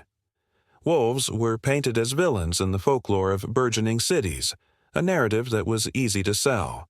Farmers began to see them as threats, not guardians. The tales that once celebrated their cunning and loyalty turned into stories of terror. Wolves became synonymous with danger, their once proud existence reduced to whispers of nightmares. As the forests were cleared for farmland and the howl of the wolf grew fainter, a subtle imbalance emerged. Overhunting of deer and other prey began to take its toll. Without wolves to keep their populations in check, the herbivores thrived, stripping the land of its vegetation. The once lush and vibrant ecosystem began to suffer. Rivers, once clear and flowing, became choked with sediment as the roots of trees and plants disappeared. The landscape transformed, echoing the loss of its guardians. Fast forward to the 20th century, when a realization began to dawn. Scientists, driven by curiosity and a desire to understand the natural world, started to study this imbalance. The introduction of wolves to Yellowstone National Park in 1995 became a pivotal moment in environmentalism. As these creatures returned to their old haunts, a remarkable transformation unfolded. They were not just predators, they were architects of the land. With their presence, the deer populations were curtailed, allowing vegetation to flourish once more. The return of wolves triggered a cascade of positive effects that rippled through the ecosystem. With more trees and plants sprouting, the rivers began to clear. Beavers returned, building dams that created ponds, further enhancing biodiversity. Birds, insects, and countless other species flourished, creating a tapestry of life that was once thought lost. The wolves, it turned out, were nature's guardians, crucial to maintaining the delicate balance of their environment. But this story is not just about the wolves, it is also about us. The fear that drove humanity to hunt them to near extinction is the same fear that still lingers today. A fear of the unknown, of what we cannot control. Yet it is in this very fear that we find the seeds of hope. For if we can learn to embrace rather than shun the wild, we can begin to heal the rifts we have created. In the shadow of the moon, the howl echoed again, a reminder that wolves still roam the night. They are the ghosts of our fears and the guardians of our dreams, a living testament to the resilience of nature. Every time a wolf howls, it is as if the earth itself is speaking, urging humanity to remember its roots and to honor the guardians of the wild. As the stewards of this planet, we hold the power to either protect or destroy, to foster life or allow it to wither away. The whispers of the forest grow louder, and with them comes a call to action. People gather in towns and cities, speaking of conservation, advocating for the very creatures that had been brought to the brink. They march for the wolves, rallying against the tides of fear that continue to threaten them. Each gathering is filled with passion, voices rising in unison, a choir of hope against the backdrop of history. They understand that saving the wolves is more than just saving a species. It is about restoring the balance that has been lost for generations. Yet, as the movement grows, so too does the opposition. Voices of dissent rise, fueled by the echoes of old fears. The arguments are as heated as they are visceral, pitting neighbor against neighbor, community against community. Some see the wolves as a threat to livelihoods, while others view them as a vital part of the ecosystem. The tension crackles in the air, a reminder that the battle for the wild is not easily won. Amid this turmoil, the wolves continue to roam, embodying the spirit of resilience. They remain a symbol of what it means to be wild, to be free, and to be a part of something greater than oneself. As the moon wanes and waxes, so do the fortunes of those who fight for their survival. The night is filled with uncertainty, but one thing remains clear: the wolves are not just animals. They are a crucial part of the story of the earth. Through the whispers of the forest and the howls that pierce the night, one can almost sense the wisdom of the ages. Wolves are not mere shadows lurking in the darkness. They are the echoes of a time when humanity understood the true value of coexistence.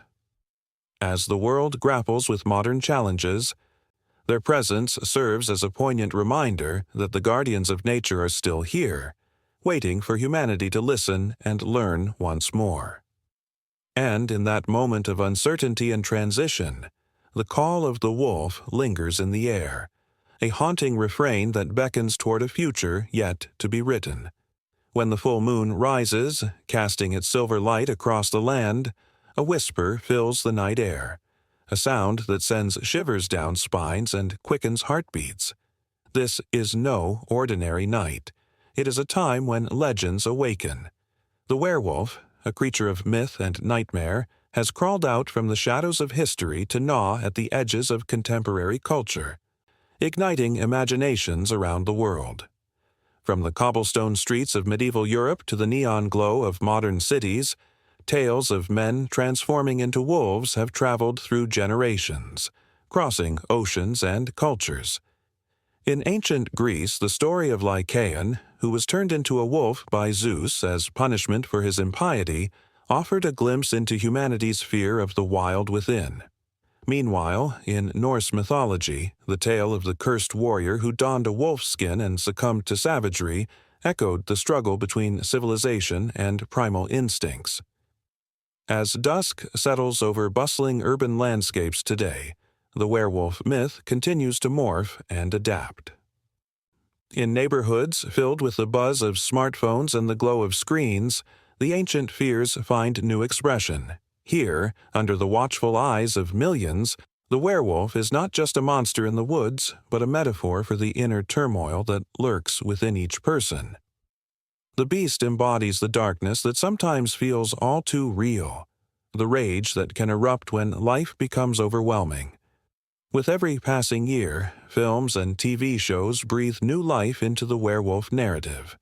From the howl of the wolf echoing through the night in classic horror films to the tender struggles of characters in modern dramas trying to control their transformations.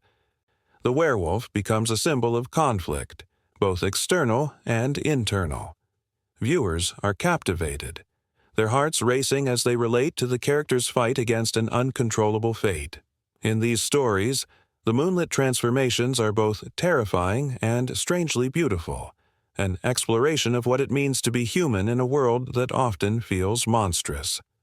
The globalization of the werewolf myth has taken on new dimensions as it finds its way into diverse cultural contexts. In Mexico, the folklore of the Nahual, a shape-shifting being, has entangled itself with werewolf legends, weaving a narrative rich with ancestral reverence and fear of the unknown. Stories of people who can take on animal forms, especially during times of crisis, ripple through families, creating a tapestry of belief that connects generations. Each tale carries a weight, a reminder of the bonds between man and nature and the thin line that separates civilization from chaos. In the heart of Africa, tales of the chupacabra and where hyenas resonate deeply, reflecting the struggles faced by communities in harmony with wildlife. These stories echo the werewolf's narrative, a cautionary tale that warns of the consequences of losing one's way amid the encroaching modern world. The animalistic nature of these myths stirs emotions, tapping into the primal fears that lie beneath the surface of everyday life. They remind listeners of the deep-rooted instincts that dwell in the human psyche, the fear of being hunted and the thrill of the chase. As social media platforms explode with memes and fan art that celebrate the werewolf, the creature finds itself at the crossroads of tradition and innovation. Young artists and storytellers revive ancient folklore with a fresh twist, ensuring that the mythological beast continues to thrive. Online communities form around shared passions, where fans exchange stories and theories, creating a vibrant culture of nostalgia and modernity. The werewolf becomes more than just a character. It transforms into a symbol of belonging, a way for individuals to connect with one another across distances, cultures, and languages. But with this globalization comes a darker shadow. The myths that once served as cautionary tales can distort, feeding into sensationalism and fear-mongering. In a world grappling with real monsters, violence, discrimination, and societal upheaval, the werewolf becomes a scapegoat, a representation of the other that society often seeks to vilify. This distortion pulls at the heartstrings of countless individuals who feel marginalized, echoing the werewolf's own struggle, the battle to exist between two worlds, the human and the beast. As night falls and stories are shared around flickering campfires, the allure of the werewolf remains as potent as ever. It is a creature that challenges the boundaries of humanity, a reminder of the wildness that lies just beneath the surface.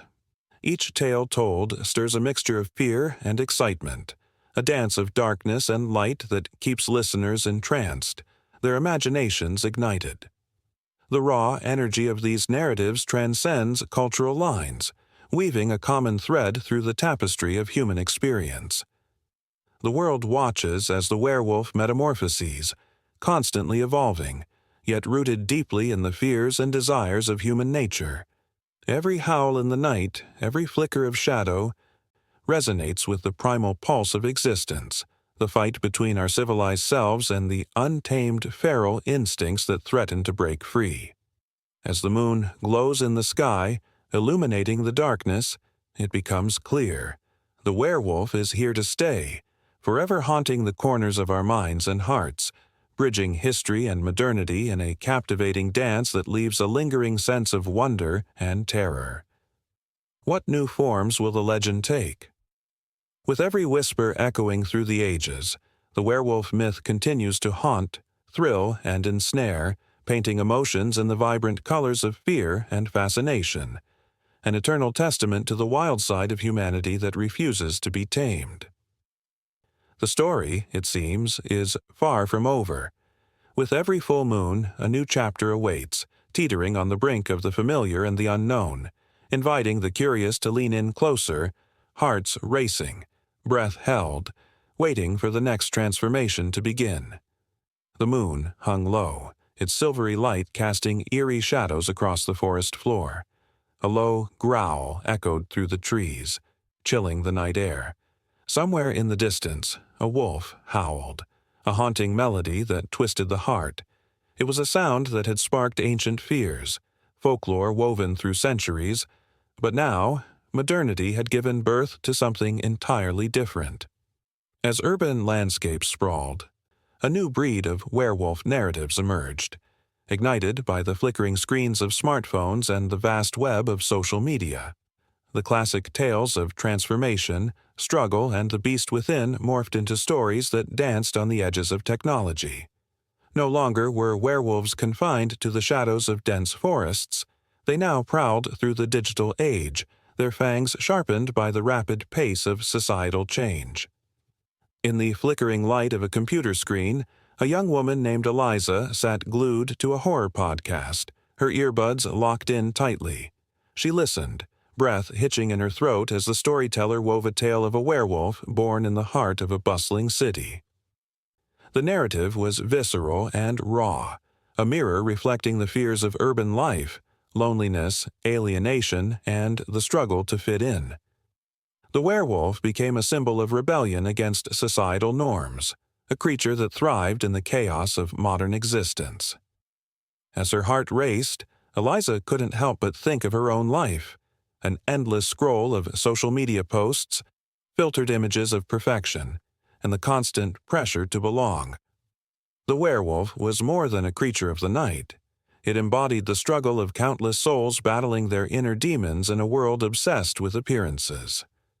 With each tale shared online, the mythos of the werewolf expanded, interlacing technology with ancient fears. Once, werewolves held dominion over the moonlit wilderness, but now they thrived in the glow of screens. Graphic novels and films showcased these creatures in ways that felt strikingly modern. In the darkened theaters, audiences could feel the pulse of the story as they watched characters navigate their dual identities. The werewolf became a vessel to explore the complexities of transformation in a world that often demanded conformity. As the visuals unfolded, they revealed the scars of past traumas, the isolation of modern life, and the fight to embrace one's true self.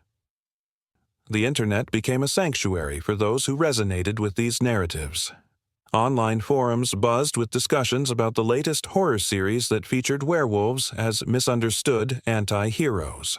Fans shared their theories, dissecting character arcs and crafting fan fiction that pushed boundaries. This community breathed new life into the werewolf legend, their words acting like a spell, weaving connections across continents. But lurking behind the excitement was a darker edge. As the narratives evolved, so did the dangers. The line between reality and fiction blurred dangerously.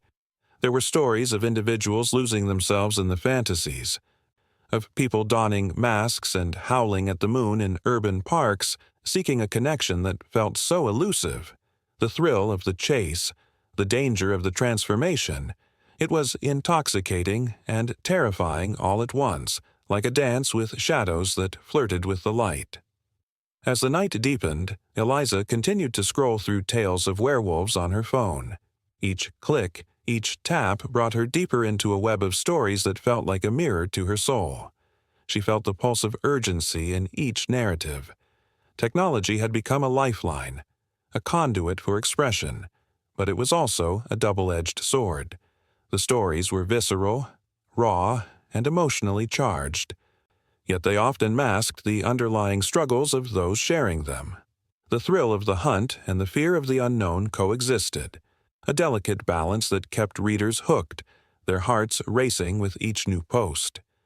In another corner of the city, a filmmaker worked tirelessly on a new project, inspired by the very tales that had found their way into Eliza's ears.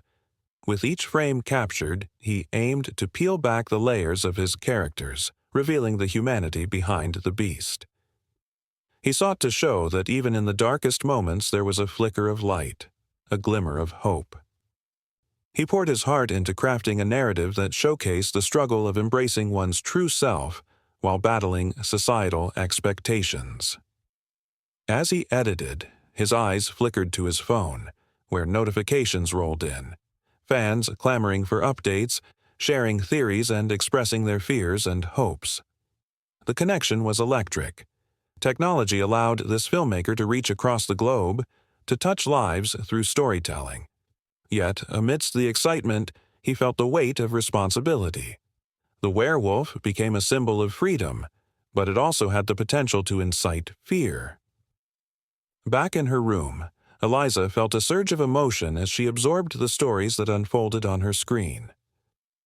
Each narrative resonated with the pulse of her own existence, a longing for acceptance, a battle against the monsters that lurked both inside and outside. She wondered how technology had shifted the dynamics of storytelling, allowing for a deeper connection to characters that once felt distant and unreachable. The thrill of modern werewolf stories lay not just in the horror, but in their ability to provoke thought and discussion. The werewolves of today were not merely creatures to be feared. They were reflections of humanity's struggles in a fast-paced, ever-changing world.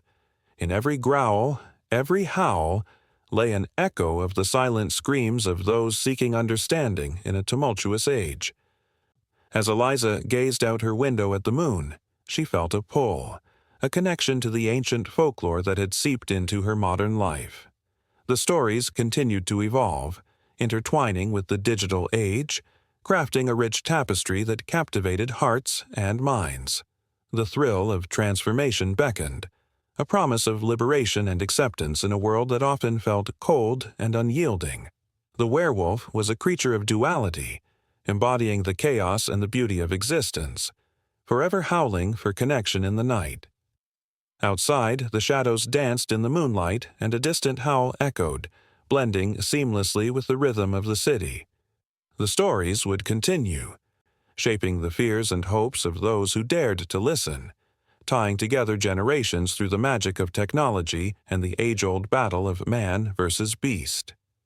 Each tale whispered promises of understanding, acceptance, and the courage to embrace the wildness within. In this ever-changing landscape, the stories of werewolves would never truly end. They would simply transform, waiting for the next soul to ignite their legacy. Under the silvery glow of a full moon, shadows danced among the trees, flickering as if alive. The air was thick with an ancient tension, the kind that made the hair on the back of one's neck stand upright.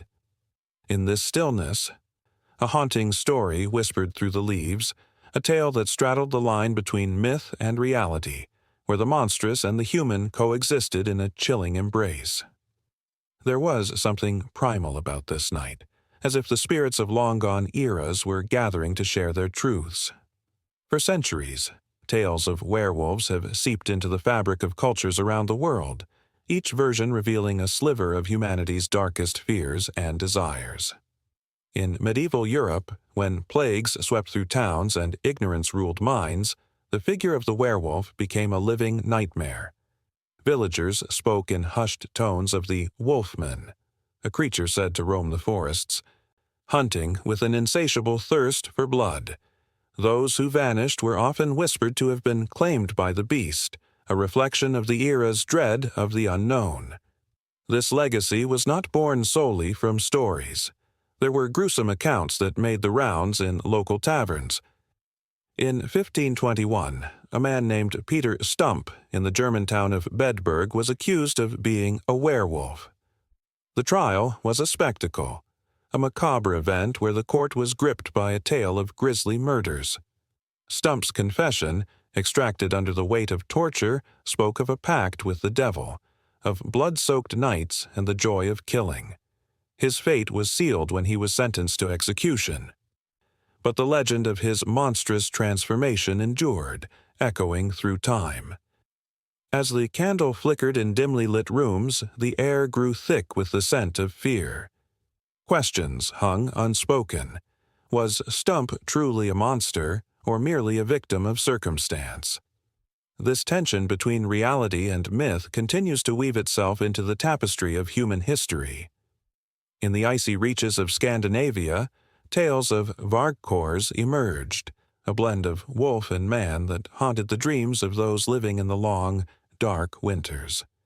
These narratives were often tied to the fierce warriors of the Viking Age, who believed that by donning wolf skins, they could channel the ferocity of the beast. Beyond Europe, the werewolf legend found its way into other cultures, shaped by local fears and beliefs.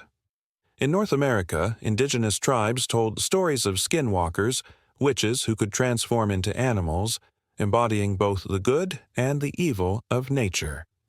These tales served as cautionary reminders of the balance between humanity and the wild, a dance that could easily tip into chaos if respected boundaries were crossed. As the moon sailed higher, casting an eerie glow on the world below, the line between myth and reality blurred further. The werewolf became a symbol of transformation, of the dual nature within every human. The beast within, lurking just beneath the skin, waiting for the opportune moment to emerge. This idea resonated with the fears of many, a fear of losing control, of succumbing to base instincts when civilization's veneer wore thin. The legacy of the werewolf served not only as entertainment, but also as an explanation for the inexplicable. When faced with the horrors of disease, war, and loss, the stories offered a way to make sense of the chaos.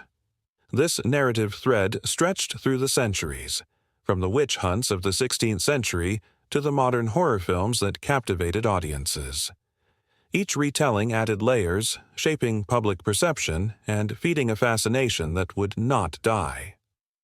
Against this rich historical backdrop, the conversations around the werewolf continued to evolve. Scholars and storytellers engaged in a dialogue that transcended time, probing the deeper meanings behind the myth. What did it say about humanity's relationship with nature? What fears did it reveal about the self? In a world rife with conflict and uncertainty, the werewolf stood as a mirror reflecting the most primal aspects of the human condition. As the night deepened, the air thickened with anticipation. Tales of werewolves no longer merely frighten, they beckon a reflection on our own natures. In those dark moments, one could almost hear the howling wind echoing the cries of those lost to the shadows. The past and present intertwined, creating a tapestry rich with the colors of fear, passion, and the eternal quest for understanding. The legacy was alive, breathing and pulsing like a heart in the darkness, waiting to be explored further. The whispers of the night carried with them hints of what was to come, a deeper inquiry into the nature of fear, transformation, and the human experience. Each story, each legend, held a thread leading back to that primal howl, urging the curious to listen closely and consider the truths buried within the myth. As the stories danced on the tongues of those gathered, the moon cast long shadows, hinting at the mysteries yet to unfold. In the silence that followed, a collective breath was held, a pause before the next wave of understanding surged forth, ready to plunge into the depths of the legend and its implications for the world today. The conversation was far from over. In fact, it was just beginning.